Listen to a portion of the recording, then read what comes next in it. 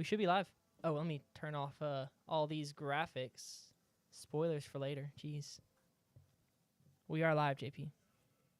What's up, guys? Welcome into the Technical Fowl. Well, no Wait, one's what's the here yet, which so is it? Top left or top right? Yeah, top left. It feels right to start it off that way. Oh god. Wow, we're live on YouTube. How about that? For the first time, Owen Fairley just popped in. That's crazy. Welcome in, What's up, Owen. Owen? How are you? Can I respond as my? I'm not gonna respond as the technical foul. I'm just gonna. Oh, we can just talk to him. We don't have to respond in the Yeah, chat. exactly. That's crazy. All right. Okay, make sure only one other person has to text that we are live. Okay, let me make sure Your it looks. YouTube. You have the live stream right there with like live chat. Hold up. Your YouTube is not receiving enough video to maintain.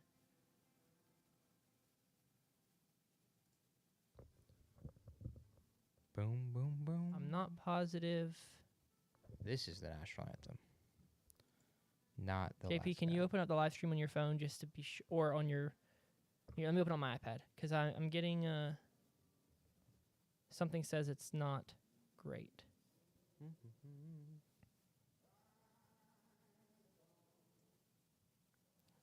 I do believe we're still live. Yeah. We're still live. Okay, yeah, okay. I don't. It I so don't know it why it's says saying that. That looks weird. That looks spooky. what does? The thing. Yeah, I don't know. Yeah, so you can see it. Well, as long as we're still live, Yeah, I'm no, not we're too worried live. about it. Mark Sears is getting drafted today. No way. Mark Good Sears is point getting- no, from he John said Garrett no Shank. way. Oh, no way. Heard. Yeah. Yeah. I'm hoping that doesn't happen, Owen. That would be worst case scenario. But yeah. NFL draft, here we are. Biggest question of the night. Shador Sanders. When is he going to get drafted? Who's trading up? Who's trading down? I see the Seahawks as a potential spot to be traded up or down.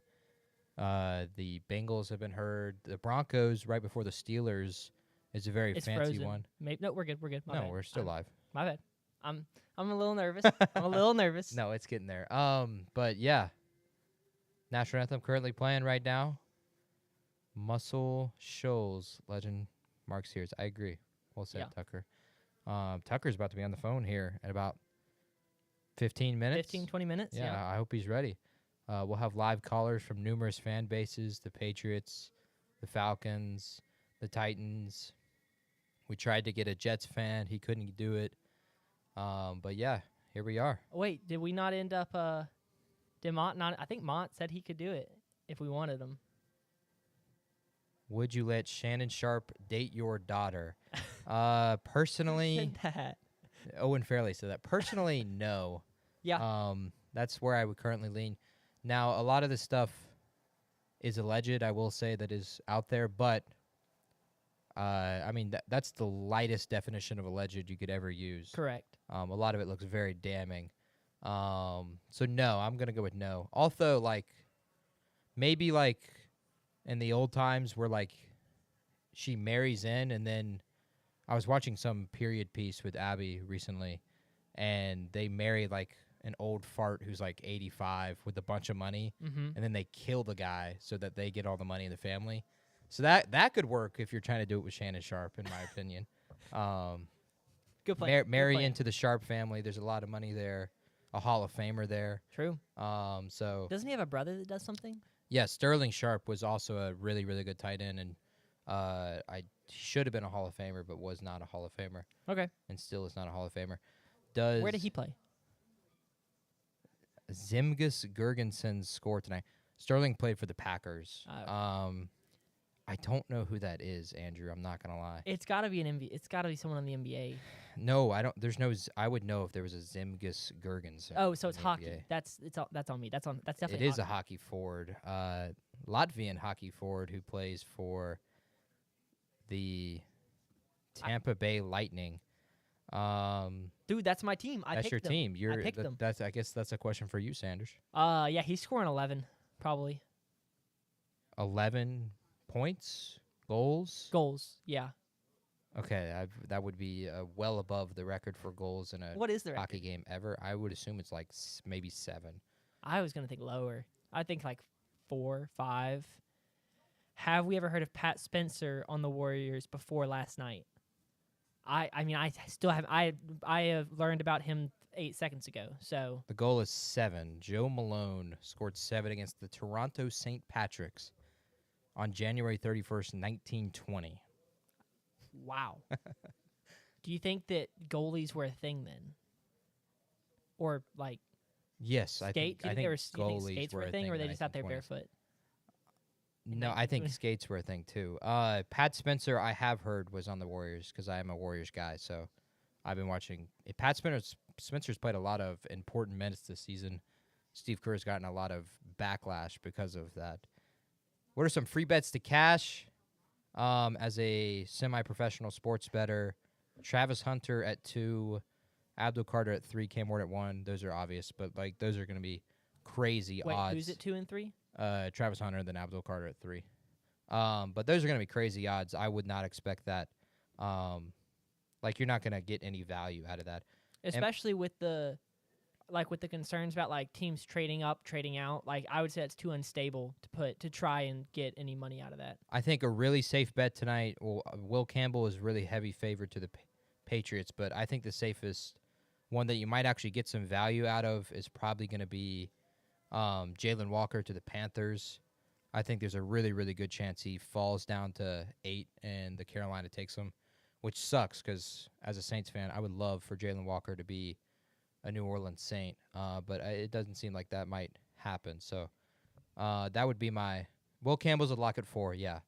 Andrew, Will Campbell is a lock at 4. There's chances, though, that the Raiders trade up to 4 and they take Ashton Genty because they think the Jaguars take Ashton Genty. But no, I think if that pick isn't traded, Will Campbell is a Patriot at 4. How does that work? What's up, Lucy? How does that work like with trades? It doesn't void your bet, I assume. Like you just if you thought a player was like Ooh, I don't know. I've never betted on the NFL draft, so I do not know. yeah, I guess that was my can you bet on I think you would lose. you would lose? In my opinion. That's kind of what I figured. That's kind of tough. Interesting. Yeah, if you picked a guy to be taken at 4 and then there was a trade, I think you'd lose. Who is top of the list for state baseball head coach after Lamone inevitably gets fired? Sam? I don't have my short list. I need to talk to you about this. Tucker, I don't know if he's in the chat right now. We're going to call him later.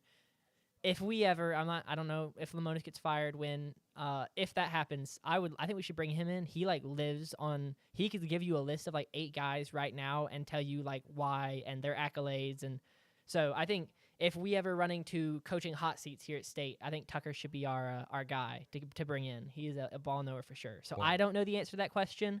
I know people talked about the Kentucky baseball coach. I believe because last year they hosted a regional or a super regional. I can't remember which. Had a pretty successful season. They haven't been as successful this season, so I'm not quite sure what the if people still want him. Ironic. Andrew McBride's Nick Mingione. Yeah, There literally. you go. Mingione. Yeah.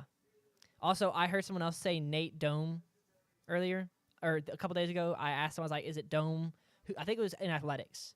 I was talking to some of our interns, and they were all like, "It's Dome." So Nate Dome. I may try and ask, but it's from everywhere I've heard except you. It is Nate. No. Who am I? Pico Khan. I'm freaking. Khan. Yeah, I'm stupid. It's Pico. Yeah, that's because he said it's Pico Khan, Nate Dome, and he was like, people get them mixed up. They call him Pico Cone and Nate Dom. Yeah, heard. That's why I was saying Nate Dome. No, so it's Pico Khan, Nate Dome. They are not. It's not a. Don't get it mixed up. Clemson head coach. Yeah. Ooh. I mean, they've are very had good. a very successful program. How long has he been there? A while, and he's had some successful teams while they haven't been able to compete well in the postseason. But I do want to shout out them. I've got 2 of them. My mother and her now fiance are watching. Shout out to you, Mom. They're Clemson Tiger fans. So I don't think they would like for the Clemson head coach to come to State necessarily because he has helped that program so much. Yeah.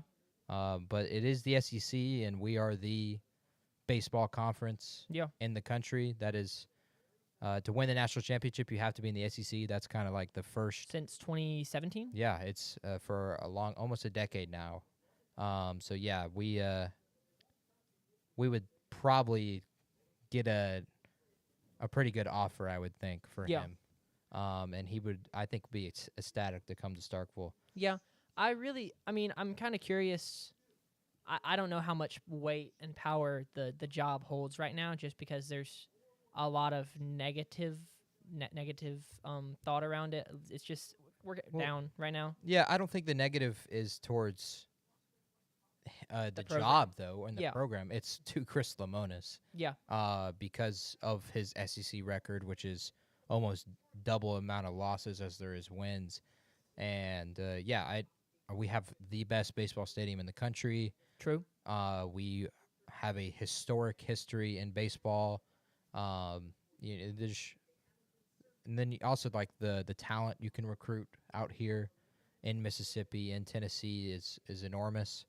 So I don't think it's. I think the discourse is definitely there because of Lemonis and not the job. I agree. No Also, Duncan said earlier he misses Jack. Jack will be here around 8. My guess is like 8:15. He's got an intramural basketball game that starts in 4 minutes. Mm-hmm. Well, if it starts on time, it is an intramural game. So we've had it not start on time for many reasons, but he has an intramural basketball game. It's 6 people are able to play tonight? 3 guys. Something like that, yeah. 3 girls. So the 3 guys, they're going to have to play all 40 minutes, and I feel they're going to be in great shape afterwards. They're going to wake up tomorrow sore.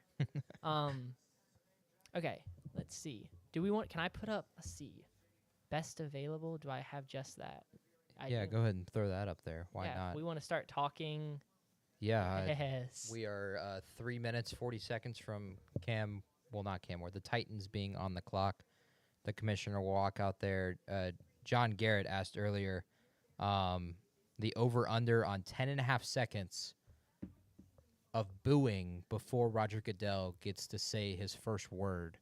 It's kind of a yearly tradition for the fans to boo Roger Goodell as soon as he walks up there before he can say anything. So it's like as soon as he steps on the stage, they start, and then he can't speak to. I'm gonna go over. I think is that an actual line? I don't know if it's an actual line, but that is the line given to us by John Garrett.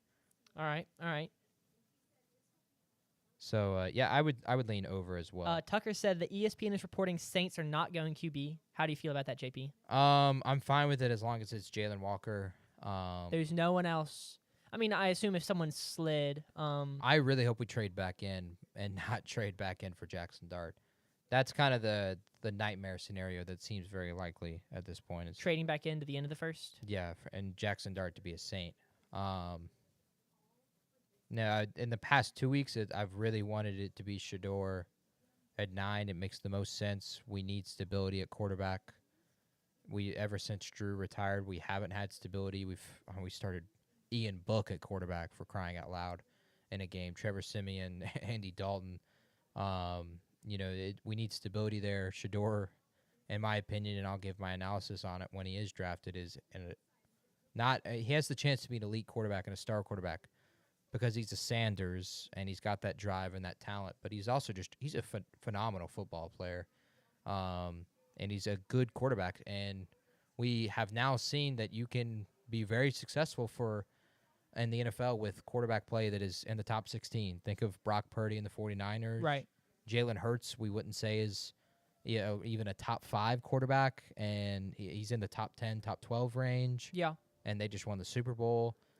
Jimmy Garoppolo with the 49ers, especially in the NFC, you don't need elite quarterback play. You just need an elite team. Yes. And so we just need consistency at quarterback. But the issue there is I don't think the Saints have an elite team. Let's see. Oh, what's going to happen to the Savannah Bananas after this class graduates? Banana slugs. Thank you, Banana Slugs. I misread that. Bananas on the brain. That's a good question. I think they will. Their run will end. We don't have. We've brought in some freshman recruits and sophomore recruits, but no one to run the program after that. I think we'll hang it up. So you think Do you think this semester or next year?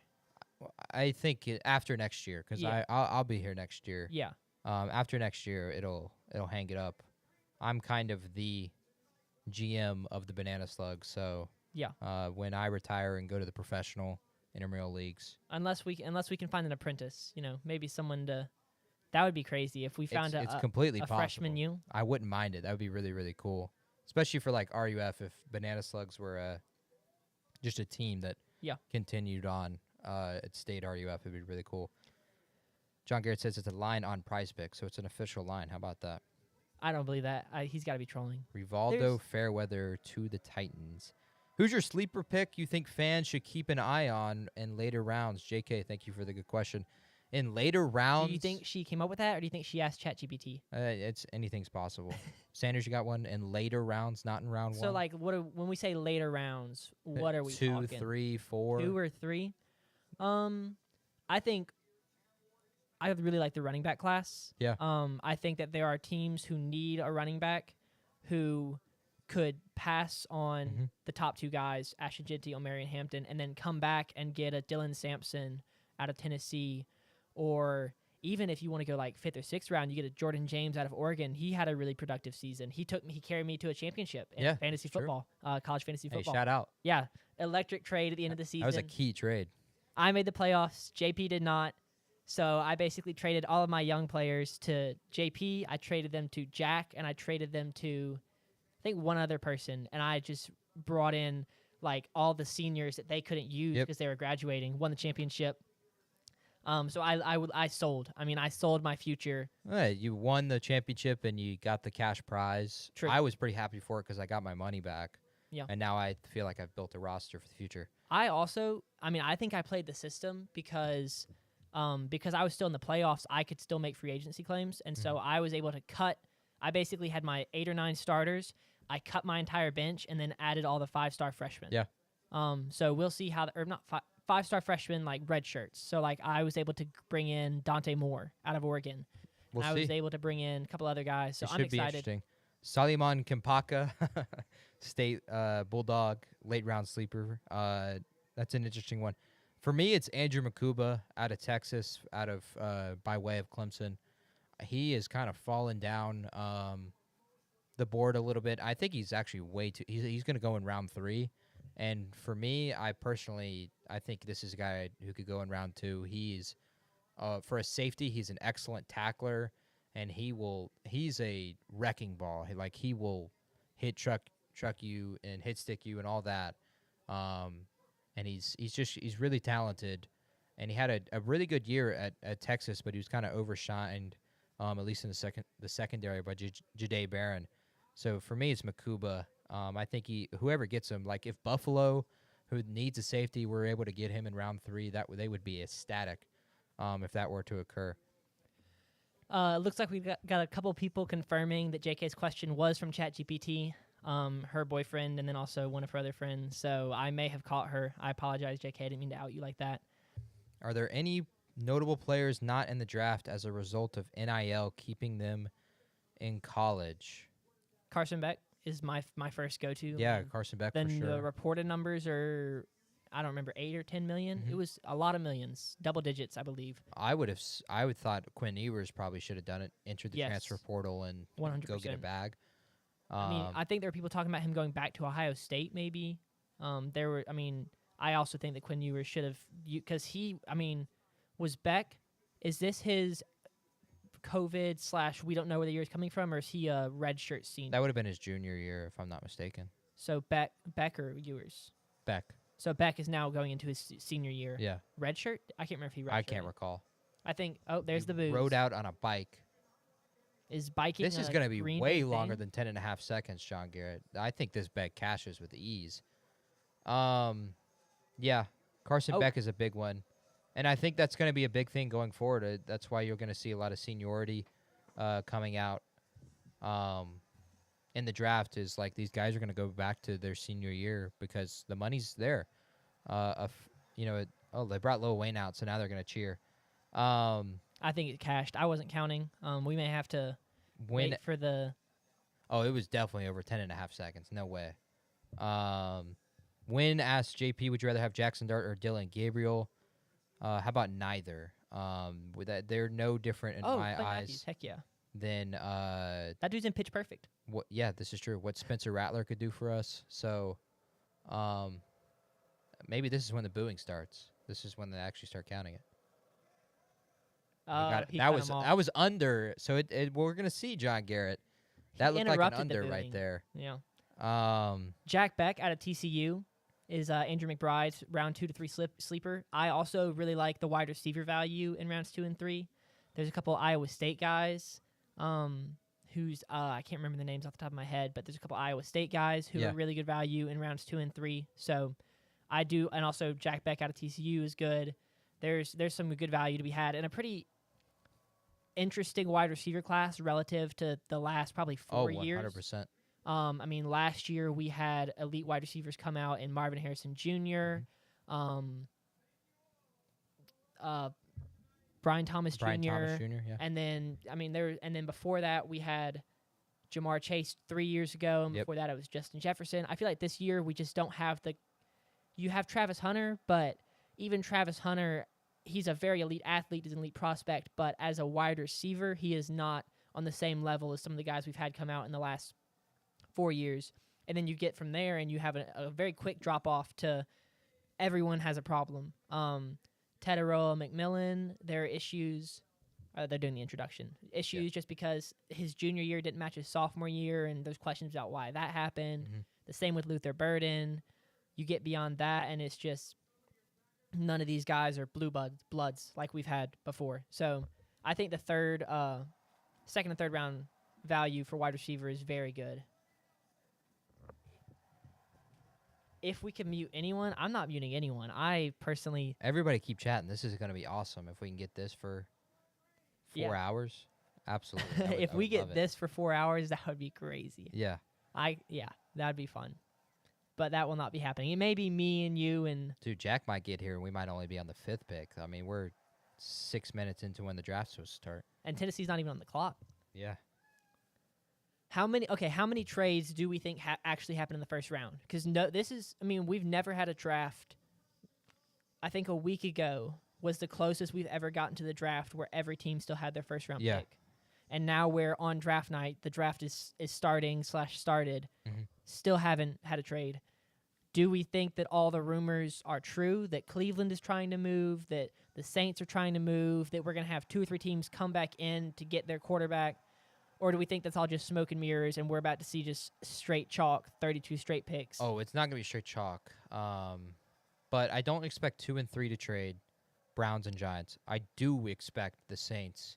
It sounds like from the building and the fan base and the reporters and whatnot that we're going to trade in some capacity, whether it's trading back or trading back in. That is going to happen. I do expect the Seahawks or the Broncos pick to be traded, and for one of those teams to come in and select Jackson Dart, Shedeur Sanders, whoever it may be. The Steelers might have to be aggressive here. Although they're gonna, because they don't have their second round pick, so they don't have the ammunition. They traded him for DK Metcalf. Yeah, they don't have the ammunition to be able to trade up. Tennessee's on the clock, so if you want to put that graphic up. Yeah. Tennessee is on the clock. But yeah, there's going to be some trades, 100%. I don't expect 2 and 3 to be traded. You want to change it to on the clock instead of pick is in? Yeah, there we go. All right. Bang. That looks Tennessee sick. Titans are on. That does look sick. I like it. How does the chat like our graphic here? I'm sure it looks sick. We'll see when that comes in here. I don't really know how much the delay is. Yes, Travis, this is true. There have been no trades pre-draft. This is the closest we've ever gotten to the draft. Ever. Like I said, I think a week ago was when we passed that deadline / whatever the record was before. So, yeah, we're kind of in uncharted territory. And also, it's really weird because the 3 days leading up to the draft are historically when you hear a lot of lies, I'm not going to lie, about this team's trading, this team wants this guys. You have Will Levis, who is on draft night the favorite to be picked first overall, right? Something like that, yeah. On draft day, draft night, slides to the second round. So crazy. This is really just... And so at this point, now I'm kind of like, well, if this is the time when everything is lies and we're hearing everything about the Browns want to trade, the Saints want to trade, I don't really know what to expect. That's why I kind of expect it to be 32 straight picks, because I'm assuming everything we have heard over the past 48 hours has been smoke and mirrors.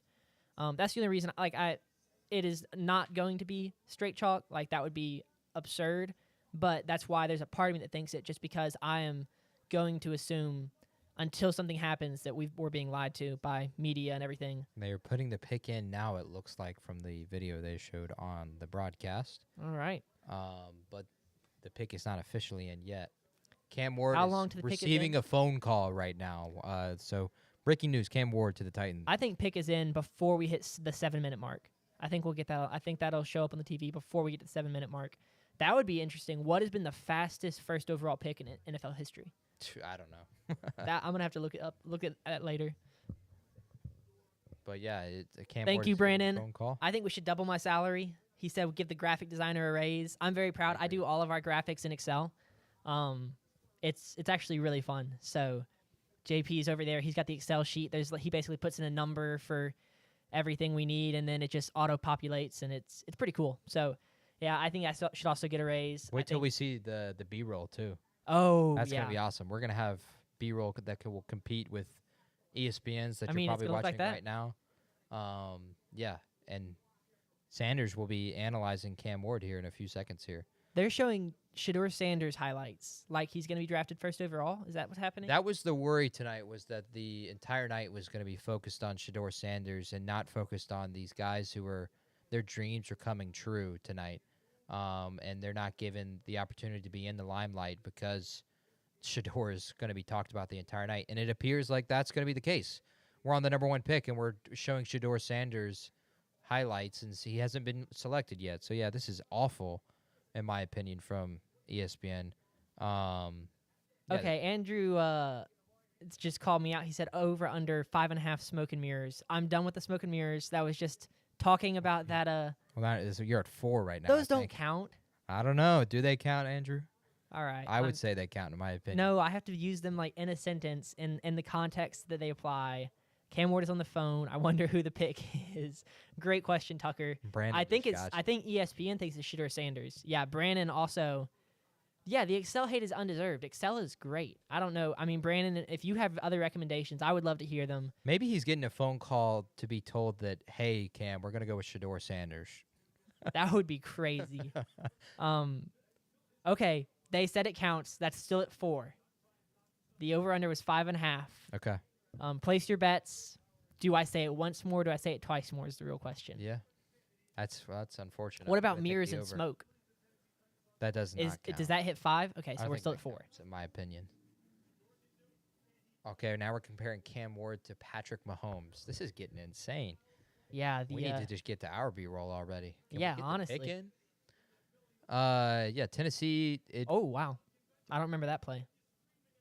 Got to go quarterback here. They Oh, yeah, we can break down the pick. Sanders was making a claim that they needed to trade the 2, or the Browns needed to trade up because the Titans were not suited to bring in a quarterback right now, and that they needed to trade the 2 and draft Abdul Carter and not Travis Hunter. This was a mock draft put out by Sanders. Yep. He was saying Abdul Carter to 2 after the Titans trade down with the Browns.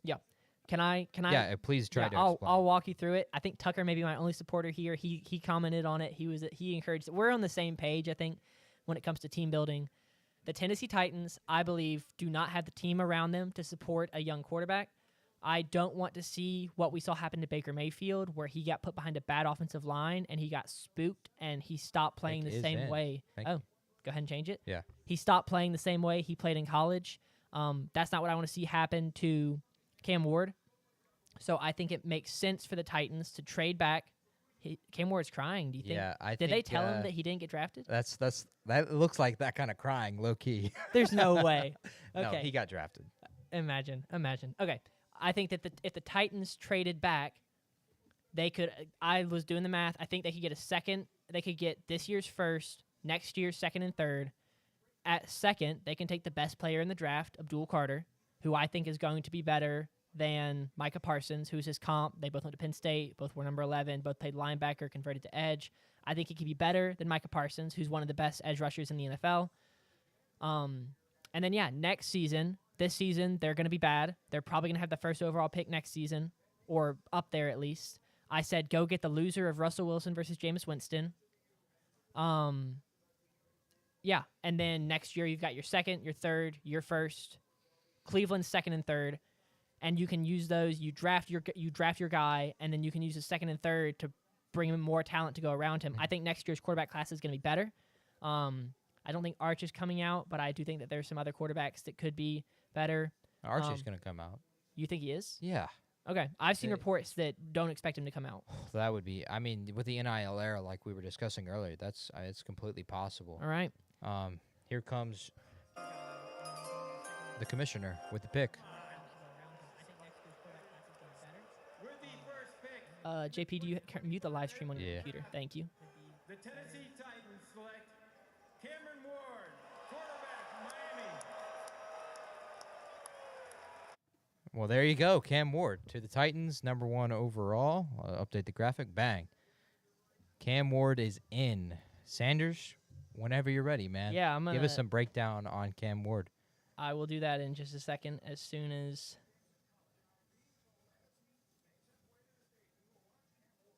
Sorry, I'm doing too many things. Oh, no, you're good. I mean, you're running 25,000 things. Yeah, I have 2 monitors, a TV that I'm running, and an iPad. All right. I think I'm ready. Here we go. Cam Ward B-roll. All right. Cam Ward took the world by storm this season, surging from the 6th-ranked quarterback in the preseason to the undisputed number 1 quarterback on the back of an excellent statistical season, throwing for 4,300 yards, which was second in the FBS, 39 touchdowns, which was first in the FBS, and only 7 interceptions, and finishing with the highest PFF grade, offensive grade among quarterbacks, at 92.9. Here we can see his ability to navigate the traffic in the pocket, to extend the play, allowing his receivers to get time to get open downfield before delivering a pass just over the outstretched hands of his defender. There are some concerns, specifically about his footwork, as there are examples of plays where he stands in the pocket and simply stops moving his feet. Some have chalked this up to a lack of effort or carelessness in the pocket, but I don't think these are realistic, as there are numerous examples of him giving maximum effort, putting his body on the line to make the throw right as he's leveled by a defender. As a result, I'm confident that with the talent he has, it wouldn't be an issue to coach that out. While there may be issues with his feet, there are certainly no issues with his anticipation, as we can see on this route to Jacoby George. You can see the ball is released before the receiver is even out of his break, meaning it meets him as he comes out of his cut and walks into the end zone. Ward is also... Oh, let me find him in my notes. Oh, yeah, there we go. He's also unafraid to use his legs, as we see here in this next clip. In 2024, he averaged over 7 yards per carry and totaled over 300 yards with 4 touchdowns on the ground. Another attribute Cam Ward brings to the table is a dynamic personality that can excite a fan base, as he went viral for his touchdown celebrations, and Miami fans immediately grew to love him in only 1 season. I don't think he's a complete prospect, as guys we've seen in previous seasons and recent drafts. This may be in part due to the narratives around Miami's season, with multiple close wins being due to questionable calls by officials before a late-season collapse and a loss to Georgia Tech that kept them out of the playoffs. However, I don't think it's fair to place all of that on the shoulders of Cam Ward. I do think it could end up being a benefit to him, though, if he is viewed as a worse prospect relative to other years, as it means he won't be held to the same standards set last season when we saw 2 rookie quarterbacks lead their respective teams to the playoffs. Instead, I think this development will be a multi-year project as a team is built around him, allowing him to improve as the team around him also improves. I wouldn't be surprised to see a rookie season reminiscent of Carson Wentz in 2016. He'll be the immediate starter, so he'll see a lot of dropbacks, but I expect his touchdown numbers to drop off drastically from his last season of college. Sure. And his interception rate to rise and meet in about 1-to-1 or 2-to-1 ratio. So, yeah, that's Cam Ward for you. While that was occurring, go ahead and put up the on the clock and everything. Jacksonville has traded up to take for the number 2 overall pick. Can you put Jacksonville, you know what to do? I put JAX. Let me double check. But yeah, Jacksonville is on the clock. They traded with the Cleveland Browns, swapped 5 and 2. Do you want to get Tucker on the phone? We don't know the exact details of the trade, but for now, we're going to call Tucker and get our live reaction from a Titans fan to the pick. So here we are calling Tucker right now. What's up, Tucker? Welcome into Technical Foul. As our resident Titans fan, Cam Ward is the future quarterback of the Titans. What are your thoughts? I'm on board with Sanders. I don't think, look, everything besides Jeffrey Simmons is incompetent in this organization. Like front office, ownership, coaching staff, it's all awful. So there's no point in bringing in a quarterback. But That said, if I was going to get a quarterback, I think Cam Ward is the only quarterback in this draft class that could win a Super Bowl one day. So, I mean, from that standpoint, I like the pick. But, I mean, I figure Cam Ward is going to get them better. So they're just going to be in purgatory of picking like 11 to 15 for the next several years and not get any better. Yeah, I think I'd 100% agree with that. Thanks, Tucker. Love to hear from the mouth of a fan. Yeah, was Cam Ward your number one quarterback, or? He was by far QB1 to me. Okay. I think, I don't know if you agree with this, JP and Sanders. I don't think there's another quarterback that's worth being taken in the first round. I I disagree. I think Shador's in that class, but the positional value of quarterback means that there's going to be another quarterback taken in the first round. However, I don't like any of the other quarterbacks as first round talent, if that makes sense. But they're second round talent, but because of the quarterback the importance, they're going to be drafted in the first round. Also, I was so busy reading off the script talking about Cam Ward. The fact that Jaguars traded up, I mean, and the pick was already in. I mean, they knew who they wanted. As a Titans fan, Jaguars in division, are you scared here that Travis Hunter or Abdul Carter might be coming to the Jaguars? I'd be terrified if it was Abdul Carter because the Titans have no offensive line, and I think Abdul Carter is the best player in this draft. Mm-hmm. But Travis Hunter being insistent on playing both sides of the ball just doesn't terrify me. If he's not going to focus on one side of the ball, I don't think he's really elite at either one when he's focusing on both. And so, he's a good player on both sides of the ball, but his body isn't going to be able to hold up in the NFL playing 17 games a year. Fair. Yeah, I would 100% agree with that. I'm not really worried about it. Heard. Well, Tucker, thank you for calling. Shout out to the Titans. Titans up. I hope you keep chatting with us and enjoy the rest of your night, man. Oh, yeah. Appreciate it, guys. All right. See you, Tucker. Later. That was sick. That went was really well. sick. I That was like really having phone-ins and Thank you, getting Tucker, people on the phone. for joining us on the show. Goodell is walking up. The pick is in. Again, Jacksonville is traded up to 2. The Browns have moved back to 5. I believe the details of the trade, the Browns got a first-round pick next year from Jacksonville. JP, but, did you here we go. already put a... Oh, it hasn't started yet. He's still just going to ramble for a minute. Did you already put Go ahead. Travis Hunter in the... he's off the best available. Travis Hunter is ready to, because I assume he's getting picked. I would also assume The that. Walter Payton Man of the Year is being allowed to announce something here, which is, I believe that is Cameron Hayward from the Pittsburgh Steelers, if I'm not mistaken. No, that's Eric Armstead, if I'm not mistaken. It's his face. He's not in a football jersey, so that doesn't really help. But, yeah, I've taken Travis Hunter off the board. I assume this has got to be for Travis Hunter. Yeah, I don't know who else, because they were at 4, right? No, they were at 5. They were at 5. Favorites to land Mason Graham. Then there was a moment maybe they take Ashton Genty. Could this be Ashton Genty here? There's absolutely no way it's Ashton Genty. And we got, it might be Eric Armstead since he's saying Duval. I don't think that's Cameron Hayward. That, why do they say Duval? Because is Andrew McBride just that far ahead of Jacksonville. I don't know. Because Andrew It is McBride Eric put Armstead. in Duval. He put Duval like a minute ago. He's not ahead of us. Are we? I don't know. I'm tripping. No, because he saw it and he saw that the Jaguars trading up. Oh, okay. That's why. I was super confused. Duval is like their catchphrase. Like who dat is for the Saints. Who day for the Bengals. I figured you'd throw that out there. The Jaguars are Duval. Here we go. All right. I assume. Hopefully. He seems nervous. Duval County is correct. Yeah, that's the reason. I forgot. Okay. I thought it was when we call our residence Jaguars fan, who's about to be called very soon, way earlier than we expected. True. But here we go.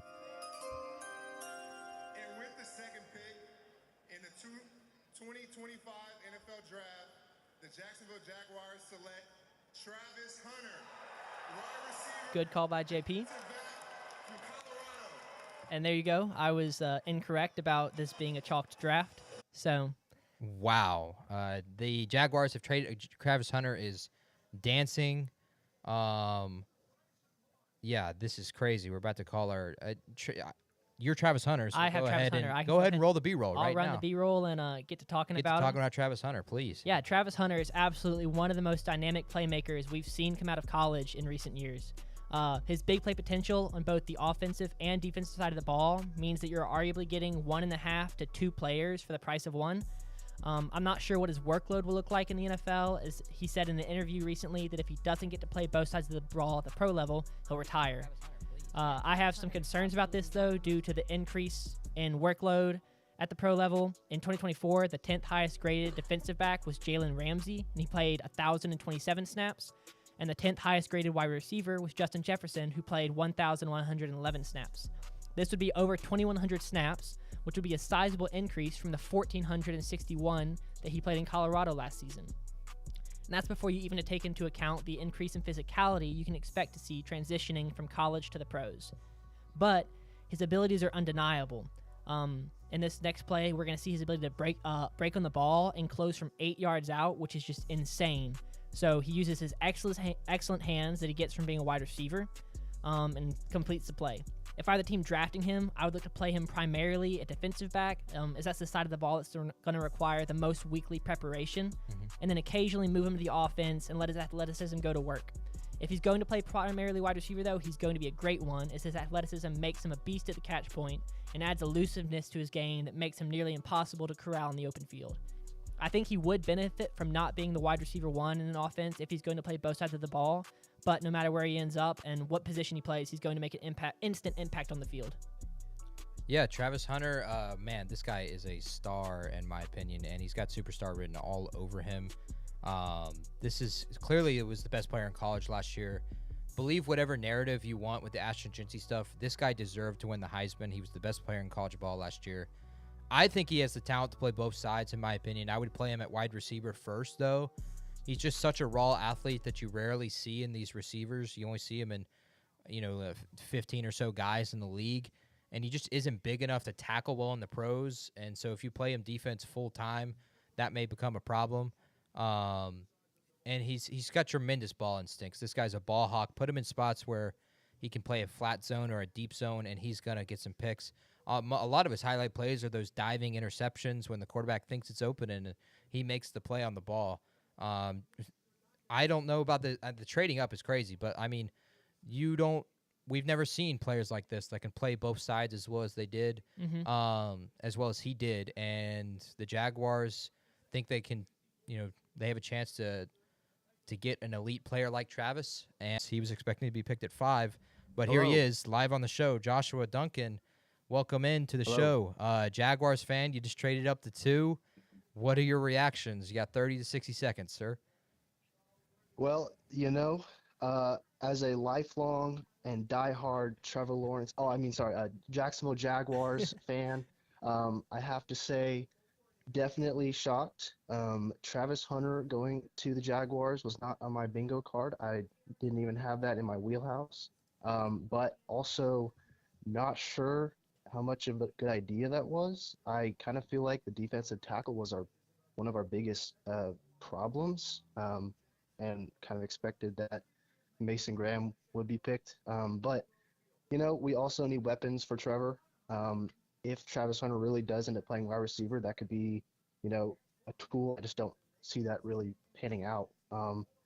Maybe it's a good pick.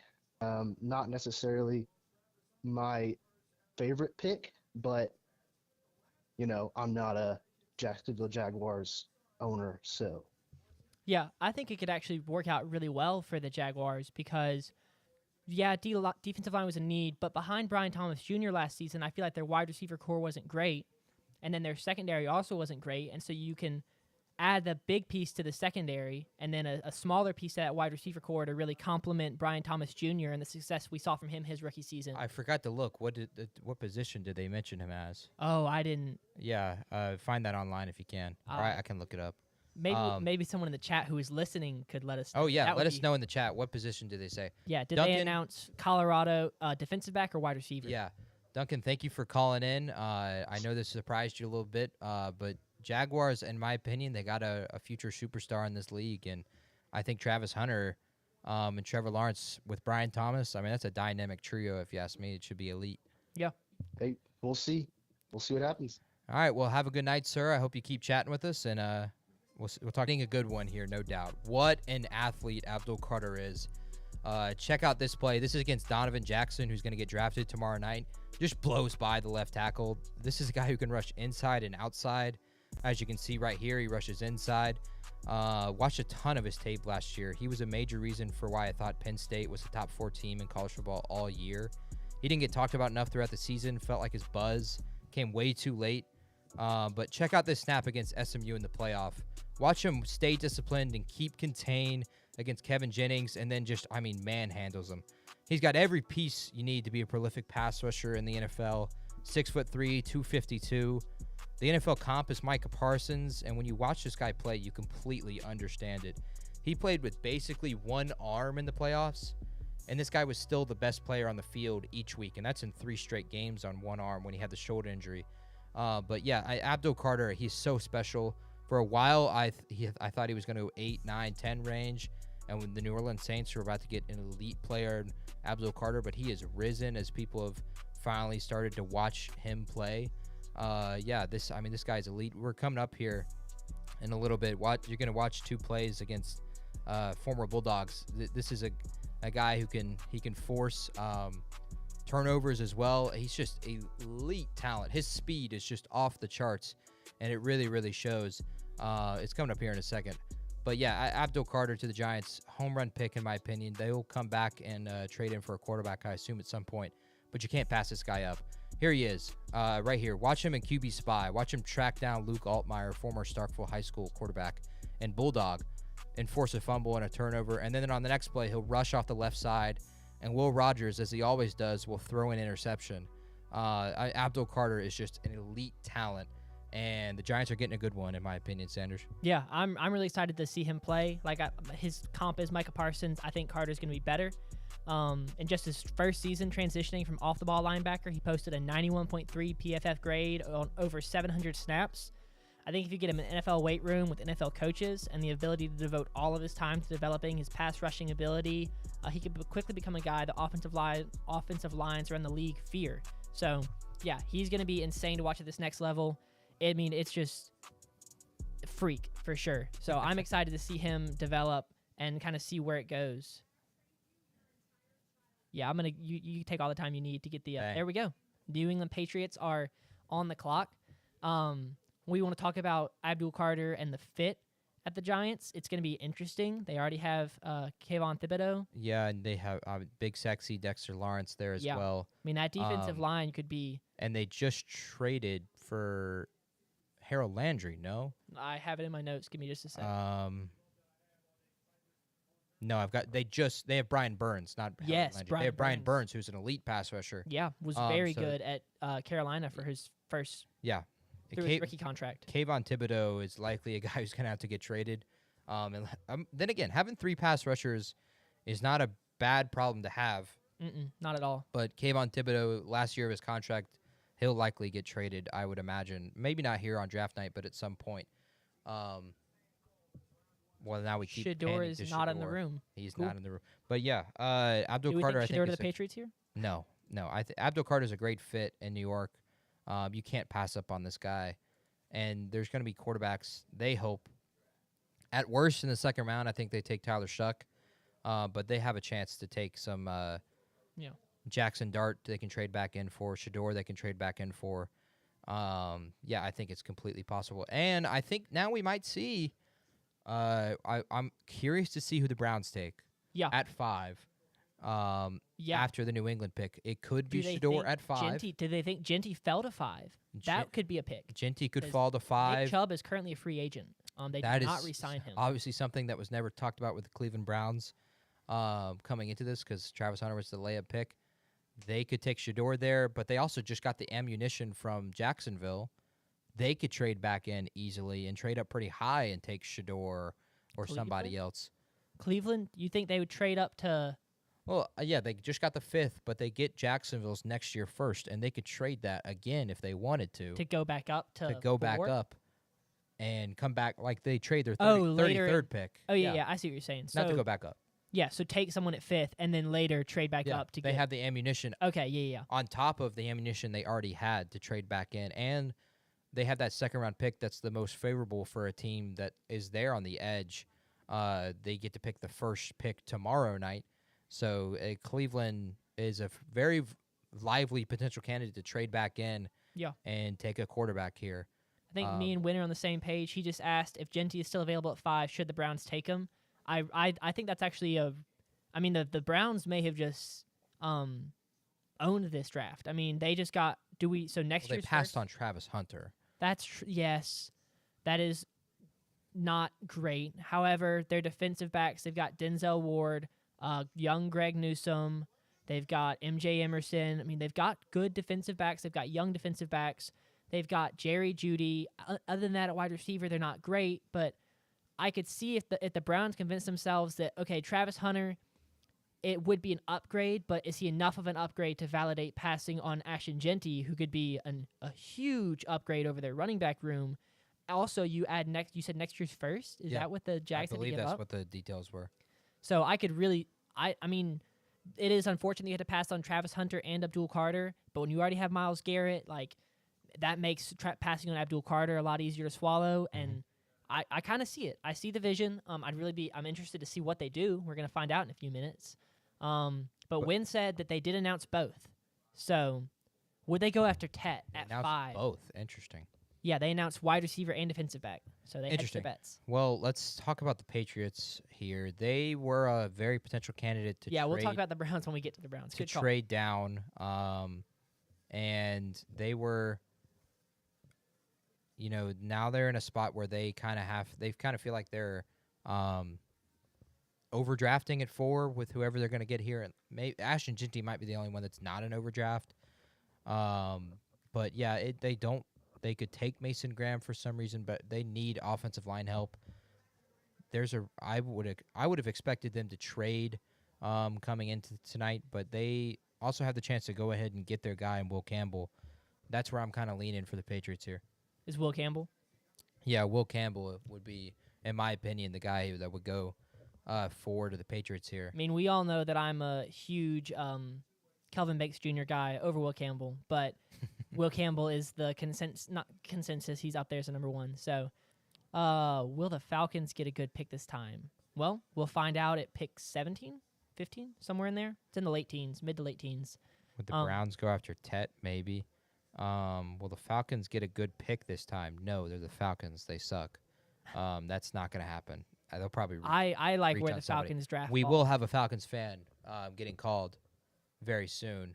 The pick is in. Here we go. The 2025 NFL Draft, the New England Patriots select Will Campbell, tackle, All right. LSU.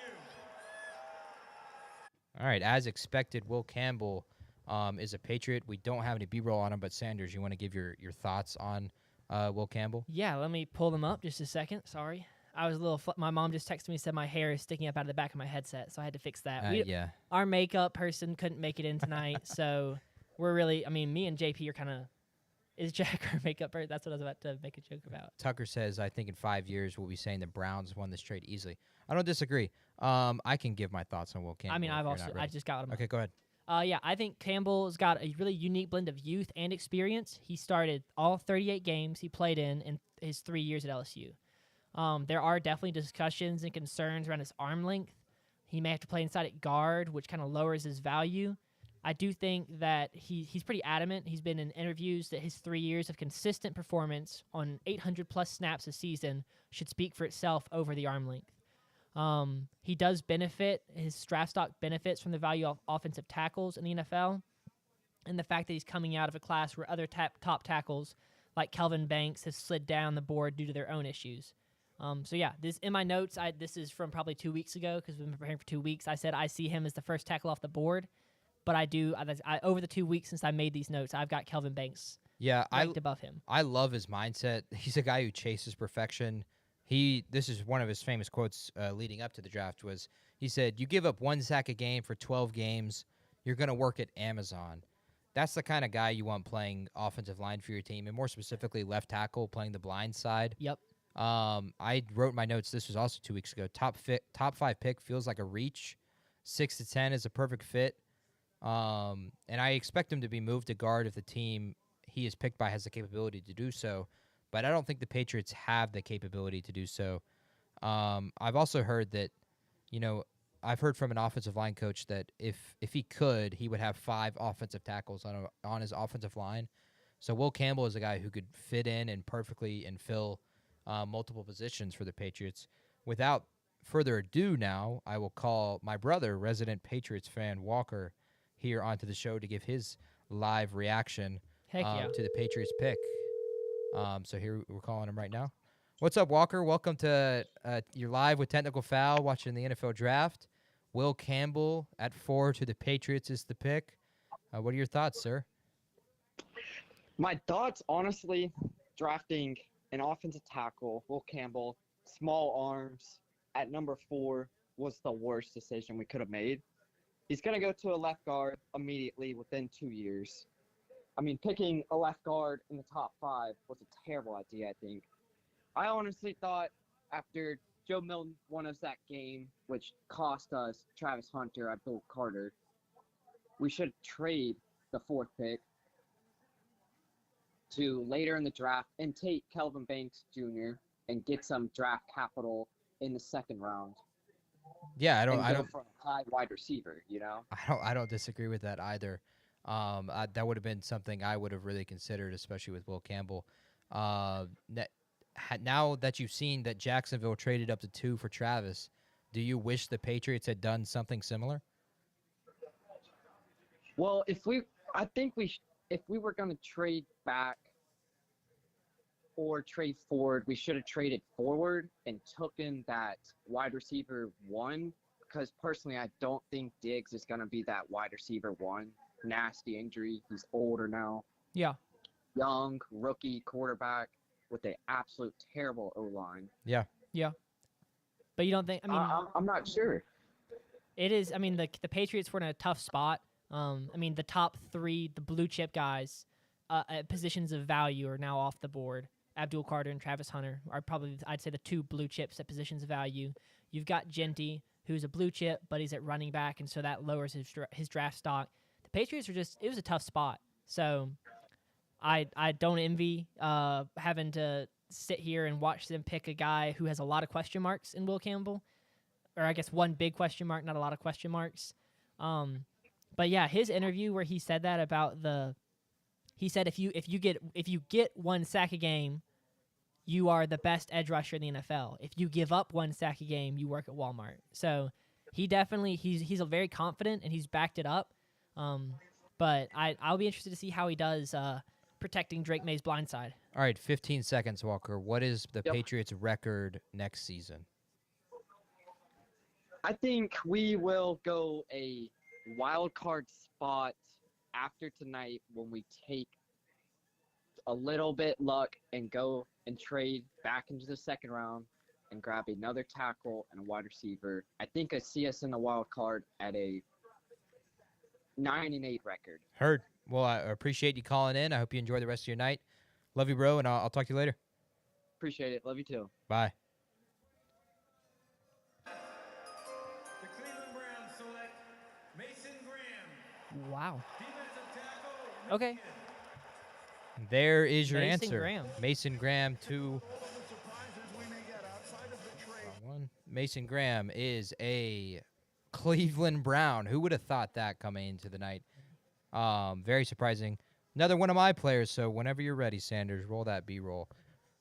You want to see the dominance of Mason Graham? Go ahead and watch this first play right here. You'll see it countless times in this B-roll. Double team blocks do not stop this guy. He can spin off them, split through them. He can overpower them. This guy's a pure run stopper. There was a good argument that this guy could have been a top 10 pick in last year's draft. He was the 5th rated defensive interior lineman last year and number 1 this year. He isn't a prolific pass rusher by any means, but a lot of scouts and executives, apologize there, think he can turn into one. Think about the elite defensive tackles: Chris Jones, Cameron Hayward, Dexter Lawrence. That's basically the list. This is a guy he has the chance to join that list almost immediately, in my opinion. He is that good. Recruited and coached high by Harbaugh. So you know this guy is going to have a nonstop intensity. Is he a big name? No. But he's about to be as close as you're going to get to a surefire lock in this draft, and he deserves to be up here in the top 5. In my opinion, he's barely a step down from the talents of Travis Hunter and Abdul Carter. He's just an elite speed at the position, and this guy's he can double blocks. Double team blocks do not stop this guy. It does not matter what team he plays or what they send out of. This guy is going to eat those linemen alive and get to the running back. Yeah, I think Mason Graham is going to continue the tradition of Michigan D linemen being taken. Well, I think he's going to be good. He's got guys like Aiden Hutchinson, Rashawn Gary, and Quiddy Pay who set the bar very high. But I think like the predecessors, he's got a pedigree to back it up. He's a former 4-star, and he ranked in the 95th percentile in PFF pass rush grade in pass rush sets and PFF run defense grade and pass rush win rate. So I really think that he has performed at Michigan. I saw some tweets earlier today talking about him falling. It did not happen, but I'm very excited to see what he does. I think that he's a talented guy. He was a part of a huge recruiting class for Michigan. We're going to see 3 more of them probably taken in the first round. I think Will Johnson, Colston Loveland, and Kenneth Grant are all three more potential first-round picks, all part of that 2022 recruiting class. Yeah, they are. I mean, their defense was insanely talented. Yeah. It was a huge reason they carried that high ranking. And a big problem, as you'll see here in the Ohio State film, it was a big reason Ohio State lost that game because for some reason Ryan Day decides to just run it into these 2 guys in Mason Graham and Kenneth Grant. And, man, he paid for it big time as the Ohio State lost that game. They end up going to win the national championship, but they didn't beat Michigan, so it doesn't really matter. It would feel the same here at State if we lost the Egg Bowl but to win the championship. There'd still be that sour taste in your mouth. It's that kind of loss to this team. But, yeah, Mason Graham to the Browns. You didn't expect this coming to the night, I can tell you that much. That's for sure. But, yeah. Next, we're going to start talking about the Raiders. Yeah, go ahead. I think that it's got to be Genty. That is what everyone is saying. Me and Tucker are on the same page about this too. I don't think that running back impacts the run game as much as a good offensive line. I'd rather have a great offensive line and the 32nd best running back or the best offensive line and 32nd running back than the best running back and the 32nd offensive line. That's just kind of how I feel about it. The Raiders' offensive line last year was not great, but Ashton Genty is different. Ashton Genty he's going to improve their run game. He is not going to make it like the Eagles was last year. He's not going to make it like the Ravens was last year. He's not capable of that. No running back is capable of that doing that by himself. But I think he's going to improve their run game drastically. Yeah, he's an elite talent. Roger Goodell walking up to the stage here. So here's the pick. With the 6th pick in the 2025 NFL Draft, the Las Vegas Raiders select Ashton Genty, running back, Boise State. Good call, Raiders. You did the right thing. That was the answer you were looking for. Sanders, this is your guy. Feel free. Take it away, man. Yeah, I got you in just a sec. Honestly, I should start just predicting it like you. I got to update that thing. But, yeah, Ashton Genty is a Raider, as was expected a ton throughout the draft process. And, Sanders, go ahead whenever you're ready with that B-roll, brother. Yeah, I got it. Bang. Ashton Genty is one of the few running backs I think has the potential to come in and immediately change the way his team plays offense. This is in part due to his elite yards after contact numbers, which he had over 1,900 of last season, more than any other running back's total rush yards. You can see that in this next play as he gets hit in the backfield, but he's able to maintain his balance and stay up right here. He's going to get hit, he stays up, and he turns what should have been a 5-yard loss. He keeps going. It's a 30-yard gain. Very few people can do that. But what doesn't get talked about nearly enough is his big play potential. Here, the field opens up because one safety gets too aggressive, comes down the line of scrimmage, and it leaves him with one guy to beat, and he just takes off. He turns on the burners, turns what could have been, he could have got stopped in a stacked box, and he's gone. So there are some concerns about the competition level he went up against in his 3 years at Boise State, But last season, I think we saw him play excellent football against an Oregon team that was ranked number 1 in the country for much of 2024. Another trait that will serve Genty well is that, like Derrick Henry, who we talked about a second ago, he gets better as the game goes on.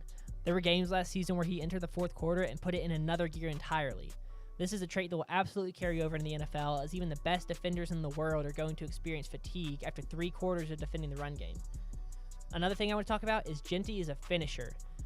In this next play,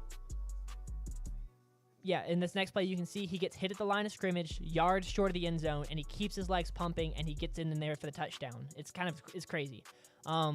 These game-changing broken tackles that he forces, he averages 0.39 broken tackles per attempt, set him apart from the rest of a really talented running back class. But let's not just forget his potential in the pass game. Right here, we're going to see it's really helpful to teams to get Genty more opportunities in the open field. We're about to see a screen that they set up for Genty, and if you get him one-on-one with a corner, the corners are much smaller than he is, and it's going to raise those broken tackle numbers. So I really think that no matter who drafts him or what O-line he ends up running behind, he will have the chance to be a top 3 running back in 2025, putting up numbers like we saw from Saquon Barkley in his rookie season in 2018 with 1,300 yards and 11 touchdowns, or Ezekiel Elliott in 2016 with 1,700 yards and 15 touchdowns. So I look forward to seeing what Genty can do in the NFL offense, whereas a primary threat, defenses have to look to stop other players outside of him, unlike what Penn State did in the quarterfinals of the playoffs, where they constantly put 8 guys in the box and just shut them down. Yeah, absolutely. The Boise State never had a really prolific passing game last season, and they also didn't really, in my opinion, run enough play action off of Genty. So Genty was having loaded boxes almost every single game he played, and especially like in the Penn State game. But he was so good, he still is like competing for the Barry Sanders record, and he still had, in my opinion, a great game against Penn State for the amount of people that were trying to tackle him and how good that Penn State defense was. When you think of a running back, you think of Ashton Genty. Like when you want the perfect running back, you think of him. His contact balance and breakaway speed is elite. He's got a unique ability that he can patiently find a hole and then make 3-yard gains, 6 or 7. Think of like how Le'Veon Bell used to rush, where he would just patiently wait and then find the hole and take it. The questions, about his ability to catch the ball are there, sure. But a large part of it, Joe Klatt said this specifically, was because he just didn't get much opportunities because Boise State wanted to have a Heisman winner. Yeah. And the only way for Genty to win the Heisman last year was for him to break the Barry Sanders record. And so that's why he didn't get a lot of passes out of the backfield. So, Ashton Genty, I think he's going to be an excellent player for the Raiders. He immediately fills a room. They had the worst rushing offense in the league last year. Many of my friends were very angered with Alexander Madison and Zamir White because they would play them in fantasy football and then they would do nothing. It's Ashton Genty is going to fill that hole immediately. Geno Smith, Ashton Genty, Jacoby Myers, Brock Bowers. A very interesting new offense with Chip Kelly, the offensive coordinator from Ohio State, goes to the Raiders. It's going to be interesting in Las Vegas. Now, it doesn't help that they're in the division with Patrick Mahomes and Jim Harbaugh and the Chargers, and now Sean Payton and the Broncos. That's 3 different teams with Super Bowl winning head coaches, but they get one of their own in Pete Carroll. That is a star-studded coaching division. So many Super Bowls, all-time greats. All 4 of those coaches, in my opinion, are more than likely going to be Hall of Famers. I mean, pretty much guaranteed Hall of Famers.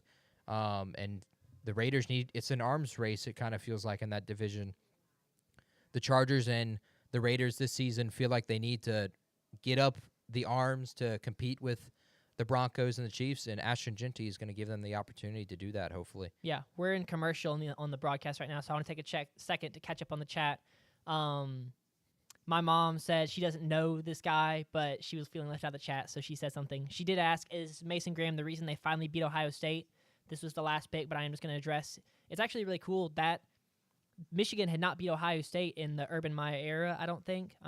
Harbaugh had not beat Ohio State. It was a struggle. And then, that recruiting class, that 2022 recruiting class, or 22, I'm not sure of the year, but it was the Mason Graham class, never lost to Ohio State. So they came in and, they were that class of Will Johnson, Mason Graham, Kenneth Grant, and Colston Loveland. I mean, they handled Ohio State. So he may not be the only reason, but he was a huge part of a culture change in that rivalry. So, Tucker said, "Shout out Laramie Tunsil. If you know, you know." I have seen that I saw that tweet probably a dozen times yesterday and today. Yes, The video was absolutely. retweeted. So, if you know, you know.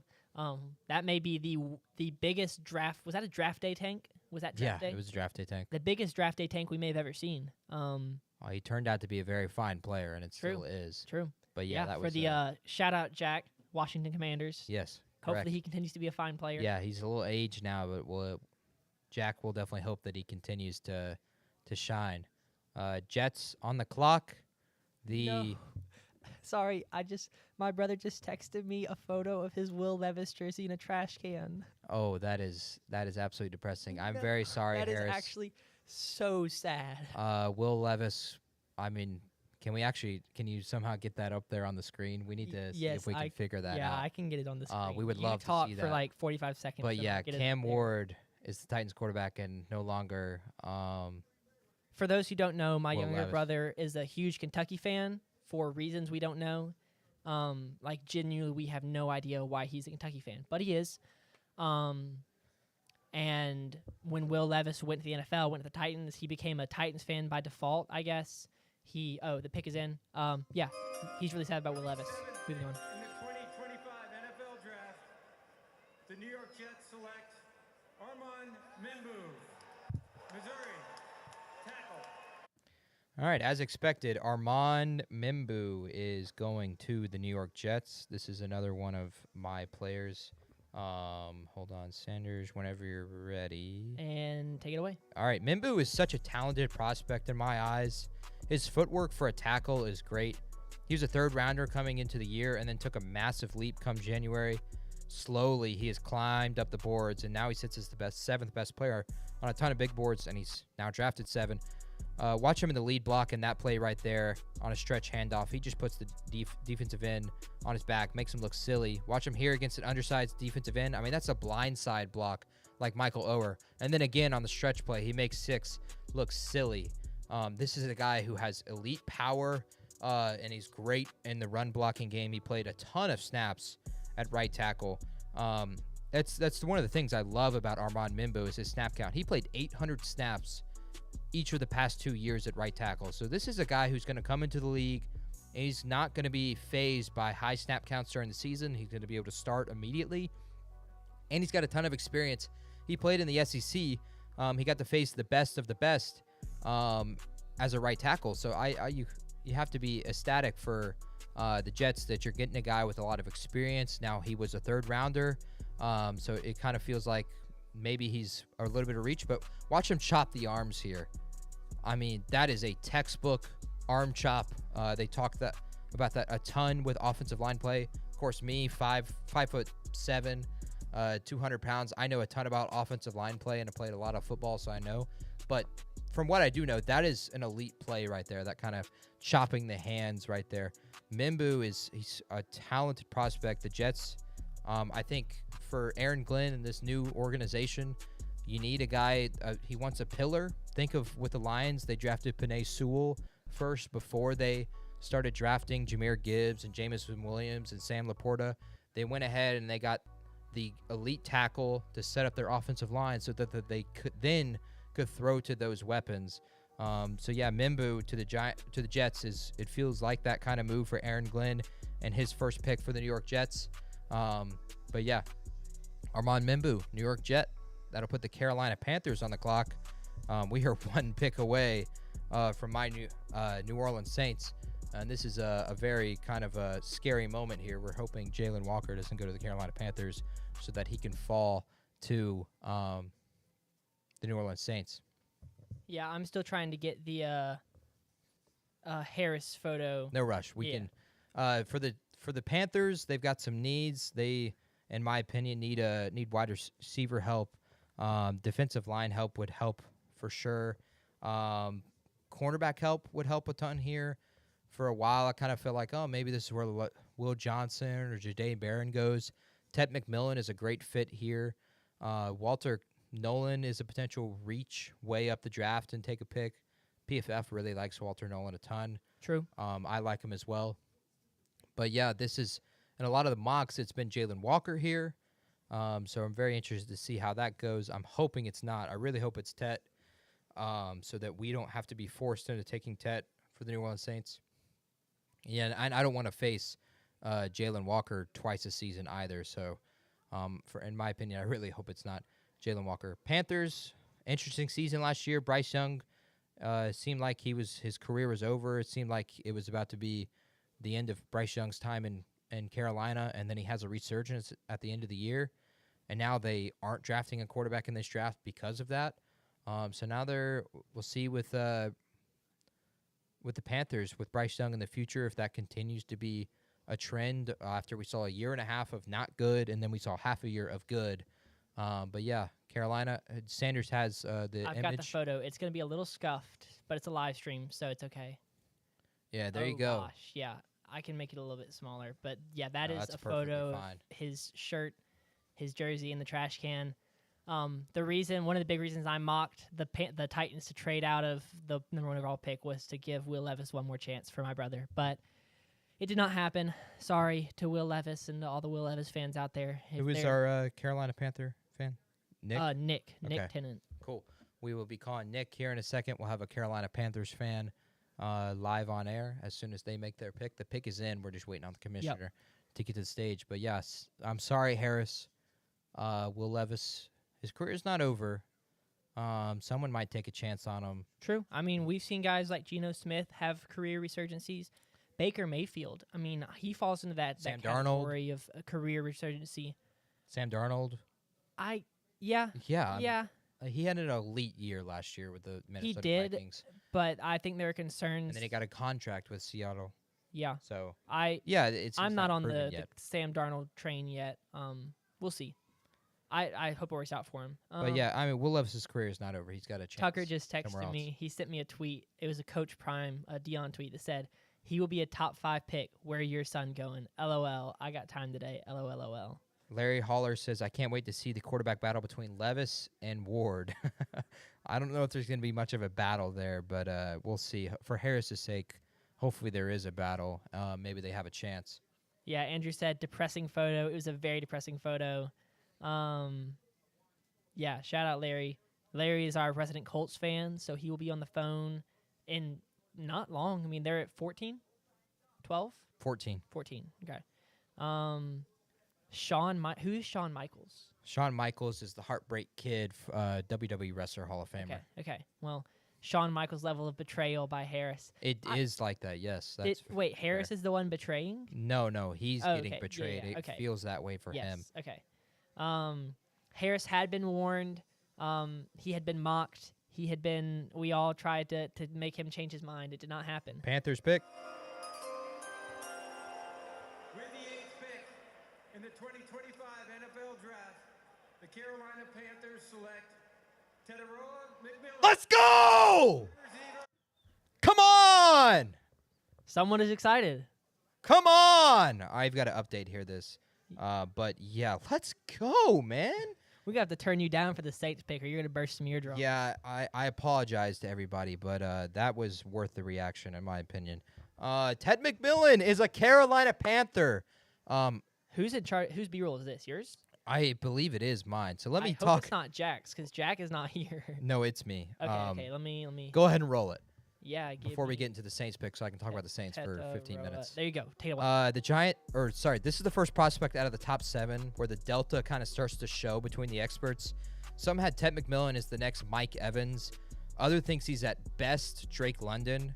Out of the receivers available, though, he's the most clear wide receiver 1 kind of guy. He's a big physical threat. This is a guy who latches on the balls in the open field. His ability to play the jump ball is tremendous. Check out this play. Fafita throws it up to McMillan. Textbook back shoulder catch. Wow, he just does that with such ease. He's a terrific over-the-middle receiver, as you'll see here. He's good to ends, digs, over routes, deep crossers. This guy's going to excel at those in the NFL. The speed can be there. It just takes a moment to reach full speed. Watch this. This is a change of momentum that we see out of guys like DeAndre Hopkins. And then watch him get up. Once he finally gets up to full speed, he's kind of moving pretty well. He just kind of gets into a crowd there. But yeah, when you watch him in his tape, he's running NFL wide receiver routes. He's a great route runner. He's going to be terrific on the ends, digs. I mean, this is a guy like the 49ers would salivate over because Brock Purdy throws so many ends and dig routes to players like Brandon Ayuk. Ted McMillan would be perfect for them, but the Panthers need a wide receiver. I mean, their answers at wide receiver are none for the most part. Adam Thielen was their base. You're hating on Adam Thielen and Elijah Moore. Adam Thielen is too old, and not Elijah Moore. The other. No, he got traded. The Ole Miss. I don't know. Yeah, that guy wasn't good. Yeah. He didn't even get on the field for the Cowboys. But yeah, Ted McMillan is going to be the wide receiver 1 now in Carolina. Bryce Young had the resurgence, so they go ahead and give him a weapon and see if he can work with it. Yeah, I'm excited. I mean, McMillan was one of the best wide receivers in the country last season in a draft class that boasted Marvin Harrison Jr., Malik Neighbors, and Roma Dunze, and Brian Thomas Jr., and McMillan was in that same sentence with all those guys. So he wasn't really able to capitalize on the stock he built as a sophomore. And so he came back junior year, saw a decrease in snaps, a decrease in PFF grade. Some of the regression may have been due to QB play, as the redshirt sophomore Noah Fafita saw a decrease in completion percentage, touchdowns, and a major increase in interceptions. But I think the athletic traits of McMillan, a 3-sport athlete in high school, along with a production of over 2,700 receiving yards and 15.6 yards per reception, will translate to the NFL as a wide receiver 1. So. Yeah. All right. Well, let's go ahead and get to the Saints. The pick is already in. Oh, hold up. Let me go for the New Orleans Saints. This is. There we go. Yeah, the New Orleans Saints. Now we have. This is the dream scenario I was hoping for. 2 guys on the board, Jalen Walker and Shedeur Sanders. If you pick one of the 2, man, I'm gonna be happy. I'm gonna be ecstatic. So it has to be one of those 2, Sir Mickey. Please, Sir Mickey, pick Jalen Walker or Shedeur Sanders. I don't even care if he takes Jalen Walker and we trade back in for Jackson Dart. I still don't care. I'm happy. Yeah. Even as a Mississippi State Bulldog, I'm fine. We'll try out Jackson Dart. He won't work. It's okay. I don't care. We can draft a quarterback next year. But please take Jalen Walker or Shedeur Sanders here. I mean, man, I would be ecstatic. Please don't be Mike. My mom Williams. just said, "How does Jay feel about that Panthers pick?" It wasn't quite clear. Yeah. He's very happy. Jonathan Mingo. Shout out my mom. Jonathan Mingo. Dang. All right. Ball knower. I'm extremely nervous right here now. Yeah, I'm trying to work through the chat so we can take all the time after the pick and keep up to date. Andrew McBride said Adam Thielen won me. We forgot to call our Panthers fan. Oops. Oh, Schubert. Yeah, go ahead and get him in. Let me get him in. He's not walking to the stage. All right, Panthers fan calling right now.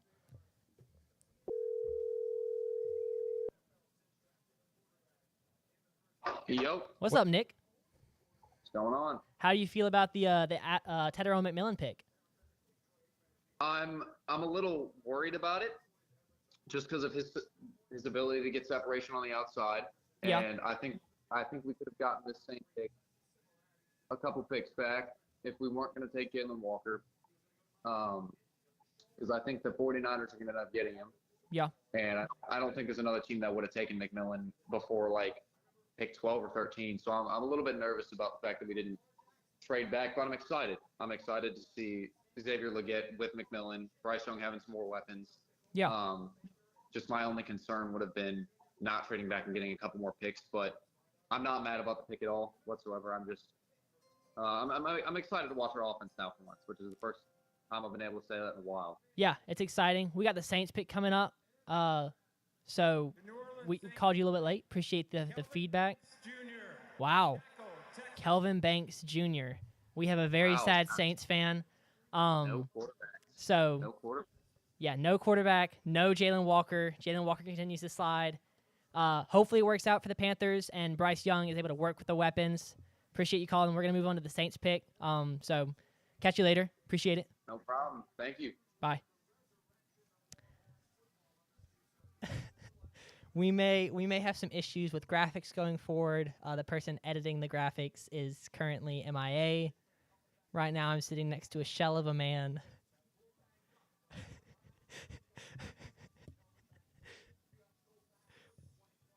Yes, thank you, McBride. Kelvin Banks is oh yeah, everyone's just saying rip. Oh no. JP, would you like an oatmeal cream pie? Nah, I'm kind of wishing I brought my fireball now. My brother did suggest every time a pick we had a mock draft, and every time the pick was wrong, we take a shot. And I said, I don't think that's a good idea. JP is wishing that he had a little bit of that right now. It's tough. It's tough. Duncan, our Saints fan, is in the room with us right now. Physically, I don't know if he is mentally. I'm gonna try. We do not have breakdown. No, sorry, not breakdown. We don't have B-roll. I did not make B-roll for offensive line because it was time consuming. Thank you, Andrew. He's gonna be blocking for Arch Manning in 2026. That's the reunion you can look forward to, JP. And they can still trade back in and get Shedeur Sanders or Jackson Dart. They can get your quarterback. They're not going to get Jalen Walker, likely, unless he continues to slide. I mean, Nick said he wanted Jalen Walker. You wanted Jalen Walker. Maybe there's a Jalen Walker slide happening that none of us saw coming. So, yeah, you don't have to talk about it. I'm going to pull up my notes, and I'll keep talking. You take your time. Kelvin Banks Jr. Like I said, I mock drafted Kelvin Banks Jr. as offensive tackle 1. I love his build. He doesn't have the same size concerns that JP. I'm not gonna do it. I'll do it at the next pick. It looks like we got the Bears pick coming in. Banks is my favorite tackle in the class. He doesn't have the size concerns of Will Campbell. He has stats over 3 years as a starter that are excellent. He allowed only 4 total sacks in 2,700 snaps. He's a former 5-star. He's improved in every aspect of his game every season before posting the 4th best pass block among offensive tackles. So I think with some there was some drop-off in his play towards the end of the season, but that was all due to an ankle injury. So thank you, JK. I'm trying to keep it positive. Yes, Rachel, the Saints need a quarterback. Currently, Derek Carr was their starter last season, and he is hurt, potentially out for this season. Yeah, and then their backup is the guy from South Carolina who was at Oklahoma. Spencer Rattler. Yeah, Mom, she just said she's sad for you. It's like when the kicker misses the game-winning field goal, and she cries no matter what team it is. She's not a Saints fan, but she is sad because JP is sad. Andrew has offered to crutch his whiskey over from Atlanta, so he could bring that over. Just real slow.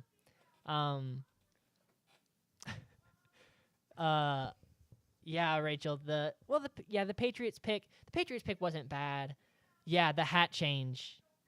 Yeah. Oh, my mom just said you forgot all the things on the desk. Would you like me to clear those off for you? No. I have too much respect for Drew Brees. Drew Brees, who is a large part of the things that are on the desk right now. We're gonna have to clip for your hat change is getting clipped for the TikTok. I mean, that was like when the high school recruits are like, they put the hat on, they half put it on, they switch it. Like, yeah, we're dealing with a heartbroken Saints fan over here. Yeah, the Bears pick is in. We're gonna keep moving. It's tough scenes out here. I wish Jack had been here for this. He should be on his way. I don't know if he's texted us. My father just said the Saints could have not made a pick and been better off. I couldn't agree more.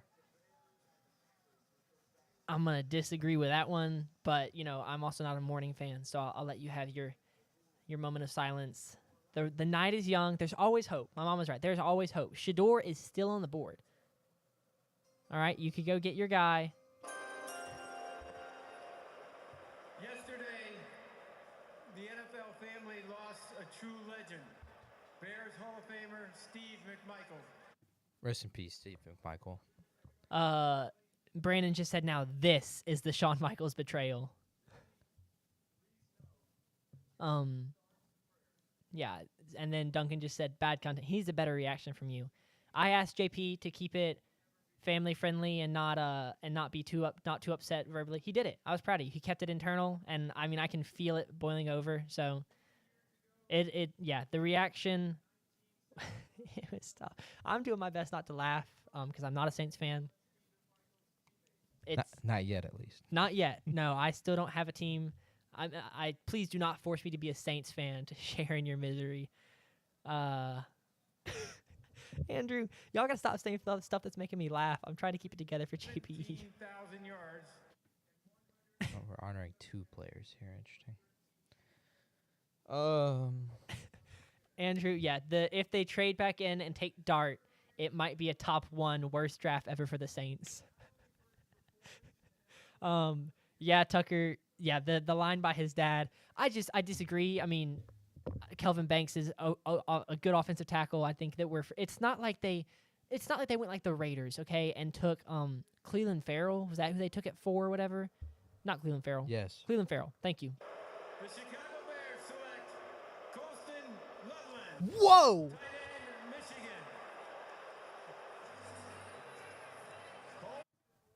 What? All right, I'm standing up for a second. This deserves that.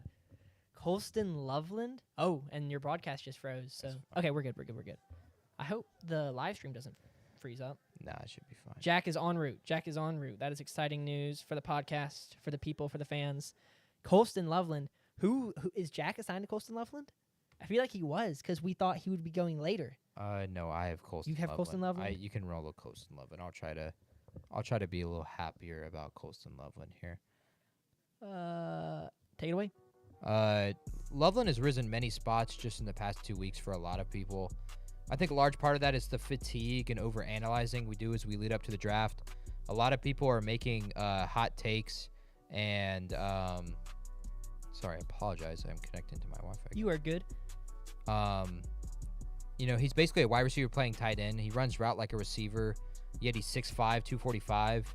He's going to be a matchup problem in the NFL because of this. He's faster than linebackers, and he's bigger than defensive backs.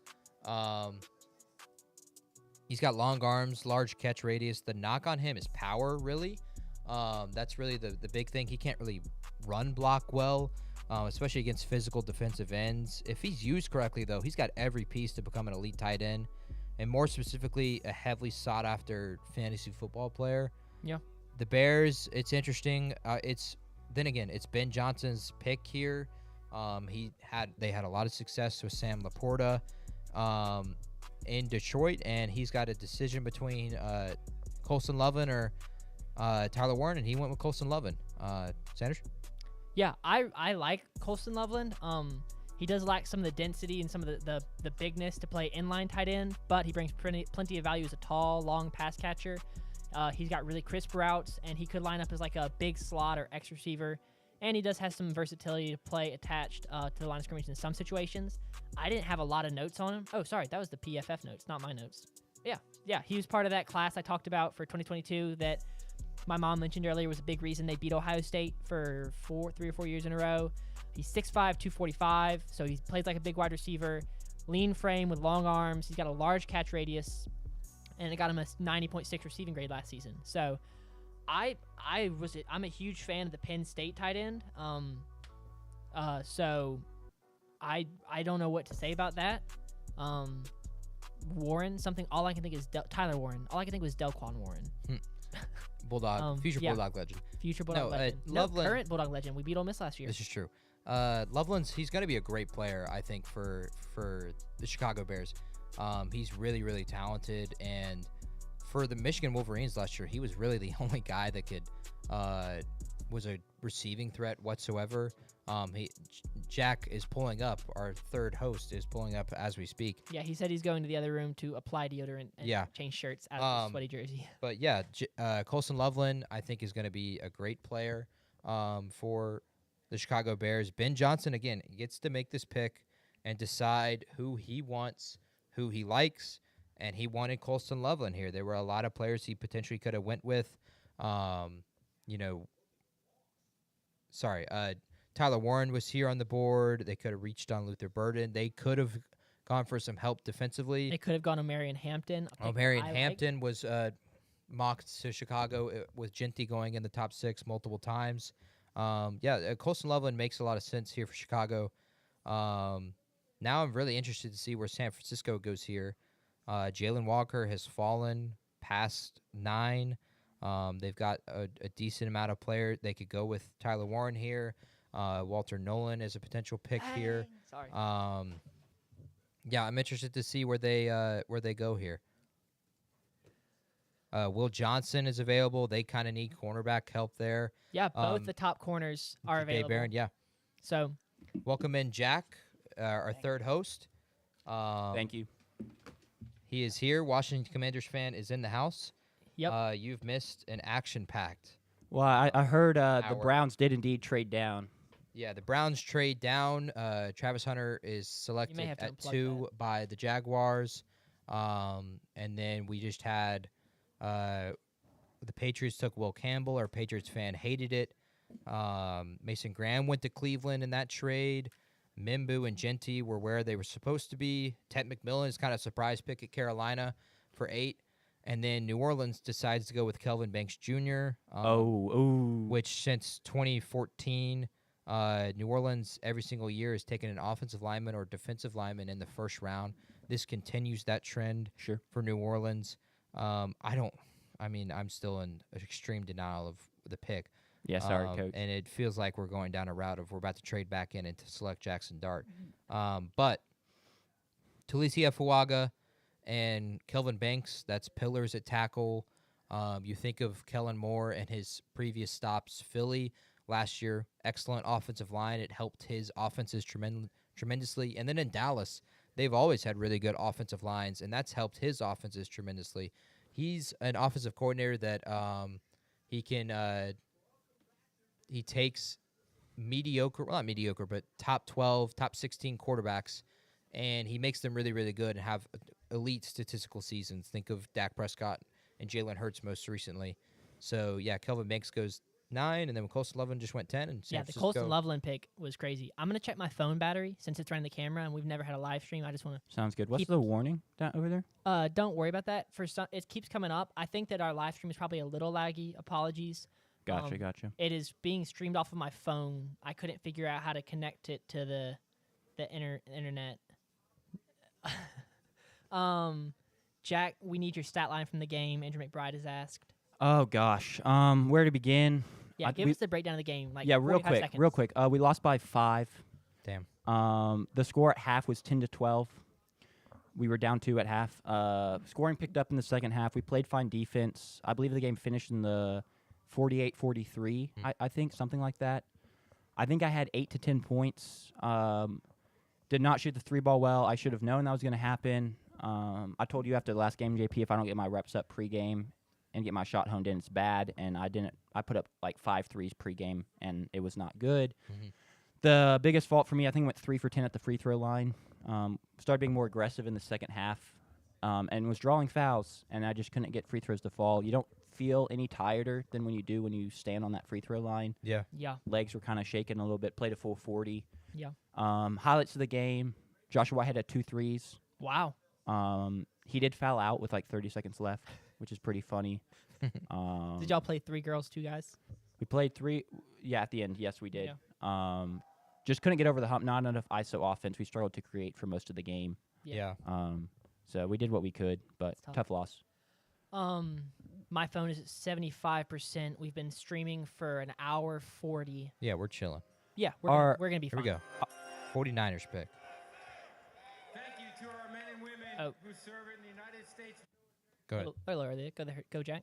I was gonna say, I'll say official stat line: 8 points, 15 rebounds, 1 assist, a couple blocks, a couple steals. We'll take All it. right. The 11th pick in the 2025 NFL Draft. The San Yep, Larry Francisco just called it 49ers Interior Beast. select Michael Williams, Wow. Okay. Georgia. Where was he on the next available? Not in the top 10. I He feel like this is a was- pick that was mocked a lot, though, for the 49ers. A lot of people did see this coming. I'm assuming he's the second edge to go, so I'm just trying to catch up. Yes. Yeah, I believe that's right. We really should have a list of who has gone, but JP should have No, it. I've got it. Yeah. It's right here. Yeah, he's the second edge to go. Michael Williams. It's a surprising pick here for the 49ers. You think of their You want me to defensive run the line B-roll? with Nick Bosa. Is it your player or my player? I have no idea. It might be my player, and I didn't get to him. So I'm going to run it, and you just keep talking. But yeah, It's not my player. Michael Williams. He and Jalen Walker were both elite pass rushers for Georgia. In the past season, their speed is really kind of off the charts, off the edge. They're like many little Abdul Carters on both sides. Michael Williams, it's a surprising pick for the 49ers. It doesn't make sense to me. They were a team that needed cornerback help. They need offensive line help, and they already have Nick Bosa there. It's really curious, this pick. But Kyle Shanahan and Robert Saleh, new defensive joins the 49ers and defensive coordinator with the 49ers, saw an opportunity here. They think he fell down the board.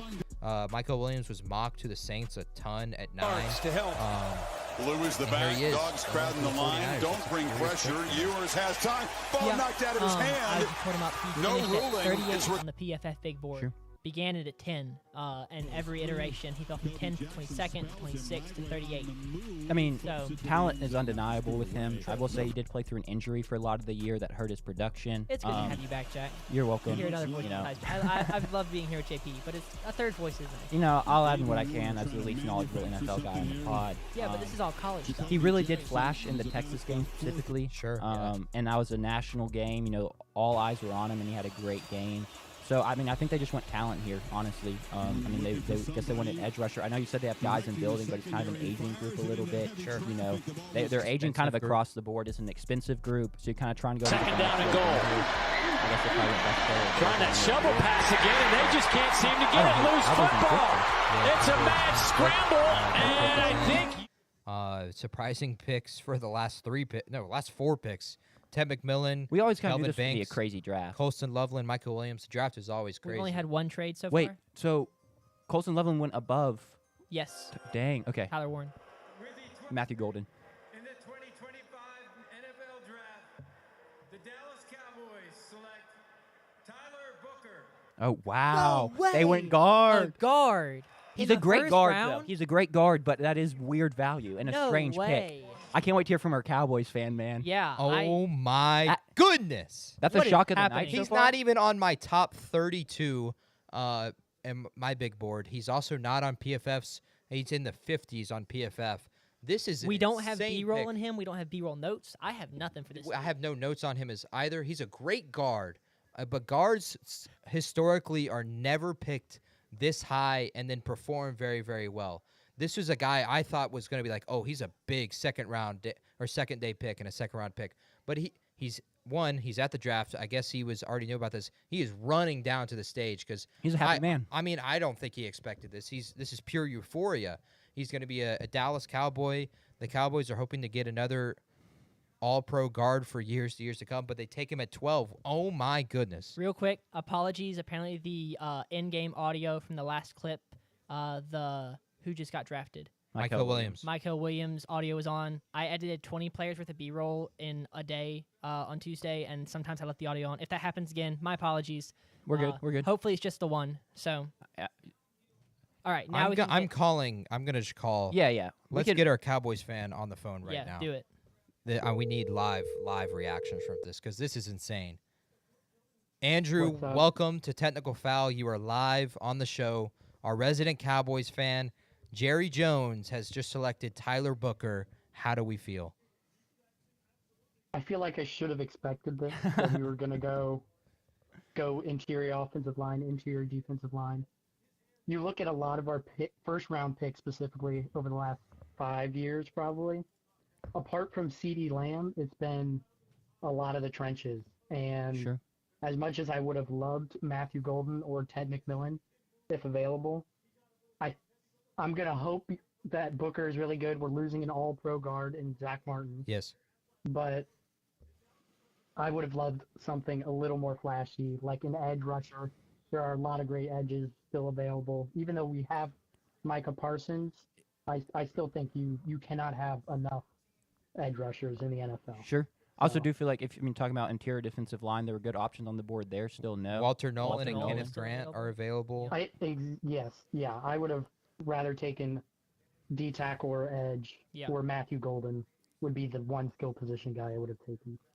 Our boy Tucker did say that Booker ran the O-line at Bama, and Tucker's a Bama fan, or was a Bama fan. He's very keyed into Bama football and Bama sports. He ran it for I 2 will years, say- so he's everything you could want in a guard. He's a great guard. Like Yeah. he can play, I no doubt. I've heard of him, and the one thing I've heard is like he's a football dude. Like people like him a lot as a character, so I'm hoping he becomes a franchise guy and can stick around for a long time. Yeah. But still, you just worry about the positional value at 12. Yeah. Hopefully we don't, with Dak healthy, we don't pick at 12 or higher than that very often. So you would love to get more game-changing talent. Cowboys fan, you've seen the resurgence. The Eagles win the Super Bowl. The Commanders make the NFC Championship. How do you feel going into next season now that Tyler Booker is your first-round pick? They're really, the NFC East is a crazy division where nobody really runs the division ever for a super long time. Like there was a streak where like 5 years the worst team won the division the next year. Insane. So I think it can change on a moment's notice, and with Dak back, I hope we can have a more consistent offense. Give me that. You really, Brian Schottenheimer is not giving me too much confidence. Let's say. Sure. I'm gonna lock in a wild card finish, divisional round exit. I think you would take that as a Cowboys fan looking at this season and then the way last season went.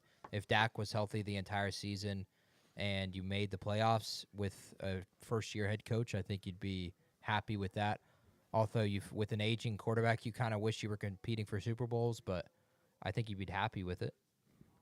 Yeah, absolutely. I agree. Sweet. Well, Andrew, we appreciate a little bit in shock, I will say. We all are. Yeah, I was not ready for this at all. This is five straight picks of shock. I had prepped for sure. 5 straight picks of shock, but this is the first round of the NFL draft, and we haven't even seen the trades yet. Yeah. So a really intriguing night is inbound for sure. Andrew, we appreciate you calling in and giving the Cowboys reaction. Shock is the word you used, and all of us are also in shock and much of the NFL world. We appreciate you, and we hope you have a good night, man. Absolutely. Y'all too. All right, peace. Apparently the audio was so loud on the clip I left on, you could not hear us. Oh, that's great. That's so fine. Once again, dang, I'm gonna beat myself up. Don't worry about it. Up over that. It's okay. Yeah, but Tyler Booker. Not sponsored by Little Debbie's, but oatmeal cream pies, delicious. They're fantastic. That's what me and Jack are gonna be running on tonight. Insane promo. But y'all can sponsor if you want, Little Debbie. I know y'all are watching, so. All right, well, the Dolphins were on the clock, and the pick is in. What are we feeling here? We've seen 5 straight chaos picks. This is where I loved Kelvin Banks going. I like Walter Nolan here. And my second pick would have been Walter Nolan. I can see corner here if they love Jahdae Barron or Will Johnson. My best available up there, our best available is Walter Nolan, Malachi Starks, Mike Green, Jahdae Barron, Tyler Warren still on board. My best available, Jalen Walker, Will Johnson, Tyler Warren, Jahad Campbell, and Shador Sanders. So here we are. Interesting pick for the Miami Dolphins. Tua, again, injury kind of riddled year. They missed the postseason. And you got the Tyreek Hill things, which we don't even want to get into. They're ugly. All that is disgusting. They've got they need some answers here. Mike McDaniel might be kind of in a hot seat kind of year. I think their whole franchise is kind of hanging in balance, depending on how this next year goes. Yeah, I mean, they don't Tua. They know what they have, but they don't know how long they have it or how much they have it every season. Wide receiver is expensive. They're moving on from Jalen Ramsey, no? Yep, the Jalen Ramsey, I think they're trying to shop. They've invested heavily in the offensive line, but they're still waiting on some of those pieces to develop and pan out. So, yeah, I mean, the Dolphins looked like one of the best young teams in the league 2 years ago. Absolutely. And now it's kind of like, well, they got old quick. Jalen Ramsey and Tyreek Hill Tyreek Hill is still good, but he's in his early 30s, and when speed is your weapon, there are questions about how long does speed last and what do you have once you lose it.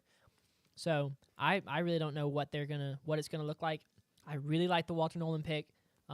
They lost Dexter Lawrence. Was it Dexter Lawrence they lost to the Giants, or did the Giants? They had an interior defensive lineman. No, it was the other guy, the other Clemson defensive lineman. Not Cleveland Farrell. Wilkins? Christian Wilkinson. Yeah. They had Christian Wilkinson, who was a very good interior defensive lineman that they let go in free agency. And so, yeah, there's kind of a gap there. Would love to see Walter Nolan go here, even if he is from the wrong school. So he can play. He's an Aggie. He's an Aggie He's an legend. Aggie, Honestly, yeah. I don't think I can call him that the way he went out.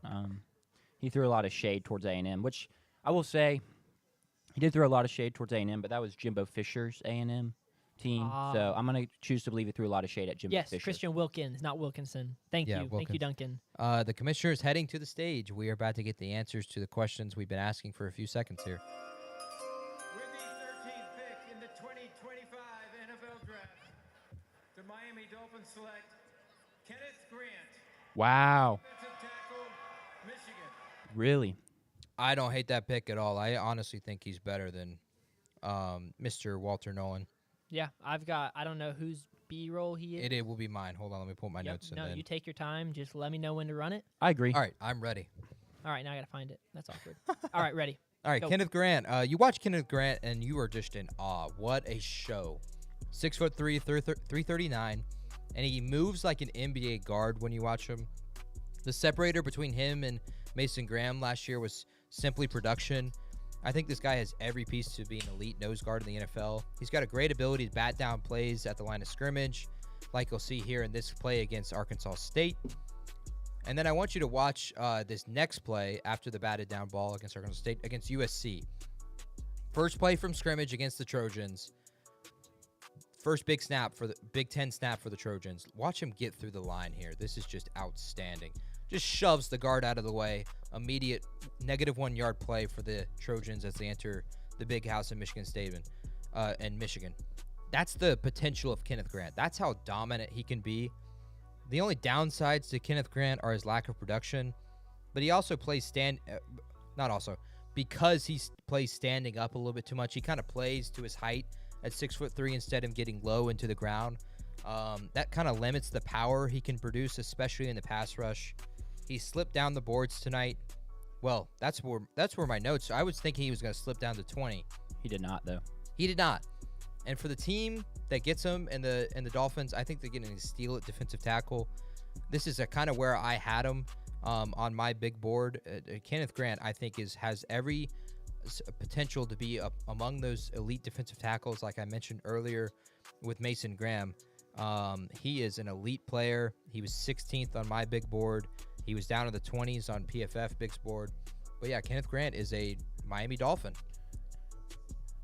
Yeah, I mean, I don't know. I'm really surprised that he went over Walter Nolan, just from a smoke standpoint and just how much we were hearing that teams loved Walter Nolan. And it's not a knock on Kenneth Grant at all, because I do think we kind of saw there's 4 defensive tackles in this class that were like kind of in the top tier. I mean, he was one of them. But I mean, he's got great size and he plays with good power. So I can't really hate the pick. I don't really know. Sanders? Oh, let me go back to my notes. Sorry, I've been trying to figure out stream issues. I think we're good. I got a notification that YouTube says we've detected video in your stream belonging to someone else, which is the highlights we're showing. Do we want to make a call and stop showing the highlights? No, sue us. Oh, shoot. The pick is in for the Colts. So I like it. Yep. I mean, this made perfect Who sense. saw that one coming? I don't really think going into the night we thought he'd get here, but he did. So it's a kind of a home run pick for the Colts, one that's been mocked for so long. I'm loving Grandpa over here on the side.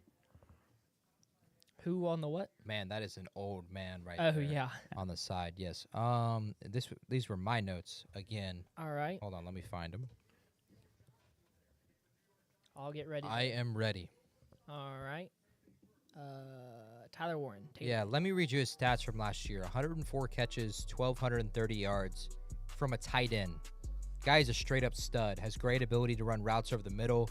He's a big jump ball catcher. He's a warrior, can play every down. He's excellent in the run blocking, pass blocking. He's truly a Swiss Army knife. He took snaps at quarterback, tight end, offensive tackle, running back, in the slot, and outside on the perimeter last year. Check out this snap here in a second. Line him up at quarterback and let him just dive over the top. And then watch him here on this beautiful over route where he finds a soft spot in the zone, sits there. Allard delivers a dime to him.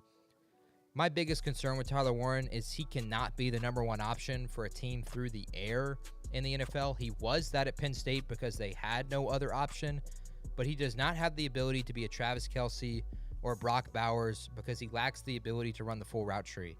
He doesn't have the route running of those two guys. The professional comp for Tyler Warren would be George Kittle. He's not quite as overpowering as George Kittle, but when you watch this USC game, he was ridiculous. 17 catches on the day, which tied an FBS record for a single game. 224 receiving yards in the game. That's the second most in Penn State history. And I talked a ton about Abdul Carter, how he's a huge part of why I loved Penn State last year. Warren was the gem and eye candy on the offensive side of the ball. This is an elite talent, and he has a chance to be one of the star tight ends in the NFL immediately. He'll be picked high in fantasy football drafts, especially dynasty leagues. The Colts need a tight end. They basically have no answer there. And with Daniel Jones and Anthony Richardson in-house, you give him a weapon to throw over the middle. He played well in the Big Ten Championship in Indianapolis, so he kind of already looks good in a Colts white uniform there and running in Indianapolis. It makes a ton of sense for the Colts. Tyler Warren I think he's going to be a great tight end in this league. I would have loved him for the Saints at 9, just as much as he is here at 14. Yeah, I really like Tyler Warren. I mean, I was higher on him than Colston Loveland. His stats last season were insane, and I get that it could be an outlier. You can't treat it as everything, but just as an exercise, I'm going to compare Brock Bowers' best statistical season in every category to Tyler Warren's senior season. So, Tyler Warren last year had 104 receptions. In 22, which was Bowers' most receptions, he had 63, so 41 more receptions. Yards, Tyler Warren had 1,200. Got to get to Larry at some point. Yeah, we'll get to Larry. We'll get 1,233 yards. Bowers had 942. And then touchdowns. Warren had 8. Bowers had 13 and 21. And then yards per game, Warren averaged 77.1 and Bowers averaged 71.4. So while statistics aren't everything, I think it makes a lot of sense. I really like Warren a lot. So we can go to Larry. Let's go and get Larry. Let's get our resident, potentially one of the most diehard fans we might have on the show. He's a huge Colts fan. Huge Colts fan. We are calling him into the show right now. Larry Haller. Larry the Lobster, welcome. You are live on Technical Foul doing the NFL Draft. Tyler Warren is an Indianapolis Colt. What are your thoughts? Dude, I could not be happier. I mean, the Colts needed a quarterback, or needed a tight end, but I mean, really needed a tight end. And I mean, there's no better tight end in this draft, I think, than Tyler Warren. I mean, he's just an athlete and a ball getter, so he's going to help Anthony Richardson out. So even if he misses him a little bit, he's going to just wheel that thing right in. Yeah. And I'm excited to watch him. I think y'all got a great one in Tyler Warren. We've been talking about him. We've been praising him. I can't believe Colston Loveland went ahead of him. So I think y'all did get a good one. I think he's going to help Anthony Richardson out a lot in the development. He's going to be a very consistent piece in that offense. He's also going to be a very dynamic piece. I mean, he's going to be at both at the same time because he's going to be able to line up in that backfield next to Anthony Richardson and Jonathan Taylor. I mean, come on. That's not even fair. Agreed. Well, I mean, I will say you think that's not fair, and then you do. Anthony Richardson does have to, hit them in the chest. Not hit them in the chest, but he has to make the right play. But it's a great security blanket for Anthony Richardson and that Colts team. He should be able to help them out a lot. Quarterback issues in Indianapolis. Who should be the starter week 1, Larry? I still agree with Anthony Richardson. I don't think that there's a question here. I think that his only problem is the experience, and I think having this extra option with him here in Indy now, I think it's going to help him out a whole lot. Yeah, the other options there aren't great, so you gotta give him another year to see if he can kind of show enough that you can trust him to be the franchise's guy moving forward. Who goes first and is off the Colts, Shane Steichen or Anthony Richardson? Ooh, I think it'd be AR if it's out of the two there. I think Shane Steichen, first year he came in, I mean, he showed what he could do with Gardner Minshew. Mm-hmm. Yeah. I mean, if AR can't pick it up and can't at least put up the Gardner Minshew numbers, then I think we got a problem there. But I think he's going to improve as we go on here. Yeah, for sure. All right, well, Larry loves Tyler Warren to the Colts. Larry, is that our first person we've heard really happy? Yeah, I would say so. Okay, well. Ecstatic. Congratulations to the Colts fans out there. Thanks, Appreciate Larry. it. Appreciate it. All Y'all right, got Larry, a good one. Have a good night. All right, Larry loves the pick for the Indianapolis Colts. Falcons are on the clock right now. They only have 1 minute and 20 left to get the pick in. We're about to call. I feel like they're probably fielding trade calls. Yeah, this is potentially possible. I'm really interested to see what they go here. We're about to have another one of our great callers calling in live from the bars, live, boots on the ground. Gata, Georgia Southern, my best friend, will be calling in for the Falcons pick here in a reaction here in a second. Tucker just said maybe the Falcons will forget to send the pick in. It's completely possible.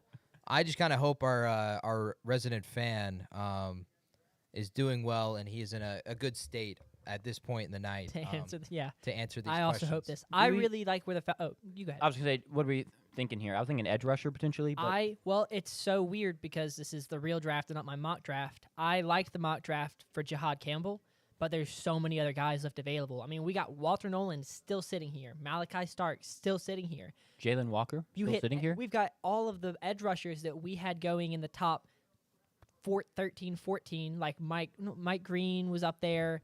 I had Donovan Ezraku up there. The edge rushers, there are so many to choose from. I still really like Jahad Campbell. So I really don't know. I think the Falcons are in such a great spot. It's got to be Jalen Walker or Jahad Campbell here. They can really solve an issue, especially at the linebacker for them. Larry suggested they go back-to-back, go Shador Sanders to follow up the Michael Penix draft. My friend who we're about to call is saying he is praying right now. He is on his knees begging for Jalen Walker. I was in that similar spot, Thomas, with the Saints, and they passed on him, and I'm surprised he's gotten all the way here to 15. A lot of mocks had him falling. I don't see it. He's the best available on the board. He's been the best available on the board since the 5th pick here for me. Yeah, Jalen Walker to the Falcons, and maybe we'll see what they go here. Go ahead. He just coughed/sneezed. I was going to say, it's the Falcons. They're going to find a way to screw this one up. I agree. Falcons going to Falcon. If there's anything that's true in life, the Falcons are going to Falcon. The Falcons do not rise up, as they say. They will fall down and cry, as they always do. They've kind of made the Falcons a flightless bird, to be honest. And we're getting into a spot here in the draft, too. It's about to get interesting. The trading up might happen here soon. Arizona, Cincinnati, Seattle. We're almost halfway through the draft. Yeah, we're almost halfway through the draft. And, yeah, the Broncos, a potential spot to trade up. Maybe the reason it took so long is because there's a trade here, and the Falcons are picking for somebody. But the commissioner, I believe, is about to make his way to the stage here. Surely. I hope. I mean, this has got to be past the 10 minutes. This just take away their pick, right? Tucker did say, does Jalen Walker have a reckless driving charge we don't know about? Maybe there is something we don't know about Walker that people know behind the scenes. I don't know. I don't know what's going on. With the 15th pick in the 2025 NFL Draft, the Atlanta Falcons select Jalen Walker. Oh, my gosh. They didn't screw it up. Georgia. Congratulations to them. That is amazing. I'm going to go ahead before I break down Jalen Walker film and call our resident Falcons fan to hear his live lireaction. Jalen Walker is a Falcon.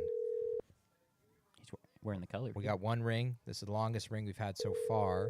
2. This 2 rings is the most. He's too busy celebrating tonight. He probably isn't on his phone at this moment. We probably did tell him 2 to 3 minutes after the pick. Yeah, but I'm calling him. I'm his best friend. He should be answering here. This is tough. A tough look for JP over here. All right. Well, he's getting declined. Go ahead and go into the B-roll in my notes then. Okay. If he calls you back, are we cutting the B-roll and going straight into the call? Yeah, I'll figure it out. All right. There you go. There's. He's calling. Call me back. Call me back. Thomas, you are live on Technical Foul. Jalen Walker. I'll tell you what, man. You want to talk about an atmosphere here at Georgia Southern University, mind you, greatest university I've ever been to. I'll tell you what, you want to talk about an atmosphere, man? We've got 30, 40, 50. I mean, you could call it 100. There's 100 of us Georgia fans here who just lost their mind. I'll tell you what, Jalen Walker falling to 15, who would have seen it? Not me. I was praying on this moment. I said, Terry Fontenot, we know where you live, right? We can come get you at any moment, man. You better pick the right guy. And I'll tell you what, here at Georgia Southern, we are electric. We just had barking erupt from the bar. I'll tell you what, everybody here is ecstatic over this pick. I'll tell you what, I would not ever expect the pick to just happen. I did not think Jalen Walker would fall outside the top 10. I have to be honest with you, man. I didn't think that either. I was absolutely devastated when the Saints did not take him at 9, and for him to fall all the way to the Atlanta Falcons is insane. You get a steal here. I mean, this guy, he was 5th on my board. I don't know where he was for you, but I mean, the Falcons finally, it feels like maybe they did something they were actually supposed to do. You know, last year with the questionable pick of Michael Penix when you already have Kirk Cousins in house. But yeah, Jalen Walker, Georgia Bulldog, is a Falcon. I would believe, yeah, that it's just excellent down there at Georgia Southern. Nah, man, I'll tell you what, man. As a lifelong Falcons fan, this might be the best draft we've ever had, and it's day one. Yeah. I'll tell you what, last year, man, if you want to run through the mind of a Falcons fan right now, why are we picking Michael Penix Jr. with the 8th pick? You know, you trade back. That's a second-round talent kind of guy, right? Whoa. You know what? In hindsight, it's working out. We're picking the guy we need to pick this year. I'm projecting big things for the Atlanta Falcons this year, man. What is Great pick, great night, great atmosphere. Love it here. What is your record? 15 seconds here, Thomas. What's your record prediction for the Falcons next season? Love the Falcons. Love the Falcons. NFC South, hard bite, man. I tell you what, the Saints, big deal. Panthers, going to be a big deal. Bucks, big deal. You know what? The NFC South returning to the old, man. The Breeze conversation, the Matt Ryan conversation, the Cam Newton conversation. I'm predicting a 10-7 record for the Falcons. They make the playoffs. That's what I'm. Awesome. That's what I've got. Well, Thomas, enjoy that atmosphere. Enjoy your night down there in Statesboro. Thank you for calling in. Love you, brother. I'll talk to you later. Have a good one, man. Good night. Peace. Did he just compare Spencer Rattler to Drew Brees? Well, I think he's expecting Shedeur Sanders. Sure, pick. but that's still a crazy comparison. Pick is in for the Cardinals. Let's go to B-roll for Jalen Walker, Okay, though. And then we'll cut whenever we need to. Yep, there you go. It's on. Potential is through the roof with Jalen Walker. That's the reason he was going to be drafted so high, but he falls to 15. He's as physically and athletically gifted as they come. 6'2", 245. He ran a 4.5 flat at his pro day. This guy's explosive. He played on the edge and has experience playing in the box. His downside, though, is just a lack of experience. He hasn't, he doesn't pass the production test. He really only got to be a true starter last season, and he doesn't really pass the analytic test. But when you turn on the tape and you watch this B-roll, it feels like he's everywhere. He's got a unique trait only seen in elite linebackers. It's almost the opposite of ball carrier vision. He does it from a defensive standpoint. Watch him here. Watch him track the ball carrier through multiple offensive linemen and just make a play on the football. It's a 6-yard gain, sure, but it's a talent that you don't really see from edge rushers. They love to get up the field, try to get in the backfield immediately, and he is a great disciplined linebacker who will wait and pick his spot and make the play on the tackle. He finishes tackles too. It's a big thing. He doesn't let go whenever he brings you down, and you'll see it in multiple times in the B-roll. He kind of just lays on top of the dude. It's a crazy power dynamic that you don't really see a ton, where it's almost like he's like, I got you. I imagine he's laughing at them while he's holding them on the ground still. He's just, this guy's a football player, and for him to fall to the Falcons at 15, you got to be ecstatic here in Atlanta. Yeah, I think we can confirm they are ecstatic. We do have confirmation. I'd like to say once more, rest in peace to Freedom. Yeah. Grady, I almost did. Oh, they're on the clock. They're on the clock. All right, and next up. Rest in peace, Freedom. The Arizona Cardinals select Walter Nolan. Okay. There he goes. Mississippi. The school up north. All right, they get a guy. He's a great player. He is a very good player. I'm gonna give my spiel real quick before we get off the B-roll. We have no B-roll. We have no B-roll. I could not find film of him. That's very strange. I watched him for multiple years at A&M, and he flashed, but he was never consistently productive. But, I mean, you could definitely see the potential, and then he transferred for his junior year to Ole Miss and kind of kicked it up a notch. He's gifted athletically, and then, I mean, he has the size as well to play in the trenches, great power. But, I mean, the athleticism at his size is really what pops to me. I do like the pick. Yeah, Walter Nolan, this guy is terrifically talented. He was, 5-star recruit. A lot of talent comes with that. Cardinals need this. The Cardinals are in a spot where they just don't have a lot of talent on their roster. I mean, really, you think of the most talented players on the roster. It's maybe Kyler Murray, Marvin Harrison Jr., and Budda four Baker. guys: Budda Baker, Paris Johnson, the Okay, offensive tackle, and Kyler Murray and Marvin Harrison. Outside of that, there's no. You ask a person on the street, name another Cardinal. They probably can't. They would say like Patrick Peterson or Larry Fitzgerald, and those guys aren't on the team anymore. The Cardinals they need talent. They need to bring in draft picks.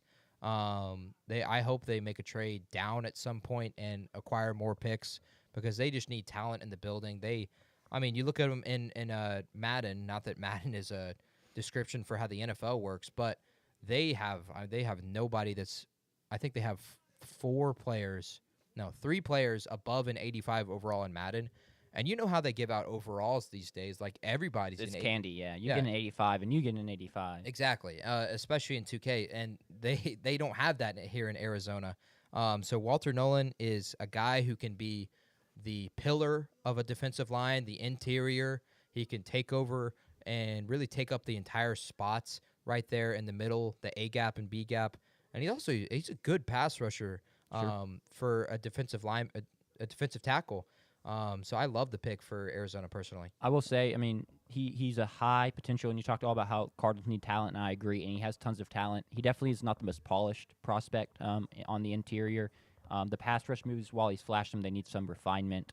Same with hand positioning, stuff like that. So he'll need a little bit of work, but he is no doubt very, very talented. Yeah. He's awesome. He's climbed up the boards all season. He started in the preseason. He was he was in the 20s. Even earlier this spring, he was in the 20s. That was after the season. And now he's firmly in the top 10. Former 5-star, so he's got all the talent in the world, part of that big Aggie recruiting class. This season, he posted a top 10 defensive grade among interior defensive linemen and the second best run defense grade. So plays with a lot of power, but he's missing some of the finesse. So I'm excited to see how he plays. He's clearly very good. It could be very, very interesting. What are the other pieces alongside on the Cardinals line? Like, what else do they really have there? Not really. Because I was gonna say no name was coming to mind for me, but I'm an chart. NFL casual for the most part. I know a lot more about college and the guys playing in college than where they're gonna fit into their NFL team. Yeah, he's gonna be in my opinion, he's gonna be the best player on the defensive line immediately. Sure. They don't really have any answers 100%. there. So this is a great pick for them. They would have been ecstatic for him or Kenneth Grant, to be honest. Either of them would have been great. Kenneth Grant is better on my big board than he is Walter Nolan, but Walter Nolan by no means is any worse, significantly worse than Kenneth Grant or Mason Graham. I've got the depth chart. So they've got Calais Campbell, who's old, 37, 38. Yeah, and then Dalvin Tomlinson, who's not awful, is old as well though, 31. Yeah, as an interior, he's another interior pass rusher from Cleveland. So, nothing crazy going there. Yeah, it's not impressive. Josh Sweat, he's an edge rusher, right? That they got from Philly. I think so. Yeah, he'll play. He's listed as an outside linebacker, but I believe he's an edge rusher. He'll rush the passer a decent amount for sure. Yeah, it's not great. It is absolutely not great. He will be the best player. Ideally, something's gone wrong if he's not. Yeah. So, but you pair him with Josh Sweat, and that's not a terrible duo. It's a big. They brought in both those guys, so it's a big improvement over last season. Sure. So I think it's a good pick for the Cardinals. We got the Bengals coming up. Yeah, Bengals on the clock. Their pick's already in. Gotta think probably defense here. I would hope defense. Luther Burden looks tempting. Yeah, they're not going to take Luther Burden. I was in a spot, a few of my mocks, I was like, oh, they're going to take Colston Loveland here, but he doesn't fall this far, so they can add an elite tight end. My best remaining up there is Malachi Starks, Mike Green, Jahdae Barron, Jahad Campbell, and Will Johnson. I would go with Will Johnson or Jahad Campbell here. Jahad Campbell could be an elite middle linebacker for the Bengals, and Will Johnson is an excellent corner. This is a guy. Will Johnson was supposed to be the number two overall pick coming into the season, and then he gets hurt and has lack of production. I would love Jahad Campbell or Will Johnson. Surprise pick here might be Jahdae Barron. Yeah. They could go edge here too. Mike that's Green. not out of the question. Tucker may have to help me out. He said better or worse than the last Ole Miss defensive tackle the Cardinals drafted in the first round. That's a very niche pull. I'm a little lost. When is the last the Cardinals took another Ole Miss defensive tackle in the first round? I can't recall off the top of my head. I'm not very well versed on the school up north and Yeah. their Kimdichie? draftees. Is Robert Kimdichie? Is he a defensive tackle? I have never heard of that name in my entire life, sir. Okay, well, he's definitely an Ole Miss guy, I believe. I say definitely. I think definitely. So yeah, if someone wants to help me out and give me a name because I'm at a loss. Andrew said Pistons got done dirty. That's a backcourt tough. Oh. So we got NBA going on as well. I'll check the score real quick. The commissioner is making his way to the stage. We thought this was going to Pistons spot lost by 2. that the Bengals would trade, but they did not. Now we'll look for the Seahawks and the Broncos to be a spots where the trades will come for quarterbacks where they're supposed to. But anyway, here's the Bengals and here's their pick. Shamar Stewart. In the 2025 NFL Draft, the Cincinnati Bengals select Shamar Stewart. I mean, it just you got good feelings here. Chat, clip that. As an Aggie fan myself, you could just kind of feel this one coming. I don't love the fact that he has to go to Cincinnati, to be honest. Dream scenario, he falls to 29 and my Commanders get him. I don't really think he was ever going to make it that far.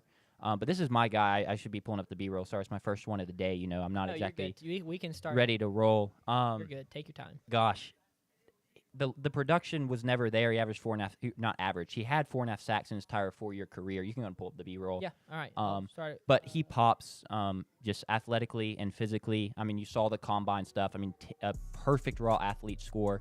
You can see here, I mean, on the first one, the O-lineman just doesn't block him, but he finishes well. He's got great power, great closing speed. I mean, he's just going to make huge plays. He's a disruptor in the backfield. The production's a little misleading. I understand he's got to finish better, and you'll see it in a couple of these clips. This one right here, for example, he's going to do a good job of getting to the backfield, but he lets DJ Lagaway roll out. So you really do need him to finish better. But he has all the traits needed to be an elite pass rusher in this league. He just needs a little refinement. The combination of power and speed, you kind of have to have both in the NFL to really be an elite pass rusher. You can't win constantly with just one, and he has the ability to do both. So, I mean, I'm a huge fan. You'll keep seeing in these plays. I mean, he hits hard. He closes fast. He gets into the backfield quick. This play right here, I mean, he blows up the running back there. I mean, he just gets there so fast. And plays like that where he just really pops are why he gets drafted in the first round despite the production. I mean, that makes him edge rusher 3 off the board. You can see he's hyped. Big old hug for Roger Goodell. I'm so happy for him. I loved watching him play. He was part of that kind of tainted elite recruiting class. Mm-hmm. He stuck it out at A&M, and I enjoyed watching him play. So I'm really happy for him. Go ahead if you're... No, you got it. Okay, Shamar, it feels like a reach here for at least at this rate in the edge rusher. But these edge rushers are so, like, kind of evenly matched. And they all have different traits that they're really, really good at, and then they have traits that they're not. And all those traits are different. And Shamar Stewart is one of those guys that's just, this guy's an elite athlete, and you can see on tape his power is insane, especially at the speed that he runs at. I had him at 28 on my big board. He was down in the late 20s on PFF's big board. So it kind of feels like a reach, especially with Mike Green available on the board. Ezuraku. Ezuraku I even had higher. Depending on how you feel about the off-field Well, I was going to say, that's the thing is 2 of those guys just mentioned have rumor. I mean, Mike Green had the incident at UVA, and some people rumored, some teams just had him completely off their board because of that. And then you have the James Pierce piece where he apparently just, no one liked him. Locker room issue. And so, I mean, we heard pretty good things just out of Texas A&M about Shamar Stewart, so at least character wouldn't give me an issue there. But continue, JP. Yeah, but the Bengals needed defensive help. It seems like, now they're maybe in a spot where they could trade Trey Hendrickson, the NFL leader in sacks last season, now that they've brought in Shamar Stewart, or they bring back Trey Hendrickson. He's still under contract. They would have to be trading him on a 1-year deal. And now you can have Shamar Stewart and Trey Hendrickson on both sides. It would help them a ton, especially in the AFC with how many elite quarterbacks there are. You got to get to the quarterback. Yep. You got to get to Patrick Mahomes. You got to be able to contain and get to Lamar. And Shamar Stewart's got the athletic ability that he could play that contain and keep Lamar in their pocket. Obviously, Lamar, 2-time MVP, is an excellent player. But Shamar Stewart feels it's a good fit for the Bengals. Yeah. You will question, was it reaching a little bit too high? Trey Hendrickson? Yeah, Trey Hendrickson. But for the Bengals, they saw a need, they liked a guy, and they went and took him. And you can't discredit them for that. I think the only way this draft would have went poorly for them, at least on day one, would have been if they took an offensive player for no reason. Correct. Yeah. The last thing I say, when then we can move to the Seahawks, unless you want to add something, No. is I feel like with this edge class, it's kind of you have to just give all the teams that take an edge the benefit of the doubt and let them see how it kind of plays out on the field the next couple of years, because it really is such a muddled and tight group. You just don't, it's hard to know who's going to be better in the NFL. Yeah, I was just going to catch us up on the live chat as we wrap up the Shamar Stewart. Let's see. Jacob Glenn says Steelers potential could trade out of the first round. Interesting. Goodell making his way to the stage Robert here. Kimdichie was correct. Robert Kimdichie. Making talent look worse is the A&M brand, Chromie. That is true. With the 18th pick in the 2025 NFL Draft, the Seattle Seahawks select Gray Zabel. Oh, okay. Guard, North Dakota State. So there he is, Mel. There's your guy. You just mentioned it. Boom. Gray Zabel is the pick. Sorry, let me mute that. I've been listening to Seahawks radio, Brock Heward, and Salk radio show in Seattle for like the past month and a half. I just been listening to their clips, trying to get. They were very interesting. They had one clip I watched, and then I was like, oh, let me just keep watching them. The pulse of Seattle has been this has got to be an offensive lineman or a defensive lineman. And for Seattle, you see Walter Nolan, Kenneth Grant, Mason Graham off the board. They're like, okay, this has got to be offensive lineman. Charles Cross, Mississippi State legend, they took a few years ago. Hasn't necessarily been as great as they wanted to, especially with how high they picked him. But they need help on the offensive line. Sam Darnold needs protection. We've seen that in his previous stops, especially in New York.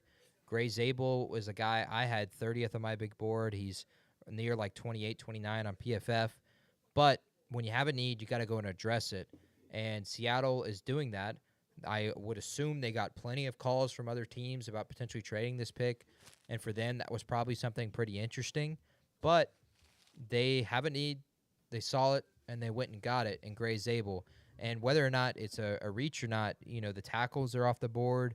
And Kelvin Banks, he's not here anymore. So Gray Zabel is the pick for Seattle. I like it personally. They're trying to address a need, and we'll see if it works out for them and Sam Darnold going forward.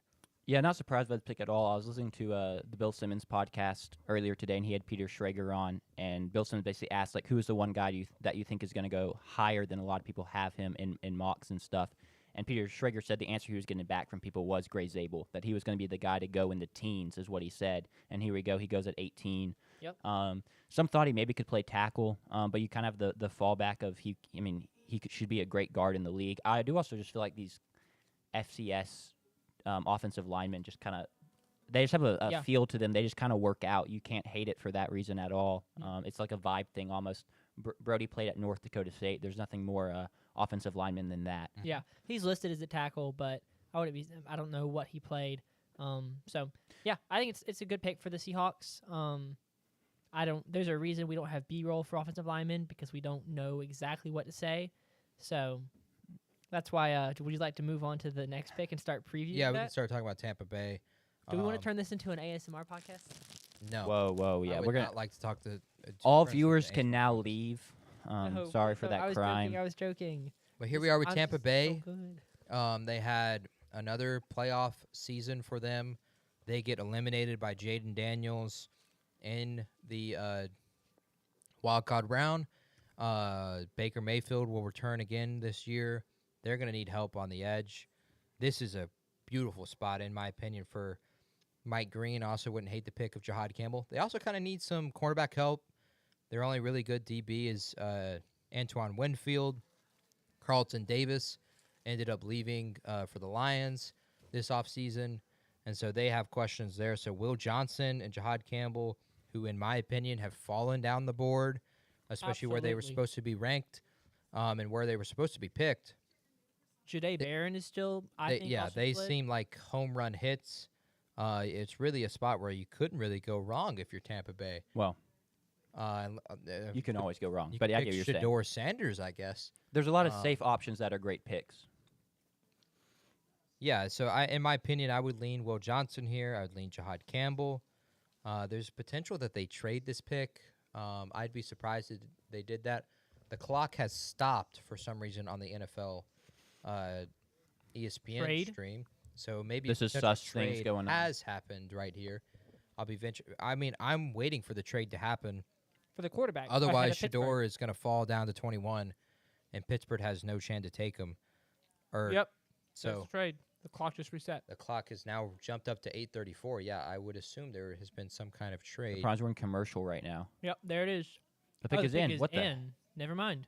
That was All right, so the clock was reset for the next team. Okay. Makes no sense. Pick is in for Tampa Bay. Man, we have better graphics than that. Come on, ESPN. This is true. Yeah, I'm interested to see where they go here. I'd really like Jihad Campbell here. Oh, that's a replay. It got Terrible deleted, pick from the 49ers, man. But Valid Victorian said, "Don't make fun of me. I just like my barks." And then it got message retracted. So I don't know if that's a YouTube because he said barks or if he took it away. JK said, "Technical foul brought to you by the Reflector and Little Debbie." Imagine passing on Aaron Rodgers for Alex Smith, man. Why are we showing this, though, is my real question. Are they about to take Shador, you know? Well, they've been talking about Shador this entire night. So that's why. So that's a big reason for it. Andrew McBride, yeah, they listed Greg Zabel as a guard, so expect him to play guard. They don't have a tackle need, so yeah, Seattle would list him as a guard. Probably going to play him at guard. Sure, where my hug at Sanders from Caleb Schenk. Yeah, I mean we're in that spot where we're waiting for the big moment. Is Shador going to get picked? Not here, so why is ESPN talking about him? That's what everyone wants to know.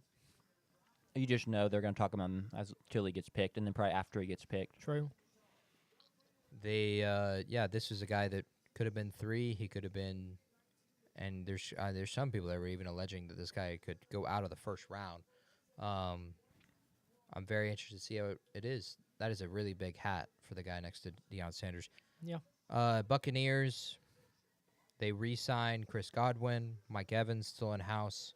Another 1,000-yard season for him. They've got the Aggie wide legend. receiver, Jalen Polk. Jalen McMillan. McMillan. Polk's in mixed up. New England. Yep. I mean, it makes sense. I agree, McBride. Why is Clippers Nuggets on NBA TV? It's a shame.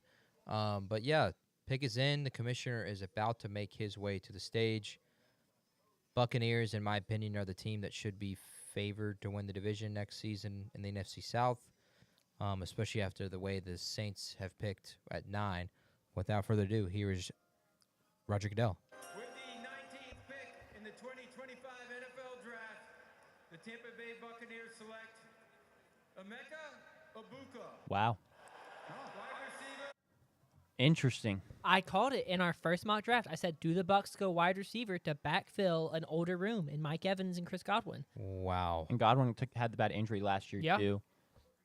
That is him going over Matthew Golden is not something I expected. That is an interesting pick. It is my B-roll, if I'm not mistaken. Yeah, it is. So go ahead and Emeka Egbuka over Matthew Golden. Here we go.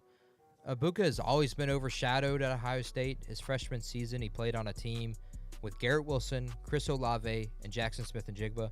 By the way, Marvin Harrison was also on that team.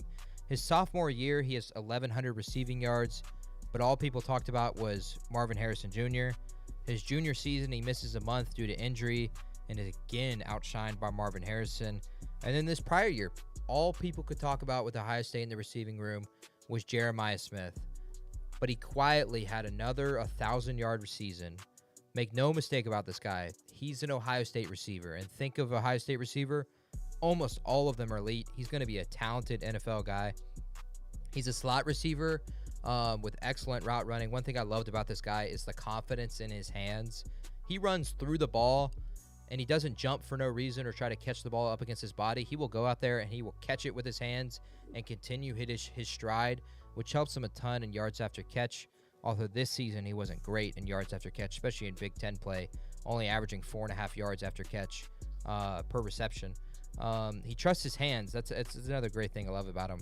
He also has a unique catch radius for a guy at his size at 6'1". In my opinion, he has a ceiling of another elite Ohio State receiver and a floor of a solid wide receiver too. I really expected him to be the Texans pick coming into tonight. The Chargers could have picked him here. And the Buccaneers see that, like Sanders said, an aging wide receiver room. They want to give them another weapon. I mean, Baker Mayfield, especially last season, was just slinging it. I believe he was top 5 in fantasy points. His passing yards per game were just through the roof. Tampa Bay was just lighting up everybody through the air, and their problems were on defense specifically, which is why I'm kind of surprised they didn't go defense here. But they are going to go with the philosophy of the Big 12 philosophy that Baker Mayfield is very comfortable with, of we're just going to try and outscore you. And Tampa Bay adds another weapon to Baker Mayfield. They got Mike Evans and Chris Godwin and McMillan and Emeka Egbuka and Cade Otton. And then you got the 2 running backs and Rashad White and Bucky Irving. It's going to be that's a loaded offense. I really don't like the fact that we're going to have to face that offense twice a season as a New Orleans Saints fan, especially after we took Kelvin Banks and not a defensive player. But Emeka Egbuka to the Buccaneers, I kind of felt like he had the potential to be the second receiver off the board, and here he is, second receiver. Yeah. I'm not the biggest fan of it. In the first round, I like Emeka Egbuka for what he is. What he is not is he's not a wide receiver 1. He hasn't played wide receiver 1 his entire career at Ohio State. First, there was JSN, his freshman season. Then Marvin Harrison Jr., his sophomore and junior season. And then most recently, it was the freshman, Jeremiah Smith. Despite that, he's never in the primary target. He has put up really good numbers in his healthy sophomore and senior seasons. He had over 1,000 yards and 10 touchdowns in each campaign. So I really like him for what he is, and that is a wide receiver 2. Putting him in Tampa Bay allows him to be 2/3. I just don't know how I feel about that being the first round pick. Yeah, I mean, it feels very safe. I feel like you know what you're getting from him. He's ultra productive. I love what JP said about the hands. I think that's the best part about his game. He just catches everything. It's not a crazy splashy pick, but I mean he's going to produce from day one, and I agree. He's going to fill in nicely in that wide receiver room. He doesn't have to go out there and be the number 1 guy. He can just fill in behind Mike Evans and Chris Godwin and just make plays. He's going to get open.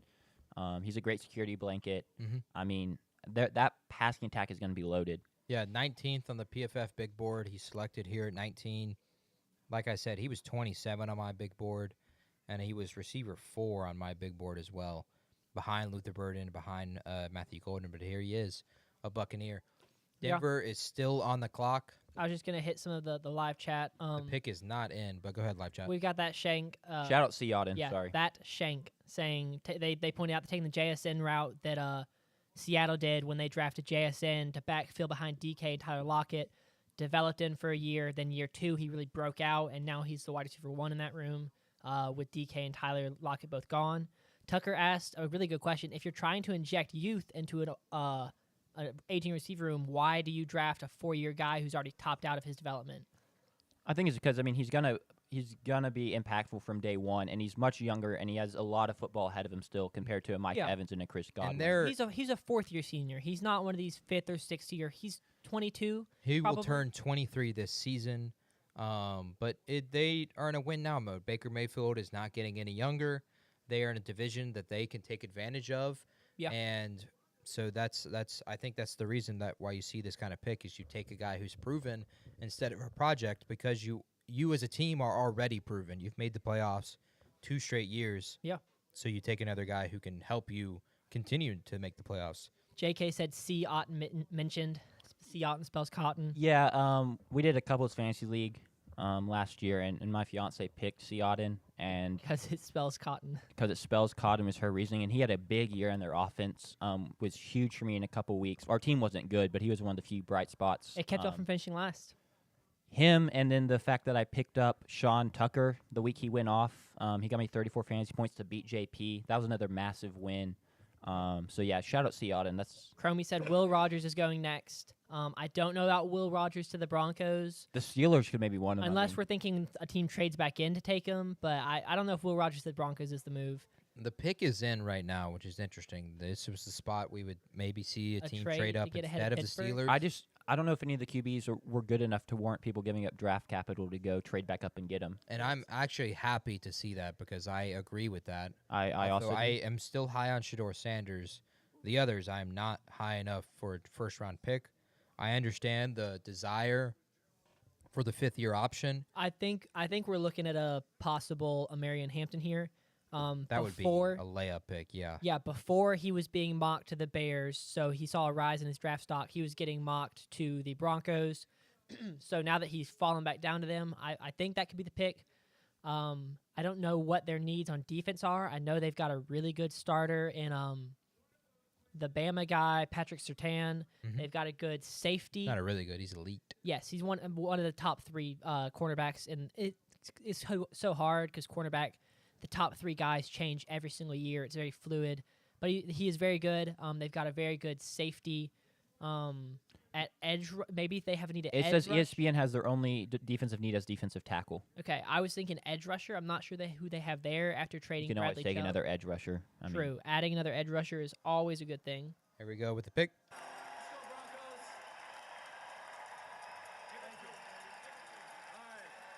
With the 20th pick in the 2025 NFL Draft, the Denver Broncos select Jahdae Barron, Okay. Texas. Not where I saw them going with this. I absolutely don't hate it. I think Jahdae Barron might be mine. Also, shout out the guest picker for not It is messing up yours. the pick. Well done Sanders. from him. Yeah, Sanders. Jahdae Barron is yours. Wow. They add another corner to go along with Pat Surtain. Sanders, take it away, man. Yeah. Jahdae Barron is a really interesting talent to break down in this class. He's a former 4-star, but he didn't really play up to that rating until his 5th and final season in Texas. The former two-way player in high school has the athleticism of a track star who ran a 10.95 100-meter and the versatility of a guy who started at safety before transitioning to nickel and finally outside corner, where he recorded a PFF grade of 90.7 in 2024, while allowing 0 touchdowns and tallying 5 interceptions. He has really excellent body control. You're going to see that in a second. It allows him to get to this ball around the wide receiver without drawing a flag, so it's enforcing completion. I do have some concerns as he played a very weak slate of wide receivers in the 2024 regular season, but in the playoffs, when he went up against a true NFL caliber wide receiver 1 and Jeremiah Smith, Smith only recorded 1 reception for 3 yards, and Barron gave up 2 receptions on 3 targets for 7 yards, so he really locked everyone down. He has excellent anticipation, but lacks some of the long speed, which makes him a better fit for a zone scheme, where he doesn't have to hang with wide receivers for extended periods of time. His experience at safety is so clear and obvious when you watch the film. He just brings such a physical presence in the run game. So I think the experience and maturity Barron brings could set him up for success as a day 1 starter in the NFL. So, you got anything, Jack? No, I mean, I think you broke it down pretty well. I feel like in terms of the pick, the Broncos, he must just had him high on their board, and he fell, and they went best player available, or one of, they just really loved him, even though it's maybe not the most obvious need. I like what you said about, I mean, he's got good size. He's not necessarily the quickest guy. It's not a glaring issue. It's not like he's running a 4.5 or, really lacks burst. But he's definitely not elite in that regard. So that may hinder him a little bit in the NFL where it just matters so much. But, I mean, he's got great instincts. He doesn't really make mistakes. He plays in phase well, uses his hands well. He's a great player. I'm surprised he got to 20. I was getting a little nervous because if y'all remember in the final mock we did, or where we all 3 made our picks, and he fell to 23, I was like, oh, there's no way this happens draft night. Like, I will guarantee it. And then here we were sitting pick 20, and he still was on the board, and I was getting worried that my guarantee was going to be wrong. But I wasn't.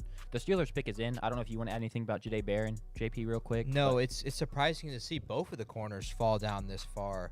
Will Johnson I had as a top 7 grade. Jahdae Barron I had as he was 18th on my board. I was kind of lower on Jahdae Barron than I was on Will Johnson. Is that Jackson Dart? That is Jackson Dart. What the heck? It doesn't look anything like him. Yeah, I mean, he looks like a baby. He's missing right the black, I guess eye black the skull stuff. cap too. But yeah, Jahdae Barron is a interesting pick for the Broncos. Jahad Campbell, Will Johnson is here, Omarion Hampton is here. Jahdae Barron is still very talented, and he's top 10 on a lot of people's boards. I kind of question. I don't think he was the best available pick here, and I didn't see a need at corner. Obviously, with corners, you'd love to have as many good ones as you can, but I think there's a lot of good corners, especially on day 2. Yeah, I mean, right now their secondary is Patrick Surtain, and then on the other side they have Riley Moss, a 3rd-round pick in 2023. And then at safety they have Talanoa Hufunga, and then Brandon Jones. So I don't remember who the safety they had recently, but I guess that he left, which is unfortunate. He was very Commissioner good. walking to the stage. Is All right. this Shador Sanders? I cannot wait to find out. With the 21st pick in the 2025 NFL Draft, the Pittsburgh Steelers select Derek Harmon, defensive I like the pick. Oregon. Oh my! I'm not surprised they didn't go QB. Goodness. I think there's a collective agreement that none of them are really all that good. Yeah, I agree. Which is huge because despite them not being that good, we typically still see teams reach for QBs because it's a position that matters so much. I tried to tell you, JP, I wanted to make a video saying that this was going to be like the 2022 NFL Draft with Kenny Pickett. It got shut down. What are we looking at? We are now seeing the exact same slide we talked about seeing that year. Is Derek Harmon your player? He is my guy. I'm trying to scroll to him right now. Thank goodness he's not Darius Alexander. Well, we still have 10 picks left. You got to be careful. I may just have to just call it quits on Darius Alexander. You ready? If he Get comes into up. it. Yeah. We got to get to a Steeler fan too. Yeah. First of all, he has great size at the position, but he moves really, really well at that size. He clogged up the interior really well. He's great in the run. He doesn't really get moved off of his spots. You can see it here. He has great second effort on plays. He stays with the play, keeps his eyes in the backfield. Is good at bringing down runners on second efforts. Another great thing about him, which will come up in the B-roll at some point, he's a good pass JP, rusher. I think you still have the TV sound on. He does indeed. Apologies to everyone. He's a great pass rusher for an interior defensive guy. He's pretty polished in that regard. He has good instincts. He has good explosiveness for his size. Doing B-roll, I did it this afternoon. I watched him, and then I watched Darius Alexander, a guy from Toledo. And I was very, very impressed with Derek Harmon. And then I had to watch Darius Alexander, and I was like, this is just, in my opinion, it was a night and day difference. I think this is a great pick. I think he's going to be very productive in the NFL. He has a good swim move for his size. I've talked a lot about his pass rushing already. But he has everything you need, in my opinion, to be a good pass rusher and a good run stopper in the NFL. Yeah, let's get our Steelers fan on the phone. We will call him in right now. Shador Sanders is not the pick. He's probably very happy about that. I'm very interested. I know he's not high on Shador, so I'm very interested to see what he has to say. Shador Sanders is not a Steeler. Instead, it's Derek Harmon. Jacob, you are live with Technical Fowl doing the NFL Draft. What are your thoughts on the Steelers pick here at 21? I am honestly really happy that at least one of the defensive linemen fell to us. I am very happy that we don't have Shador Sanders, simply because his play style does not fit the Steelers, and we're not going to give a quarterback any chance of showing out with our current situation with Arthur Smith. But our defensive tackle, I'm very happy with that because we lost one of our guys, Larry Ogunjobi, and Cameron Hayward is not the youngest guy, so having a guy that could possibly spend 10 years in the Berg is fine with me. Where do you see, you're a Crimson Tide fan, would you like to see Jalen Milroe be the pick on day 2, or would you like them, would them trading up into the first round to get a fifth-year option on him interest you as well? I honestly would be slightly okay with Jalen Milroe, just considering his upside. As a Bama fan, I know the downsides of Jalen Milroe very well. So I'm honestly like a 50-50 on that one because just there's a lot of upside, and if anything, he becomes a tight end or a running back or whatever. He's got great athletic. What would be your answer for quarterback? Because there has to be an answer. It's either Aaron Rodgers, Kirk Cousins, or one of these rookies. Where do the Steelers go for quarterback? I've heard they're just like gonna hype up Mason Rudolph until a week before training camp and sign Aaron Rodgers. Okay. That's what I've heard, and I honestly would not be surprised. As the Steelers organization, we've already sold Russell Wilson and more importantly, Justin Fields. So that wouldn't be the craziest decision that has already been made this offseason. I mean, I was gonna say, I honestly at this point I wouldn't hate a 1-year Aaron Rodgers thing. There's just not really any other good options. So I really wouldn't hate that at this point for the Steelers. All right. Yeah, I'm gonna figure that out. Yeah, Jacob. Later on, honestly. Sure. I will shout out this. George Pickens has been rumored to be traded, probably not a second rounder, probably maybe tomorrow, probably maybe a second round pick or third or fourth. So. Heard. That would be very interesting. No, depending on the quarterback is big on this, but let's say Aaron Rodgers is the quarterback next year. What do the Steelers look like record-wise? I give us a floor at 9 wins with Aaron Rodgers. They always get to 9, so or at They least always 8. get to 9, so I'm not doubting Mike Tomlin in that regard, but I mean, there could be a ceiling of getting to the AFC Championship, but that's also quite unlikely. So I'm going to give us 10 wins in dramatic fashion. Maybe either we finish the season on a win streak or finish the season on a losing streak. There's going to be no in between. Sounds like the typical Steelers there. Jacob, we appreciate your reaction. Derek Carmen is a Steeler. He is actually happy with it. He's happy they didn't take Shador. Jacob, I hope you have a wonderful rest of your night, and keep watching with us here at Technical Foul. Oh, absolutely. All right, see you, man. I think we're gonna stop playing the B-roll. I think it's creating some issues with the live stream. So okay, that's fine. Good with y'all. Unfortunately, well, if Shador gets back there, I would like. Okay, if Shador gets picked, we can run the the B-roll. I can't tell if it's what's causing some of the lag we're getting in the live stream. Also, the safety. Shout out my brother Justin Simmons. He dropped the name, so that was huge. Chromie just said you could have gotten this dude in the 5th round. I Disagree, think he's talking Chromie. about Derek Harmon. Disagree. Yeah, that is an inaccurate statement, I would have to say. Yeah. And then my mom just said, made it back in time for the shocker. By the way, who scheduled a kid's band concert on draft night? My younger brother had his band concert tonight. Yeah, that's a crime. I'm sorry about that, Oakley He family. will be free for the Lions pick, though. So Huge. Also, I'm sorry about Cam Ward to the Titans. oh, you missed it. Let me show you the photo. I really am sorry. I know Will Levis was your guy. It just didn't work out. I've had many instances like that myself where I love this man and he never panned out. Thinking about Escobar on the Atlanta Braves, crushed my heart when he was traded. So we sit I here showed this on the live stream. Harris sent me this. Okay, well he's still a legend. He's still your boy. You don't got to get rid of it, man. Rep that thing proudly.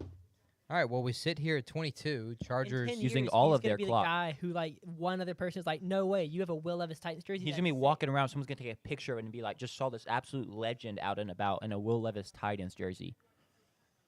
We sit here with the Chargers. They're on the clock. They're not going to take Shador. Nope. What about a Matthew Golden here, maybe? I don't hate it. I really liked Colson Loveland here for many times. Kenneth Grant here. An edge rusher. Now they Will do not Johnson, have Jahad Campbell are both on the board here. They had issues at running back with J.K. Dobbins and Gus Edwards. J.K. Dobbins had a good year, but they wanted more production here. And the Michigan, Jim Harbaugh is always like running back. It's going to be Will Johnson. I will be because very. Harbaugh is drafting was, the Michigan guy. I was going to get there. My bad.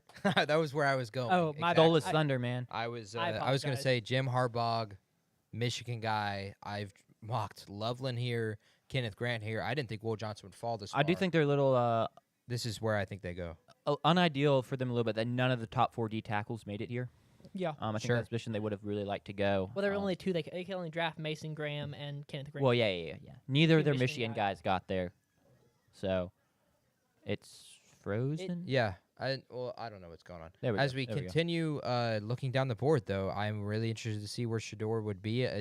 Someone's gonna have to trade up for him at this point. We're looking for a trade up. Not draft him in the first round. Or the Los Angeles Rams are going to pick him, and that's really unless the Vikings like him and don't like J.J. McCarthy, but it doesn't feel that way.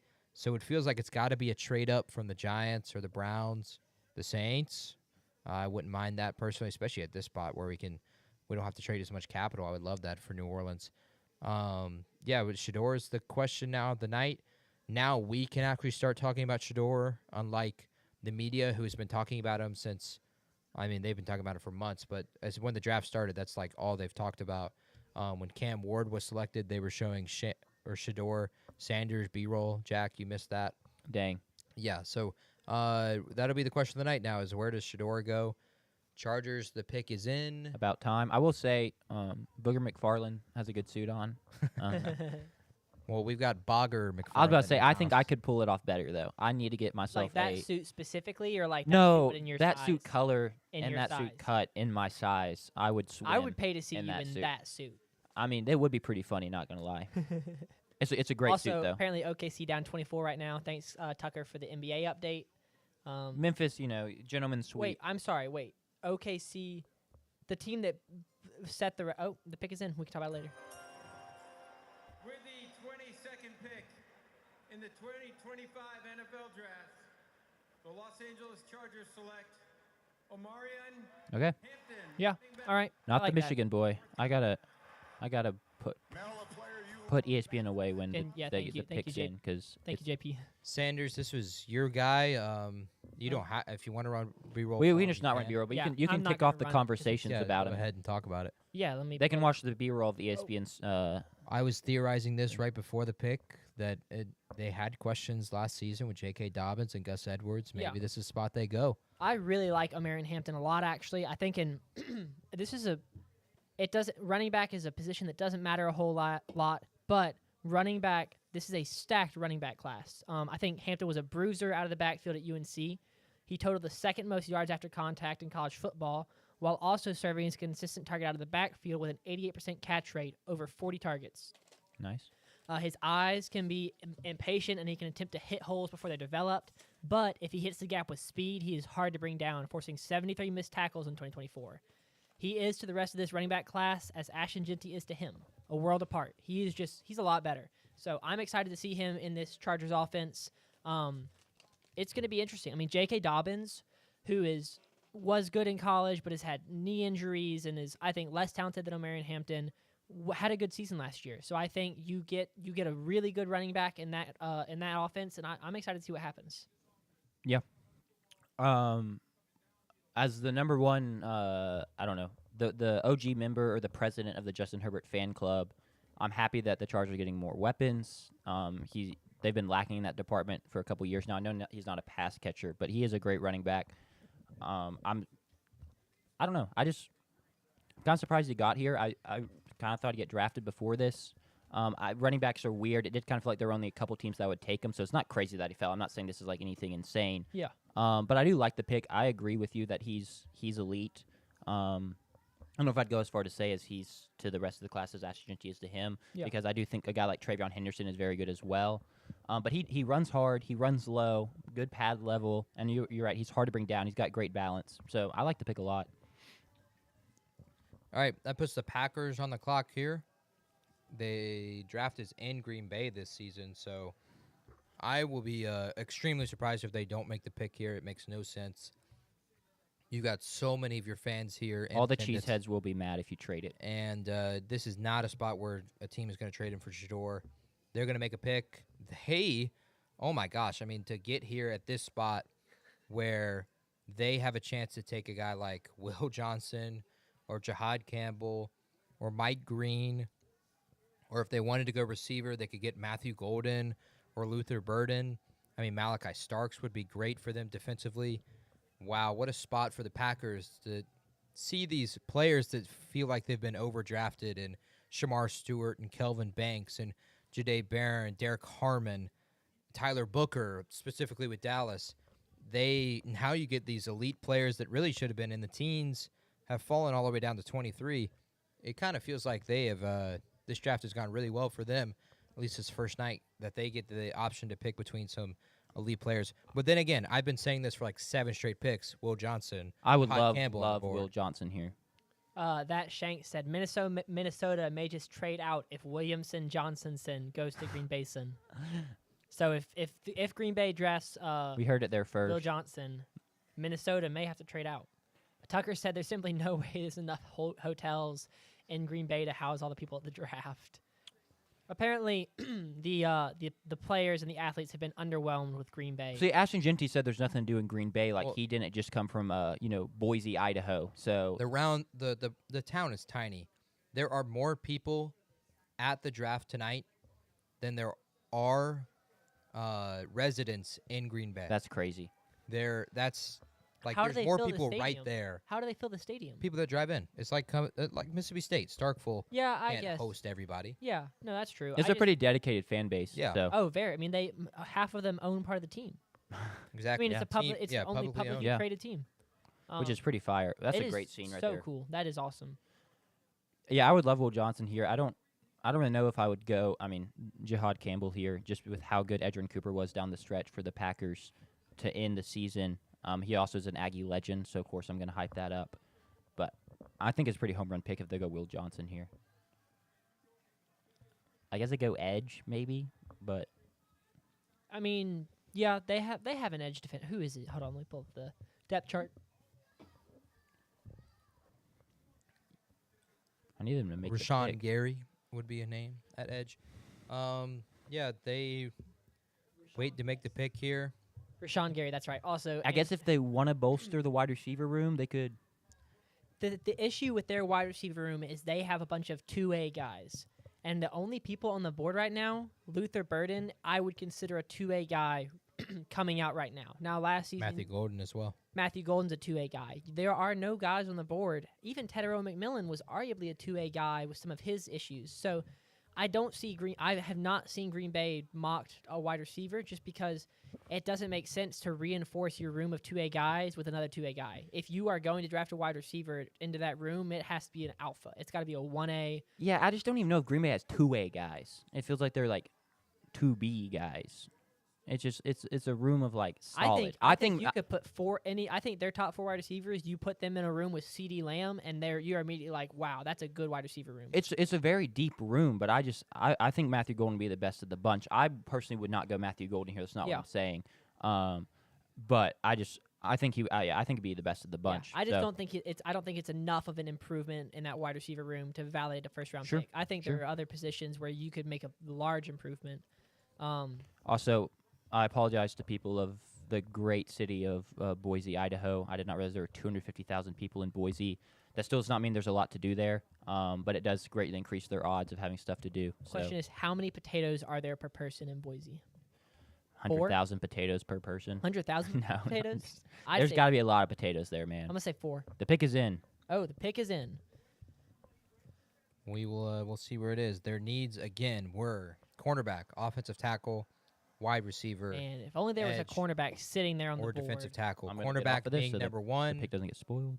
Will Johnson. How would you spoil it? It pops up on here like Yikes! Close it. before, so I'll move off. Oh, well, then I'll move off it as well. Typically, I don't see it because I'm watching, but it is right there. Pick is in. Commissioner is making his way to the stage, and the people of Green Bay wait to see who the Packers will pick. Will it be a wide receiver in the first round for the first time in a long I would love a time? terrible pick here just to see the crowd's reaction. I was thinking the same thing. Like, I would love to see just a chorus of boos. Like, it'd be Shedeur kinda funny. Sanders. Or just everyone goes, who? As it's like some, I don't know, some obscure cornerback or, I don't know.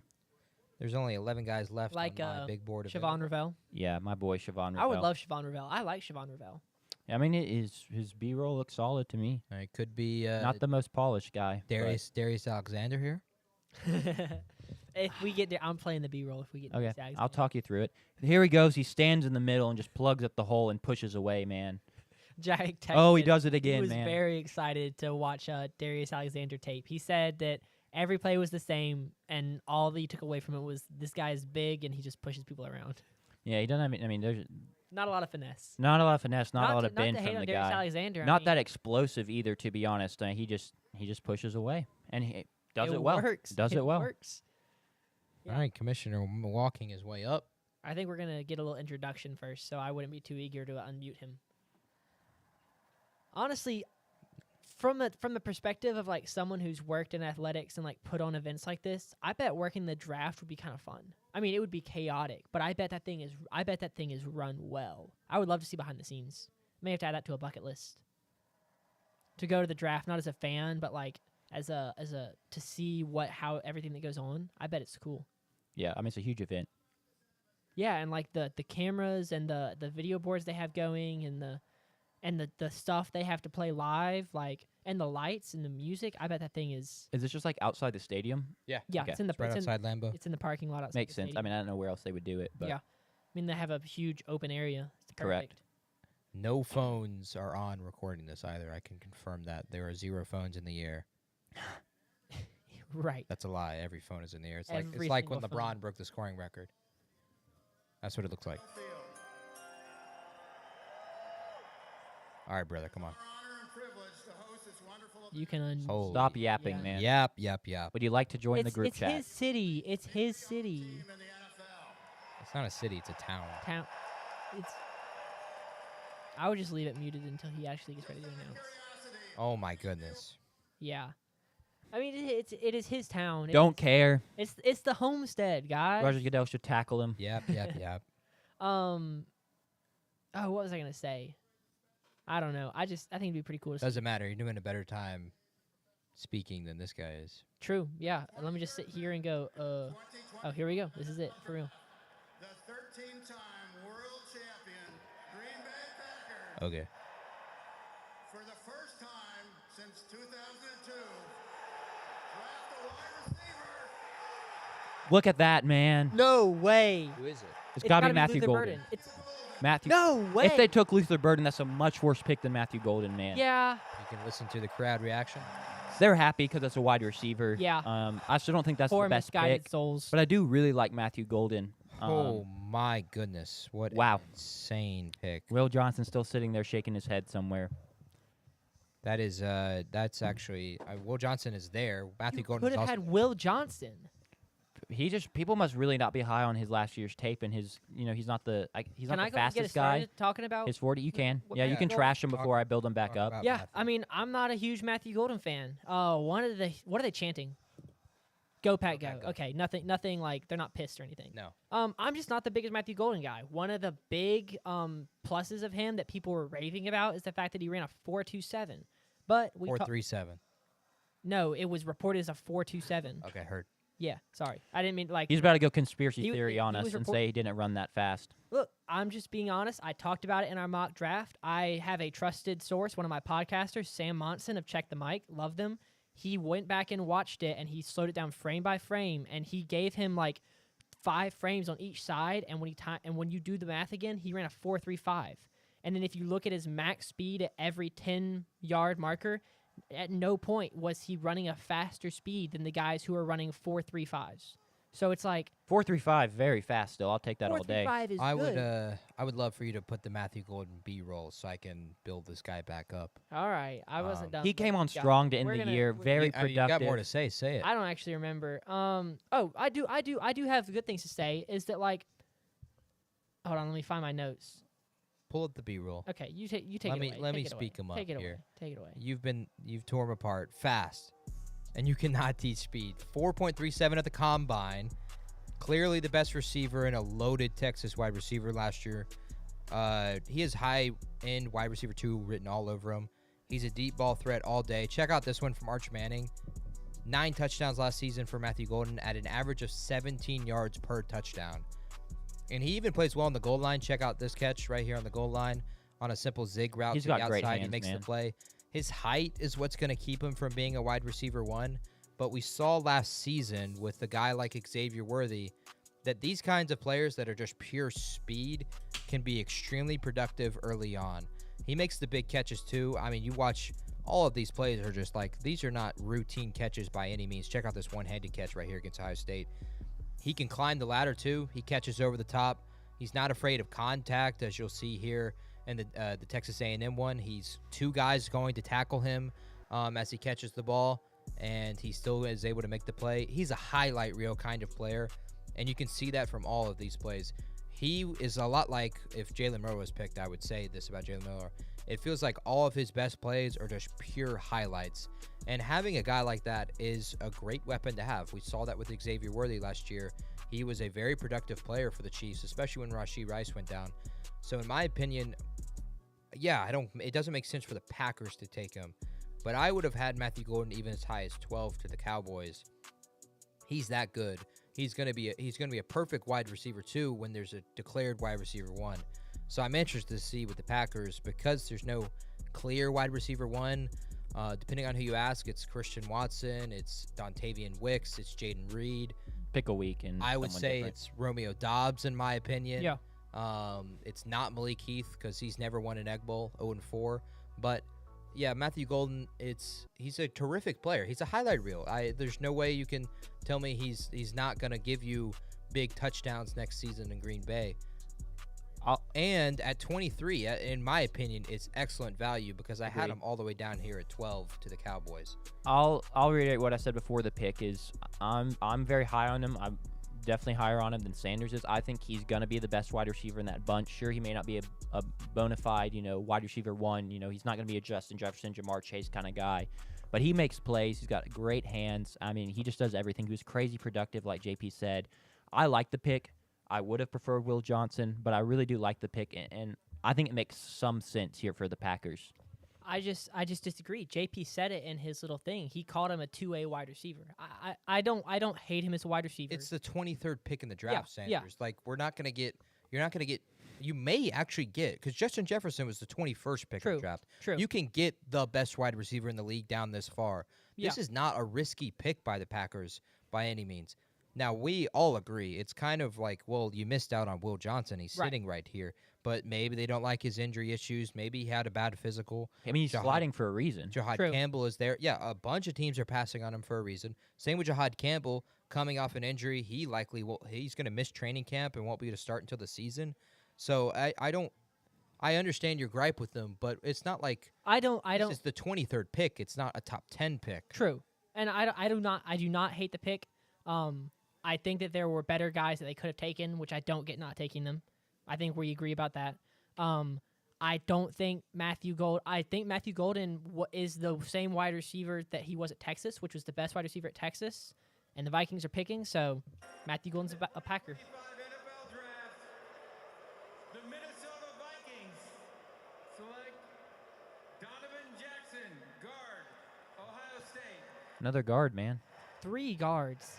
Dang, my take about guards not being taken in the first round just looks silly. Greg right Zabel now. was listed as a tackle. Yeah, true. He's got some versatility. He probably will start out as a guard. Donovan Jackson, you'll remember from the Abdul Carter tape, the second play out of that tape. Oh, I don't even have a photo of him because I didn't think he was going to get taken. Yeah, it's all good. I apologize. It's all good. Abdul Carter blew by this guy. Now again, Abdul Carter is an elite specimen of a man, and it's going to be a terrific pick. We have a trade alert. Houston has traded their pick to the New York Giants. Here we go, Shador. And Shador is likely to be picked. What about Jackson Dart? Or Jackson Dart. Make your pick. Today. Make your pick. Make your pick. My legs are sore. I'm saying I would currently say that I think it's going to be Jackson Dart. But if it's Shador, they have nailed this draft, and they have done really well in getting Abdul Carter and Shador Sanders. But we'll see here. I'm gonna stand up for this pick too. It just This feels is, like the vibes. It feels. Yeah, New York is trading with the Houston Texans. No, it's fine. I'm gonna go turn the camera. Joe Shane is currently on the phone with either Shador Sanders or Jackson Dart here, or Jalen Milroe. Not going to leave that out of the picture. Make your pick right now. Who's it going to be? I really, really hope it's Jackson Dart so that the Saints don't have to trade back in and select Jackson Dart here in a matter of moments. Do you think it's going to be Jackson Dart? Or you want it to be Jackson Dart? The way I felt this morning, I thought this was the Giants were going to take Jackson Dart. I also think the Giants also take Jackson because Dart. the Steelers had taken Shador. I think they're taking Dart over Shador. I'll say it again. The GM's daughter goes to school at Ole Miss, and that's got to count for something. It does not look like they are on the phone there. Dion. I agreed. No reaction from Deion Sanders. Well, Jackson was Dart. was Shador in that photo though? Jackson Dart. They're taking a photo currently in Kaysville, Texas. The question is, was it a congratulatory photo? It's or not was Texas. He's in Utah, Oh, by the Utah. way. Sorry, It's all good. Utah. for some He's from reason. California, right? I'm pretty sure he's a Utah kid. I thought he was from California. Isn't he Mormon? I know that doesn't mean you have to be from Utah. He's hugging currently people. I don't know. This is the moment we've been waiting for, and it happens here at 25. Do we know what the haul was? No, not yet. Nothing reported yet. Matthew Golden's still having a blast. Enjoy it, young man. He's got to be older than me. That Shank just said, my grandma runs a 4.35. Your grandma needs to be in the league then. Tucker said it's another major reach. Andrew said it's Dart. It's got to be. He also said he's switching the main screen to the NBA, so we're the only draft coverage right now. He's got big faith in the program here. The pick is in, We and they appreciate have the gone to faith. commercial. So surely it's not Shador if we've went to commercial. No way. No, but they- then again, they would not know at ESPN. It'd be scripted. Yeah, it'd be. Clippers up 15 early in the second. What's the OKC score? I will get that in a second. Can we get a game breakdown Grizzlies real are up 26 at half. They've put up 77 in the first half. JP cream pie. No, thank you. Cream pie. I'm good. Tucker, great point, man. How many wide receivers have the Packers passed on in the first round since 2002 just to draft Matthew Golden? Many many. wide receivers. Way too many. I can't wait to see how it works out. I would love for Matthew. Is he a junior, younger guy? Yeah. I would love to see him develop at the Packers. I mean, maybe they did hit on a Justin Jefferson or a, yes, late round picks, later not late round picks, but like sometimes you don't know. People didn't know about Puka Nacua, so I hope it works out. I'm also going to say I did a lot of Matthew Golden defending, which kind of hurts my soul a little bit, so I'm going to throw horns down to the camera to kind of all is right in the world now. Please be Jackson Dart. Because you realize what this means if it's Shador, right? It's Spencer Rattler or Jackson Dart. Yeah, it's over. Or Kyle McCord. Just to take you what I'm going through, Mississippi State Bulldog, third generation Mississippi State Bulldog. Jackson Dart is from the school up north. I hate the school up north like I hate the devil. It's that kind of relationship. Makes sense. And to see a quarterback from that school who was in an offense that was a glorified catch and dump it to a fast receiver, predetermined reads, not a lot of high-level NFL throws. You saw if the snap count was crazy. Yeah, I saw that clip earlier this morning with John Gruden. There was no snap count. They only clap. So they sometimes had a dummy clap. He's never practiced the cadence before. I do not want Jackson Dart to be a Saint quarterback. Although it has been heard that we love Jackson Dart. So I really, really hope that this is Jackson Dart here for the Giants so that maybe, hey, we should trade back in and get to 26, which is, apologies, the LA Rams. We forgot to call John Garrett, too, for the Vikings reaction. That's a devastating. I will call him after we. He's in the reaction. chat. He hears us. John, we are so sorry. Who are we calling him after? Donovan Jackson was picked, and then the trade. The trade happened. We got distracted. I'm gonna go ahead and say sorry. If the Giants are, they're gonna take a QB here. What's the rush for the Saints to trade back up in? Who's gonna beat them to the punch? Are you worried about the Steelers again? The Cleveland Browns. The Browns. The Steelers would be very hard for them to do it. Sure.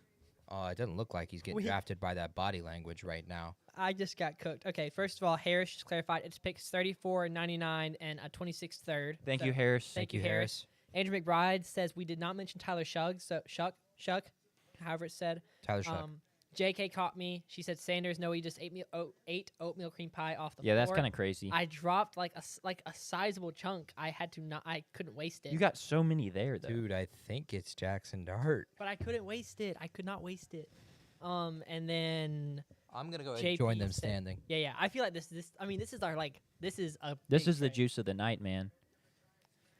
What if it's a misdirection? What if they're showing us footage from earlier in the night? Chromie just said it's definitely possible. Root beer and oatmeal cream pie is very healthy. Root beer is very good. Root beer. The pick is in.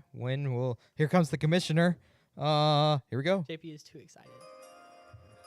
The Houston Texans have traded the 25th pick to the New York Ryan, Giants. that's tough. With the 25th pick in the 2025 Jackson Dart. NFL Draft, the New York Giants select Jackson Dart. There it is. Let's go! There it is. Let's go! Man. Come on! Jackson Dart is a New York Giant. The Giants are going to suck again. Let's go! realistically, Jackson Dart was my QB2 in this draft class. Is I'm he not, your guy? He is not my guy. No. Sanders, he's your guy if you want to talk about Jackson Yeah, Dart. let me see if I don't even know if I have any notes on him. I have no notes Holy, on him. Jackson Weight Dart has been lifted off your shoulders. selected. Now the LA could select Shador Sanders here. That's completely possible. Let me go ahead and get Jackson Dart in here. Wow. Congrats to Jackson, man. Okay, Jackson Dart was not who I thought Jackson Dart was earlier, so that makes way more sense. I thought the guy in the pajamas was Jackson Dart earlier. Who? The guy on the left? Yeah. Oh, that is kind of that. They do look. That's very why I similar. was Might like, be his okay, he brother. looks so different. He's got to be his brother. It's got to be. Wow. Brian Dable. The Rams. Oh my God. Oh my God. Oh my God. What? Oh, the Rams. No. Oh wait, who's Atlanta won? Shador Sanders, imagine. No, there's no way. The Rams have This is traded their crazy. pick to the Atlanta Falcons now. Will Johnson. No?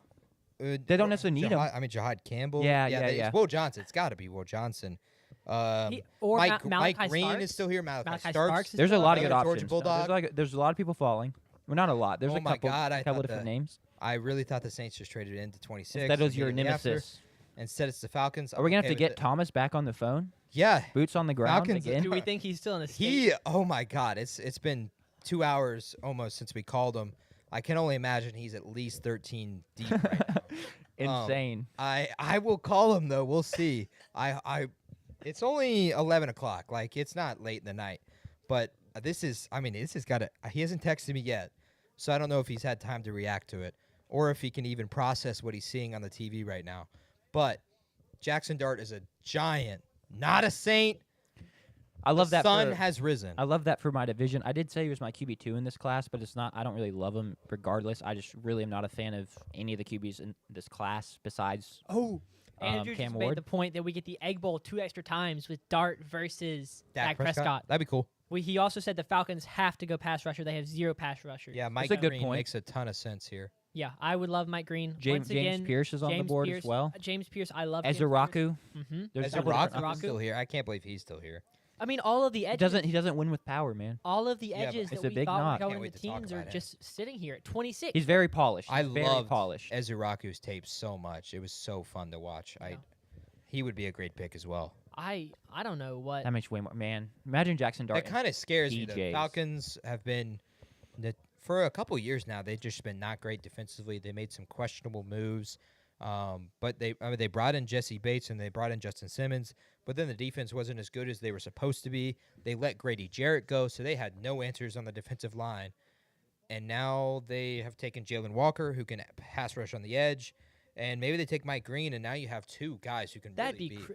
I didn't even That's think a about great That is a good pair call. right there. That's a. I mean, and then if you hit 50% hit rate, you've got a guy. Harris, if you want to hit us in the chat when you figure out what the haul is and on Yes, the trade, please that'd be do. great. I'm not trying to check Twitter because sometimes insiders will post before the pick has actually happened. Really, I've never seen that happen. Maybe that's more of an NBA thing, but I'm not risking it regardless.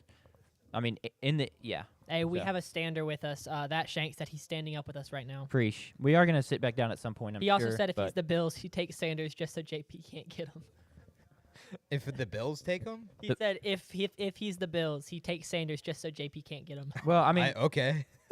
that'd be nuts. That would be insane. There'd be no reason to do it. You wouldn't get the value back because you'd have to trade him. Josh Allen. No, you trade Josh Allen and keep Shador. Oh my God, no. You get a haul for Josh Allen. You think could that- get a haul for What if Josh- the Saints And got Josh Allen's Allen? gonna be playing angry this season too. Why? Another motivated again, losing to the Chiefs. You have the Haley Steinfeld, Michael B. Jordan stuff. I don't know if any of y'all saw that. I saw some clips from the movie. That's, I have yeah, not. that's been I've not trending looked on into it. Twitter. I've been That's staying been away really, from really that. interesting. The commissioner's making his way to the stage. Thomas has not answered my text, but we will try to call him here Don't whenever we this have a pick is made. backup? Okay. We do. I don't know if he's ready though. No, don't worry about it. We can just do it ourselves. The Atlanta Falcons with the 26th pick in the 2025 Mike NFL Green. Draft. The Atlanta Falcons select James Pierce. Bang. Okay. I like it. I like it. Can you mute it? Yeah. He's a very, very talented edge rusher. Character concerns. Apparently, no one in the Tennessee locker room really liked him. He wasn't good in meetings. Kind of a bum in that regard. But I mean, he produced at a high level at Tennessee, and he's another physically gifted pass rusher. So Yeah, you this can't guy hate was- the pick. This guy was my player. Let me get. Without the character concerns, he's going higher than this, in my opinion. Without the character concerns, he's edge 2, I think. I agree. This guy, he's more physically imposing than Abdul Carter, but he's less than an athlete. James Pierce is 6'5", 243. Abdul Carter 6'3", 225. There's the haul. There's your haul. Abdul Carter obviously has elite speed compared to Pierce, but he has the making of an all-pro edge rusher. Can you put up James Pierce's B-roll? Because I want the people to see this. Yeah. That's proven by the tape I hope it works. that you're about to see. Each of these reps that you watch in these first 45 seconds to a minute are just straight up wins and sacks. When he pass rushes, it really doesn't look like he's even trying a lot of the time. He just runs up field and gets to the quarterback with ease. His year 2 years ago was not too different than the year Abdul Carter just had. The lack of production this previous season caused him to slide significantly. Then you had the character questions. But this is a first-round edge. Any team 12 through 32 is going to be ecstatic to get him. And here at 26, I would imagine the Falcons are ecstatic to get him as well. His hands are elite, but there's some downsides to this guy. Obviously, the production drop-off hurt him, but he would really only fit as an edge rusher. He's never really lined up any other position besides edge in college. And when you put him in coverage, he's not really great. And sometimes he lacks motor, and he lacks the ability to play through the whistle. You'll see, like, if he gets held up on the opposite side and he sees the quarterback scramble the other way, he'll kind of just give up on the rep. He's been seen slow up. He'll just kind of take himself entirely out of the play.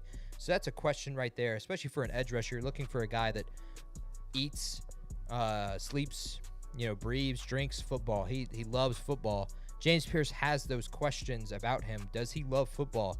When you look at Jalen Walker, you have none of those questions. James Pierce is a different story. But for the Falcons, they let Grady Jarrett go, and I've played a few poker tournaments with a bunch of Falcons fans in Atlanta, and as a former season ticket holder for the Falcons with my family, they were pissed, for a lack of a better word, when Grady Jarrett was let go, and they have now taken advantage of players that have fallen to them. James Pierce, not so much, and they have added two guys who can be excellent pass rushers for them, and James Pierce and Jalen Walker. Jalen Walker can play in the middle. It's for the Falcons, it kind of feels like a home run draft. Absolutely. Addressing big holes on the defensive line, and two players that have, one, they've proven themselves with it's not necessarily proven with production, but it's proven by the elite talents that they could possibly be. They have the bodies of just amazing pass rushers in the NFL. Yeah, I really like Pierce. He had an elite sophomore year. He had 13 sacks in 13 games. Unfortunately, in 2024, that output dropped to only 8 sacks. However, I think something people don't realize is he increased his hurry total from 28 to 43, meaning he affected more plays. He was just unable to finish them and get to the quarterback. So he also improved a great deal in the run defense. He jumped from 13 tackles to 25 tackles. So I think an important thing that we forget about Pierce is his junior season appears underwhelming because of the lack of sack numbers, but in every other aspect, he improved. It's just sacks can be really a tricky stat. I think it's important to not focus on those and be like, big sack mean good player. It really, you can have guys who get lots of sacks and are not good, and that's something we're struggling with Trayvon Walker at Jacksonville Jaguars right now. Yep. He totaled a lot of sacks last season, but every other stat and every other grading system, he was not a good pass rusher, and he has not been his first years. He doesn't earn that. He has not earned the first overall pick yet. So I think James Pierce Jr. Great pick. Love that for the Falcons. He's the pick. We're gonna call our resident Falcons fan, see if he's doing all right here. What's going on, man? Thomas, welcome back. This is again the Falcons have picked James Pierce Jr. How do we feel? Dude, I'm not gonna lie to you, man. This might be the craziest thing I have ever seen the Falcons do in my life. In fact, crazier than drafting ready for Penix. your call that I've had like 10 or 12 more beers since I last talked to you. I'll tell you what, man. This is so. Hold on now. Hey, bro, what did we just do? Sorry, I'm having a. I don't know why. We got some hecklers, man. Thomas, get back with us, man. Let's go Steelers! That's crazy. Anyway, dude, that's how we feel about it, honestly. I just talked to this guy at the bar. Okay. I just talked to this guy at the bar. Yeah, go ahead. And that's so crazy. Like, I was so not prepared for your phone call. I mean, this is the most crazy thing I think the Falcons have done in the last decade. I've never seen us pick 2 people in the first round. Are you kidding me? That's very well said. Right now. Hey, I'll tell you what. If we're good this year, blame it on the draft. Yeah, absolutely. All right, Thomas, enjoy your night. Enjoy your beers, man. I'll talk to you tomorrow. Yeah, but how we going now? See ya. He's ecstatic, man. Euphoria. The people are ready. Boots on the ground at Georgia Southern. There he is. I'm going to answer a chat question real quick. Andrew ahead. asked who I want. Commanders are a few picks away. Bro, if Will Johnson That'd be crazy. finds a way to 29, Yeah. I would snag him in a heartbeat. Did you can see- match up with former teammate Mikey Sanders still. Yeah. I would love that. If Mike Green is there, I wouldn't hate that either. We could use an edge rusher. So we got a couple options that I did not expect to be there that I would really, really love. Yeah. That Shank said, watch the Eagles get Will Johnson. I think it'd be so Yeah, that would be funny. crazy. Who's the Eagles GM? I was thinking it 45 seconds ago. Howie Roseman. Howie Roseman. He pulls off Howie heist every Roseman, year. Magic. Every single NFL draft. I don't know how he does it. I think he's probably insider trading or cheating or something. It's the only way that makes sense. The commissioner's coming to the podium, I believe. The Ravens All pick right. is in. What are we thinking here real quick, guys? Any guesses? Edge rusher, Mike Green. Okay. Yeah. Maybe defensive back. Shahad Campbell. Maybe Will Johnson. Will Johnson for sure. Will Johnson. Malachi Starks. I'm proud of Okay. that. I like pairing him with Kyle Hamilton. Yep. That's going to be a duo. Wow. Okay, I love that pick for them. I like it as well. Someone that was pretty divisive on people's boards, and a lot of people saw him falling. But he's a good player. He did not have as good of a year this year as he had sophomore year, I believe. He was fantastic. But you really can't go wrong drafting a Georgia Bulldog, in my opinion. No, absolutely not. He was at Trayvon Walker, is like the only outlier Sure. we've seen in many years. Maybe not Keely Ringo, DeAndre Baker, maybe, but I think this is a great pick. He was a 3-year starter at Georgia, and he was a dominant producer of defense over the last 6 years. While at Georgia, he became battle-tested. He played in 43 games, including 7 non-regular season games. So after an elite sophomore season year, allowing only 200 yards with 3 interceptions, he regressed somewhat, allowing over 400 yards this season with only 1 interception. I think the regression can be attributed to a step back in judgment and anticipation. So what led to those step backs, we don't really know, but the high-end play is still that of an elite safety, and his floor is that of a starter. So he's going to be good. I'm really excited to see him. I like the pick a lot. Him paired with Kyle Hamilton could be it could give us a Jordan Poyer, who was Micah Hyde. Thank you, Micah Hyde. Even better. Because those guys really didn't get together till later. And in they their weren't careers. really as physically gifted as Malachi. and They Kyle were Hamilton are. very smart, and they played well together. But they didn't get together until their late 20s, I believe. So we've got a 23-year-old and a 22-year-old probably. Sure. 22 and 21. I'm not sure. He's Kyle a junior. Hamilton's like 23, 24. But yeah, they're both young. Yeah, It's still insanely young. It is. It's going to be fun to watch. it sucks for the team. It sucks for Aaron Rodgers and the Steelers, which is something Jacob Glenn keeps saying. It's cracking me up. Yes, Tucker, thank you. Starks and Hamilton is a loaded safety room. I would have to go back and look at and this is all assumption. I was That gonna say this we is going gotta to work out. let's see Malachi Starks on the field, but Correct. it is in theory a great safety duo. Yeah. The Lions pick is in. Edge. that Shank asked, can we keep him on the call? Talking about Thomas. Thomas is electric. Yeah. Oh man, Andrew said electric call right there. Goblins there it are is. real is asking JP, could you speak on the mustache tomato in the foreground? Yes, this is Tomato Head. He is a Fortnite character. He is me. I am Tomato Head. That is me and 3 of my friends. We had a Fortnite squad and we picked food skins. And I was Tomato Head. We had Guaco, the Brat, and Beef Boss, of course. Yep.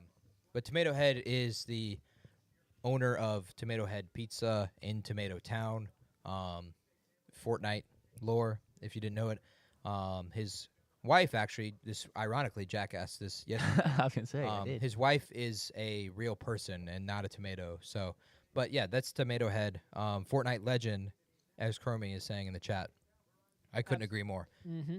True legend of the game for sure. I'd like to shout out real quick. The Cowboys have now assembled 3 Tylers on their offensive line. So good chemistry there on the offensive line for the Cowboys. You can't hate that. Yeah, that's how you want to build a team Yeah. right there. The name game That's matters stuff a lot. dreams are made of. But the Lions edge, you can see a Mike Green here. Yeah, for Mike Green sure. falling this far. Man, even the ESPN broadcast has got lag. We're better than that. Come on. Jahad Campbell. I'm gonna go turn the camera back down because now that we're not standing, it looks really weird. Sure, that's yeah. fine. Will Johnson. But yeah, there must be some reason. We've now said this. We said Will Johnson and Jahad Campbell's name for at least an hour now, and there's a reason they're falling. And I'm very curious to understand what those reasons are. For Will Johnson and Jahad Campbell, the only theory you can say is injuries. You know, Will Johnson didn't play a ton last year. Will Johnson's 40 time wasn't fantastic either for a corner. Jahad Campbell. Did you say injuries as well? Yeah, he did. That's yeah, what he led Jahad it off Campbell is hurt, shoulder injury. He's going to miss training camp regardless of whatever great medical staff he goes into, whatever NFL team. So that's the questions there. And these are that's kind of the thing when you get down in these deeper in the – oops, sorry. Lucy, I've visited Tomato Town several times. I have a great disdain for tomatoes, but Tomato Town's an entirely different thing. They make pizza. And I'm a lover of pizza. That's his dream. Yeah, it is my dream to have a big brick oven Victorian. pizza. Oh, are you answering this question? Sorry, I was moving the camera. He asked, "Is Will Johnson getting drafted tonight?" Is that what you were answering? Kind of, yeah. Oh, yeah, continue. Sorry. It's a thing for these teams as we get deeper in the draft. These are the teams that made the playoffs last year. They're proven. They have aspirations of making the playoffs again. Some winning the Super Bowl. And so for them, it then becomes like, well, do I want to take a chance on a guy who's hurt and can't produce for us at the beginning of the season? You know, with the Detroit Lions, the Super Bowl window is getting closer and closer to closing with Jared Goff. With the Chargers and Justin Herbert, Jordan Love and the Packers. You know, these Tampa Bay with Baker Mayfield, he's not getting any younger. Seattle wants to be in win now. Cincinnati clearly wants to be in win now and get back to the Super Bowl. So these teams I feel like it's a thing where they just don't want to take a risk on a guy who's had injuries. And that's, I think, might be what's happening with Will Johnson and Jahad Campbell as they continue to fall down the board. Yeah. I mean, it looks like one of them is not going to be drafted in the first round, at least. Yeah. Sure. And Andrew because just Shador's asked, still available. Yeah, with 4 picks to go, is Shador getting drafted tonight? Well, yeah, we'll Not answer here. that Not post. here. We'll answer that post this pick. The Detroit Lions select Tyleek Williams, defensive tackle, Ohio State. Okay. Not what I expected. Another guy I did not prepare for at all. I may have a Can we photo. get where he is on the PFF big board? Yeah, as soon as JP puts him in, we will Sure. find out. Take your time, JP. No hurry, though. He's 37th. Okay. 37th. I mean, do we have let me check his defensive tackle ranking. He would be like 5th or 6th defensive So he's tackle. right, but he's the below 5th that one drafted. Yeah, he's below that top tier of guys. He was. This is a player that was kind of undershadowed by JT Tuimoloau and Jack Sawyer last year, the prolific edge rushers out of Ohio State. But it's a Ohio State defensive tackle. I would assume he's very talented. And for Detroit, I don't know. I'm curious. I don't understand not going edge here. You have Aleem McNeil, and pairing a guy with Aiden Hutchinson on the other side, I feel like would be something you would try to take advantage of. Now, defensive line had to be the pick. That was kind of the way this had to go for Detroit. They didn't really have a choice. And for them, it's really can get as many players as you can because last season they're just derailed by injuries. And so Tyleek Williams is the pick. Apparently, we missed something on the broadcast after the Tyleek Williams. Someone screamed, "You guys are crazy." That's what the chat is saying. I didn't hear it. I didn't hear that either. It makes sense. I mean, it's in Green Bay Packers territory. I bet that none of them are like, "Oh wow, Tyleek Williams, I'm scared" as a Packers fan. Sure. So I mean, it makes sense that they would yell that. With 4 picks, I don't think Shador is going tonight. I think here's a potential trade up spot. The Commanders only have 5 picks in this draft. They could potentially look to get a couple more. With who's on the board, I was way more open to this pre-draft, but with who's on the board, I would like us to go with one of the guys that have fallen. Does scare me a little bit because surely there's a reason they've fallen. Y'all, so but correct, we're on the clock. So you're hoping I'll give you back your 3rd round pick, as well as maybe our 2nd round pick. Yeah, definitely our 2nd and 3rd. And we really don't drop that much, to be honest. Yeah, you drop down to 40. Yeah. You get your 3rd round pick back, which you don't have. But man, there's some really good options left on the board. Goblins are real. Yes, it is a sad fact that goblins are pretty much outlawed from the NFL. It's kind of a shadow ban. There's I no don't official know. rulings on it, but there's just no. I couldn't name a single goblin in the league right now, and that really does need to change. I'd love my Commanders to pick someone with some goblin in them here. Come on, Mickey. Does so. Michael Penix not count as the Ooh, Goblin he King? is the Goblin King. That is true. I really feel like Goblins Are Real may have overlooked one of the best goblins to do it. Michael This is, Penix. but he's talking about this draft specifically. Oh, this draft specifically. I mean, but like if we think about it, goblins are few and far between. Like we can't start throwing the word generational around. Like goblin and generational, like. But there's a reason goblins are few and far between. It's just because they've been suppressed. I mean, they're natural athletes. Goblins. I mean, they have all the ability in the world to make plays. Man, you don't really get get breakdown the like this chances. anywhere else. So, I mean, I really agree with Goblins Are Real here. It is very disappointing. Oh, Harris is Lions. Oh, Harris. Lions. When did the Lions pick? They just picked. Oh, apologies. Let's call Oh, Harris yeah, real quick. Oh, I never sent you his number. I'm so sorry.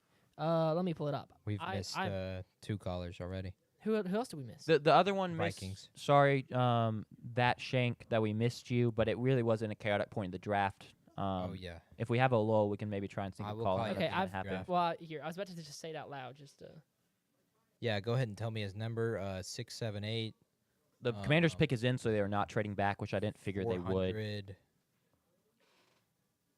I'll actually leave it up because I should have just entered on my keypad. I don't know what I'm doing. That's such a crazy number.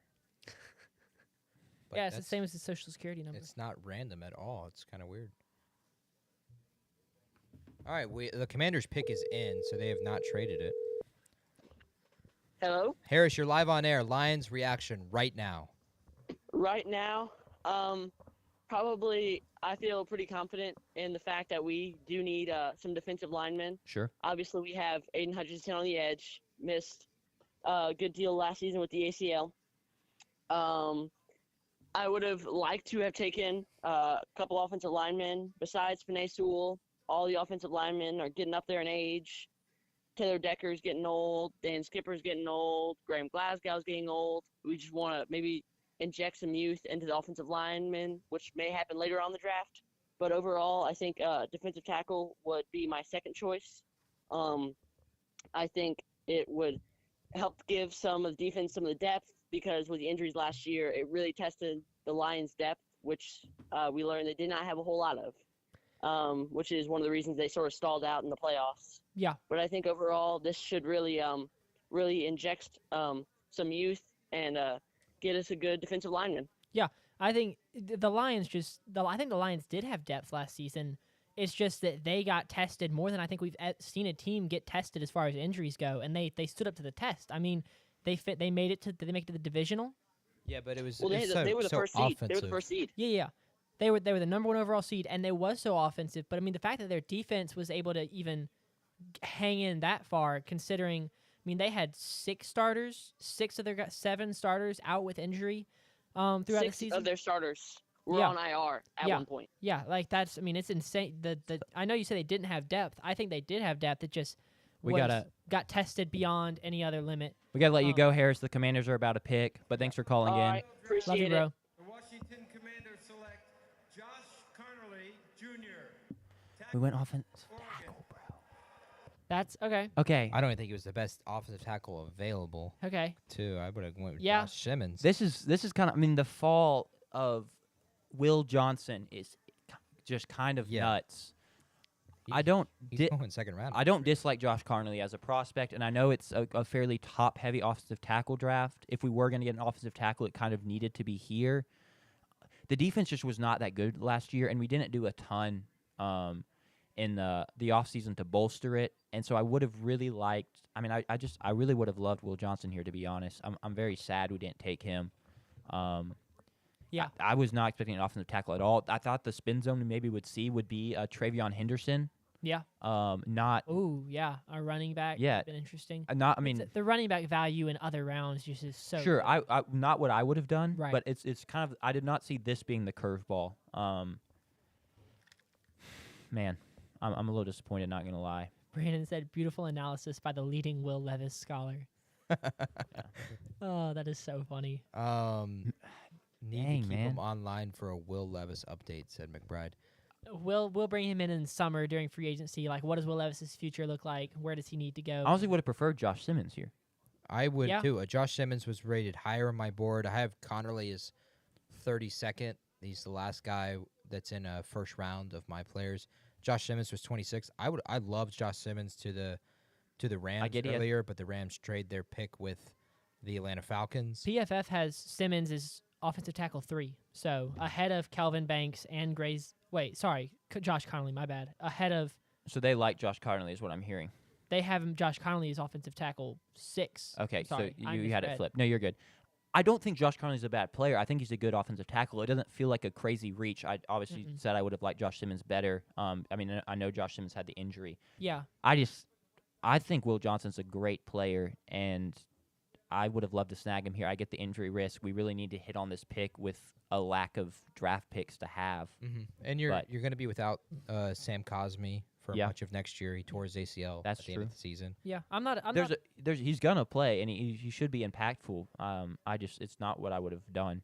So I'm interested to see how the rest of the draft plays out for us. Come on, Mickey, do that'll something. kind of make my determination on how I like the pick. To be honest, will the Browns trade up one? It would at some point. We've got it. There's just no way someone's not going to trade back in to take Shador and get him on a 5th-year He doesn't option. have the tools. But it's the 5th-year option. I don't even care. I know. I'm a Like, big fan of the 5th-year option. We talked about it in the first mock draft, but I kind of think that maybe teams are saying maybe this is the message that hey, tools in a guy when you've got guys like Josh Allen and Lamar Jackson in the league, it's like tools matter so much, and Shador just doesn't have that. And yeah, he has a decent mind, but I don't think we saw him use that in the same way we saw a guy like Joe Burrow, who maybe doesn't have the same tools, but he was just elite in college.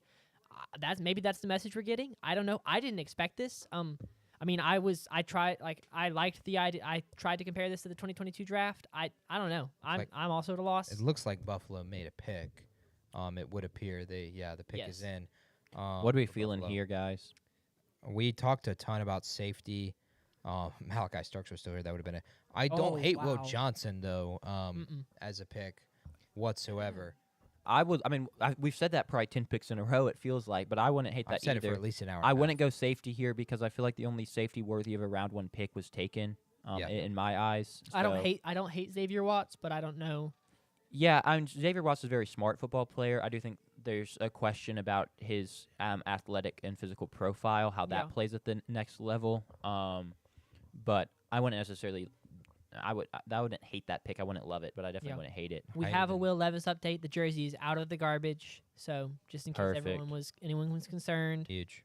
What else? Goblins are real said 55-23 tells me that defense should have been the move. So it sounds like he and Harris were on the same pick.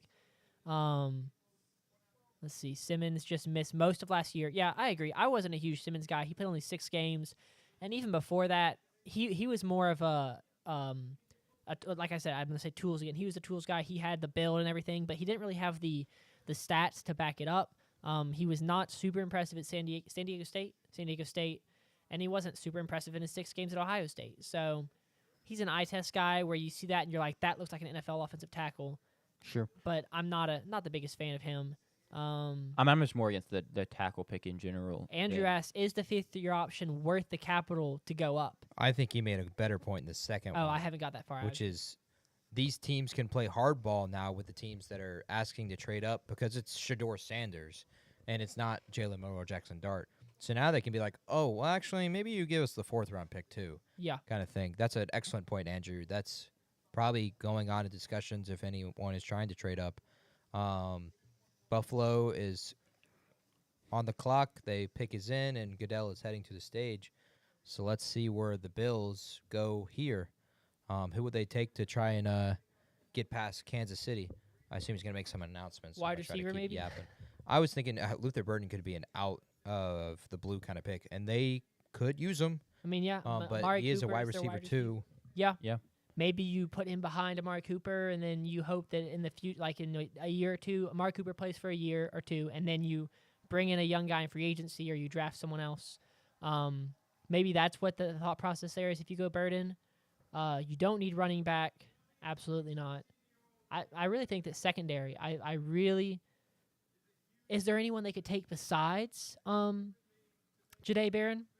No, No, Jadae Will Barron. Johnson. Will Johnson. I mean, you could go Maxwell Hairston. You could go Siobhan Yeah. Ravel. Trey Amos. Trey Amos. All three of Mississippi. those guys got late first-round buzz.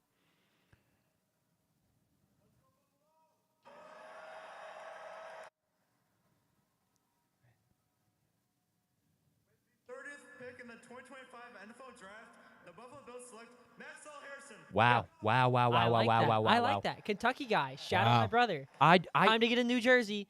Time to get a New Jersey. Let's go. Will Johnson's foot must have been amputated for him to have be on the board at this point. It's ridiculous. Do we think that our resident Bills fan knows who Maxwell Hairston is? I mean, if is she ready, we can get her on the phone. I think call We need her, some and if she answers, representation. we can talk to her for 30 seconds. I don't know if I have her number. I can show it to you. I will go. I will talk a little bit about Maxwell Go Hairston. ahead. He was one of my guys. A little small for the position. 5'11", I believe. I didn't realize he was here at the draft. Oh wow. I do. Yep. Okay, I do remember that. Which I mean, fair shout out to him. I'm glad he went. Is anyone at the draft that hasn't gone yet? Jalen Milroe. Jalen Milroe absolutely is. I'm not Well, sure. I don't remember if Will Johnson was there. I'll go back and find the list in a minute. Sure, but I mean, he's a good cover corner. He's got long arms. He's great at playing the ball and breaking up passes. He's got great closing speed. The biggest knock on him is since he's 5'11" and not the biggest guy, he's just simply not good in the run game. Let me pull up let me double check his height so I'm not dogging the guy for no reason. 5'11", 183. 5'11", 183. He's just Philly and there's a world where he just is simply not physical enough and not big enough to handle the physicality of NFL running backs. The but Eagles traded. Wait, what? They just swapped picks, Philly and Kansas City. Okay. Interesting. They're taking Will Johnson. That there's no way. That's insane, man. They didn't want another team to jump. They did it again. Was KC gonna take him? Is that's what? That's. I mean, talking about Maxwell Hairston. No, I mean that basically said all I want to say is Okay. he's good in coverage. He can play zone. He can play man. But the big wideouts in the NFL and the run game will give him trouble, and I don't really see him overcoming that. I mean, his size is a big glaring issue. I don't understand how he went over Will Johnson. Let's call her a fan. Yeah. Yeah, do it. We do that. All right, calling in. She JK. may be asleep. I have no Very idea. possible. Oh, that's a good pick. I mean, it's great anticipation. If he jumps in, He plays his position very well when it comes to coverage. Hello. What's up, JK? Our resident Buffalo Bills fan, Maxwell Harrison, the pick, and not Will Johnson. What are your thoughts on the pick by Buffalo here? I think it's a good choice. I think he'll strengthen our defense. Sure. I think that's what we need going into the next season. I'm excited to see what goes down in Buffalo. Hopefully, he helps us to get to that Super Bowl and make it all the way. Are you at all disappointed about Josh Allen no longer being on the market? Good question. You're not at all disappointed. No, Okay. it's fine. I'll live. I'm glad to hear that you. Haley is a great draft pick from Josh. I mean, I can agree First with that. rounder right That is he knocked it out of the park. I can't believe she even slid that far. Like. Yeah. Well, thanks for the insight, JK. Yeah, and the Buffalo Bills. So are you beating the Chiefs this year? Do you think Maxwell Hairston helps you do that? I think we definitely have a fighting chance. He is shorter than me, so hopefully he'll still be all right. But I have faith. All right, JK, we appreciate your insight. Have a wonderful rest of your night, and we'll talk to you later. Yep. Bye. Bye. This is.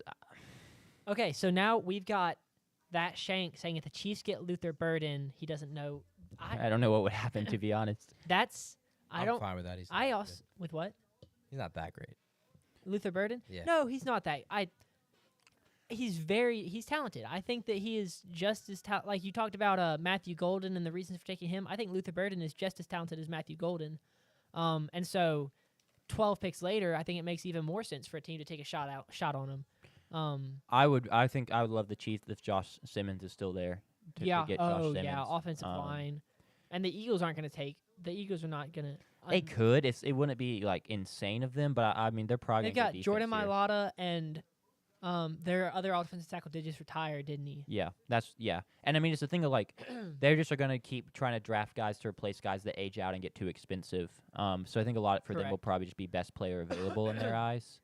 So and maybe that's why they swapped the picks is they didn't want the Chiefs to take Josh Simmons, and so they wanted to jump him and get him. I mean that would make a lot of sense. Maybe they're trying to go. Maybe the Chiefs need cornerback and they're trying to get Will Johnson before the Chiefs. The Chiefs do need cornerback. I don't think it's like a position. I mean, if they love Will Johnson, obviously go get him. But I don't think that's like their primary concern. It also is not for the Eagles, but maybe the Eagles are going that best player available approach. Yeah, I mean, once again, the best player available makes a ton of sense for them. It feels like it's kind of what they've done for some time now, and I mean, they just always were pulling off heists. It feels like late in the first round, recent. Yeah, especially with guys out of Georgia. Are there any Georgia players left on the board? Micah Williams. No. He was picked. Nobody. Nobody. All right. No one that was No one really that projected. Tate Ratledge. No. A guard, right? That would be that'd be the highest, I think, in my opinion. I don't really see that happening. Guard is a need on ESPN here, but I mean, I don't think that's where they go. I mean, I agree. We'll call our resident Eagles fan here in a second too after the pick is made. Can I wait for that? Wonder if she is awake as well. It's only 10:35. There's a good chance. It is really early. Patty Joe's probably keeping her awake. We're doing the second round tomorrow, right? Oh yeah. Well, I figured we'd do the rest of the draft. What time does the second round start? I have class. It doesn't start till the evening again. Really? Yeah, it doesn't start till like the late I thought afternoon. Day 3 is the one that's like throughout all the day. yeah, because I mean, 2 and 3 it's are a tomorrow, Saturday. and then 4, 5, 6, 7 are on Saturday. Yeah. I don't know. I'm in shock right now. Yeah. I'm hoping the Saints trade 32 here in a second with Kansas City. Did you foresee any scenario? I mean, you probably foresaw a scenario, but there's just not really a world where you thought that you would still be trying to figure out who your QB was going into tomorrow. No. I definitely saw that as a possibility. Well, sure. I mean, we could have taken Milroe or Shuck or someone in the second round. Yeah, I mean, for that to happen, I feel like Dart or Ward and then Shador would have to go ahead of you, and so you don't take a quarterback, and then Milroe goes to the Steelers, and so you don't trade back in, and so I could see a scenario where going into the day it wasn't like this, not this scenario. Mm-hmm. So I could definitely have seen it. I will say the draft has delivered again. This is again another unexpected night of things you wouldn't believe. I mean, Will Johnson is on the board at 31. Shador Sanders is on the board at 31. Jahad Campbell is on the board at 31. Mike Green. Mike Green is on the board at 31. Stone Blanton is on the board at 31. Wow, what a interesting night. The trades that have occurred, we didn't expect either. Jacksonville trades up from 5 to 2. Then the Texans trade, and then the Rams trade. That was really not the spot. We were expecting 18, 19, 20. Pittsburgh. Details of the Eagles-Chiefs trade. Not bad. They flip picks, and then the Chiefs receive a 5th-round pick in this year's draft from the Eagles. So all that to move up one pick, and I would imagine it's for Jahad Campbell or Will Johnson to make sure no one trades up. Unless they're trading up for Shador. We're getting a couple of questions in the chat. The first one is, can Sanders share those oatmeal cream pies with the crowd? I have been trying. Jack has had a couple. JP has not. I have had 3 oatmeal cream pies. I do not have vegetables, and I've had 1 can of root beer. I'm on my second. 31st pick to the Philadelphia Eagles. With the 31st pick in the 2025 NFL Draft, the Philadelphia Eagles select Jahad Campbell. Okay. Linebacker, Alabama. It makes sense. Either of them, I would have. It's for either of these guys to have fallen this far is outrageous. It's a great pick. He's a great player. I am a little confused about the trade up. I mean, I guess they're worried about the Chiefs taking him, but I don't really feel like linebacker was a. Or they might have been afraid of another team. Or another jumping team hopping. ahead of- That's true. That's true. I mean, they only gave up a 5th, Yeah. so it's nothing crazy. And Jahad Campbell is very talented. I was watching his tape. Unbelievably talented. One of the craziest things, let me see if I have notes on him. If not, I'll just go off memory. I mean, he's the best, off-ball linebacker in this class. Pure, some Jalen Walker, did a little bit of hybrid stuff. Yeah, he's coming off surgery. He's going to miss OTAs. 100%, so he wouldn't be ready until at earliest the preseason. Eagles need depth though, and they're just Yeah. I've got so Campbell has only been playing off-ball linebacker full-time for 2 years. That explains some of the missing anticipation, but he does contain the ideal athleticism and build necessary to play the position. At 6'3", it allows him to see gaps, and he has a wingspan which generates a very low missed tackle rate of 5.9%. He also suffered in the coaching. He may have also suffered in the coaching transition as he was forced to adapt to a new defensive system. So, I really like Jahad Campbell. I think one of the most impressive things for me is, you watch so much tape of like guys getting linebackers being like big and like powerful and going downhill, but when you watch him drop into coverage, I mean, he has the ability to make insane plays on the ball with that athleticism. I mean, it is wild. I watched him dive to break up passes and punch the ball out of wide receivers' hands, running backs' hands, tight ends. He's big enough to get in there with a tight end, but he's fast enough to hang with a running back or maybe even a slot receiver in the short term. So he's gonna be very happy about his landing spot too. Yeah, I mean, obviously, absolutely. The defending champions. Yeah, and the Philadelphia Eagles, I mean, just have had one of the best defensive defenses perennially over the past couple of years. The Chiefs pick is in, so we will not have a trade for a quarterback up into the first. JP, do we want to call our Eagles fan?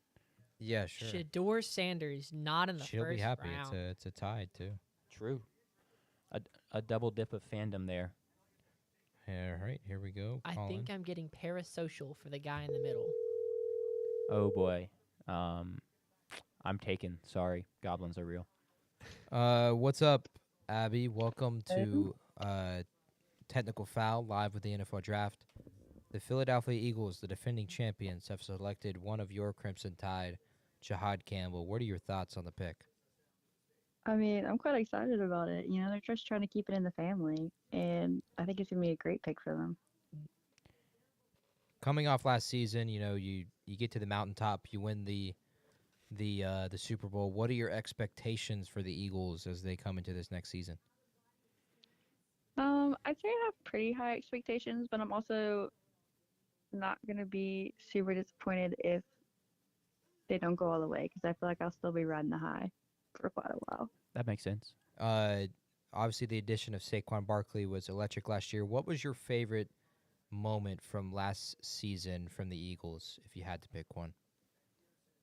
Probably Saquon's backwards hurdle. Crazy it wasn't winning the Super Bowl. No, Saquon's backwards hurdle was pretty cool. I'm just giving you a hard I mean, time. Super Bowl happens every year. Yeah, no, I was yeah. thinking regular season, Makes sense. Yeah, that was a sick backwards hurdle. Super Bowl happens every year. The backwards hurdle is a once in a lifetime, maybe once ever kind of thing. I mean, we've never seen it before. Exactly. Eagles clearly love their pick. Obviously, the draft room always going to look like they love their pick, but it looked like there's a little extra pop there. Not always, but yes. Normally. It's bad when the draft room does not look happy. Sure. I cannot. Okay, Adam Schefter wearing the hoodie under the blazer is just insane. I to like me. it. I don't. I think it's a very Feels like a fashion faux pas to me. I don't know the rules. I'm not a fashion I'm not guy. saying I would do it, but okay. What is this? Well, Abby, we appreciate your insight, and thank you for talking with us tonight. I love you, and I'll see you later, maybe tonight or maybe tomorrow. All right. Thank you. Yeah, Love bye. you. All right, Chiefs. B-roll not updating. W. Do they go Will Johnson? Screen not updating. Do they go offensive tackle Josh Simmons? Mike Green? They could use another edge rusher potentially. They got to kind of George Karlaftis. I would say they got to love their options, but obviously it feels like Mike Green and Will Johnson are Can damaged we get goods. the Chiefs pick is in, so JP? It's not updating. Oh, okay. In that case, don't worry about it.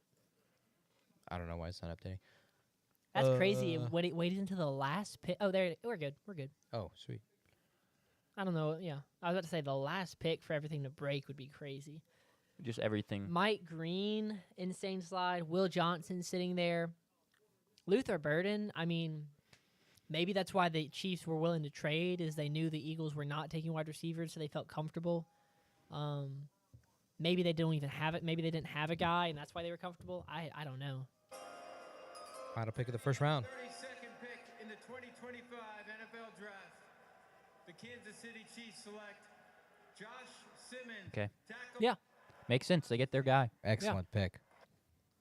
Yeah, that's a fantastic pick by the Chiefs. That absolutely, I mean, They have now lost 2 Super Bowls because of subpar offensive line play. You can't let that happen They again. lost in 2021 to the Tampa Bay Buccaneers. No. 22. They lost to the Tampa Bay Buccaneers. 2021. Yeah, you're right. Because they went in that Super Bowl and just got absolutely destroyed on the line of scrimmage. Patrick Mahomes could not take a breath in that pocket.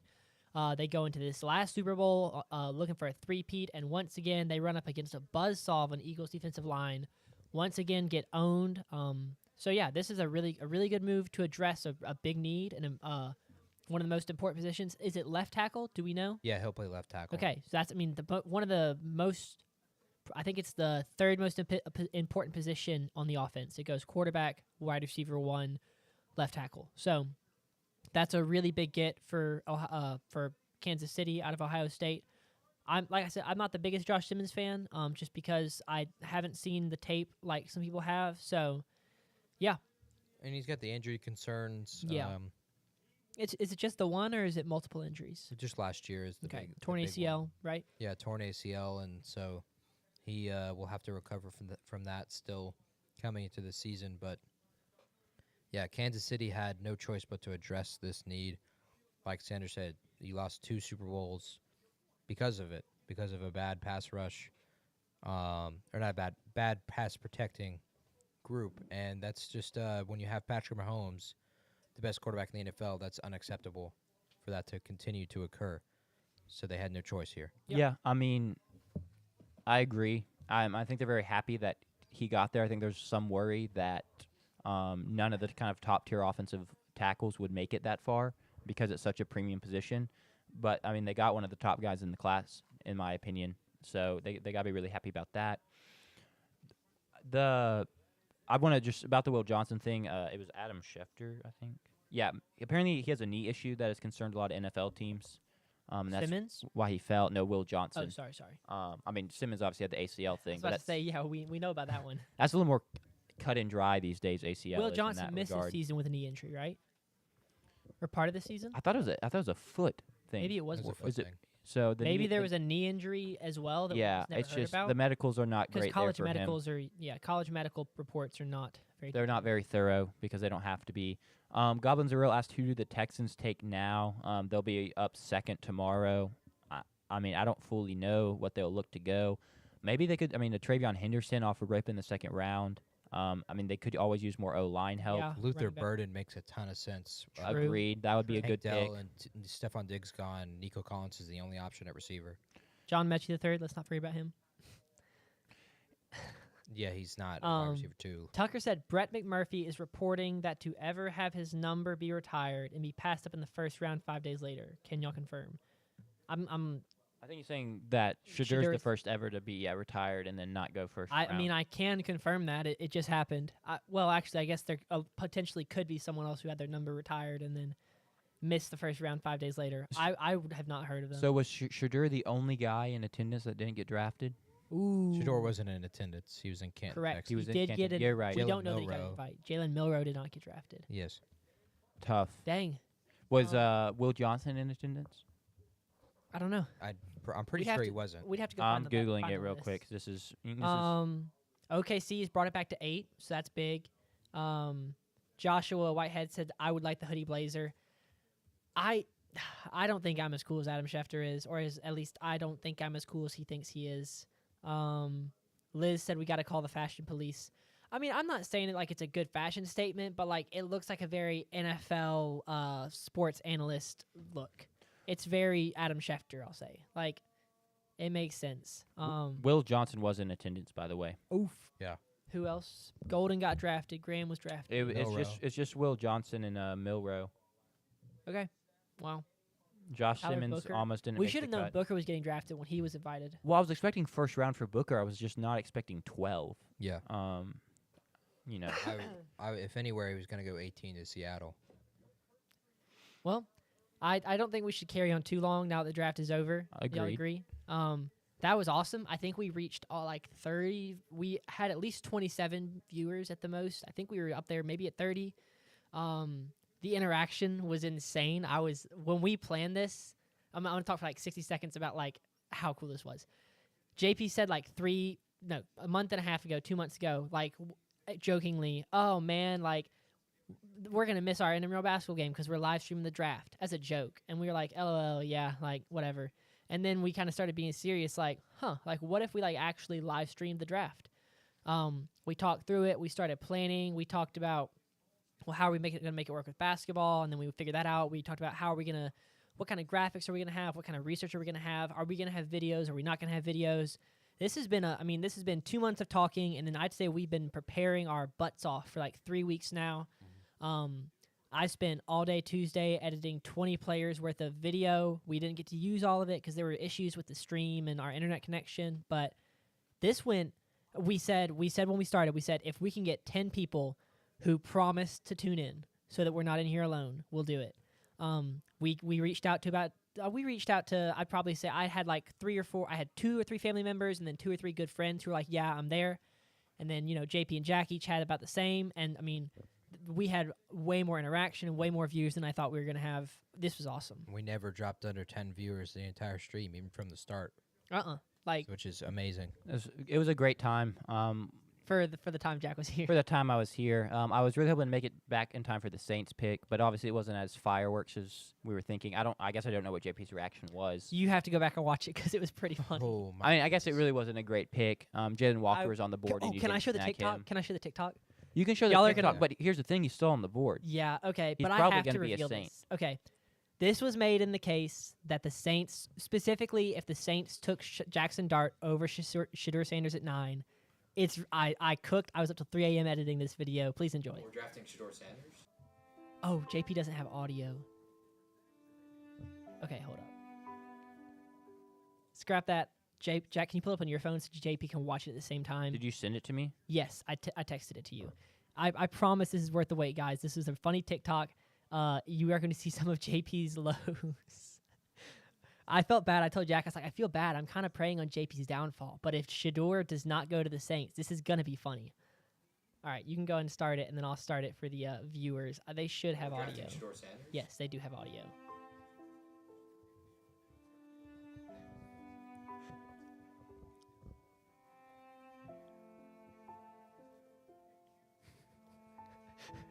The number of texts that you send. You don't have to start my clock.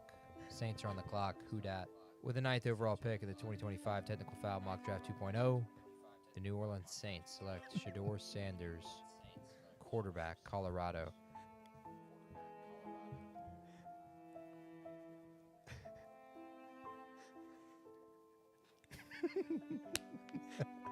I think if Shedeur's here, he's the pick for the Saints. I think you have to pick Shedeur because I don't think the only option available could be Spencer Rattler going through the season.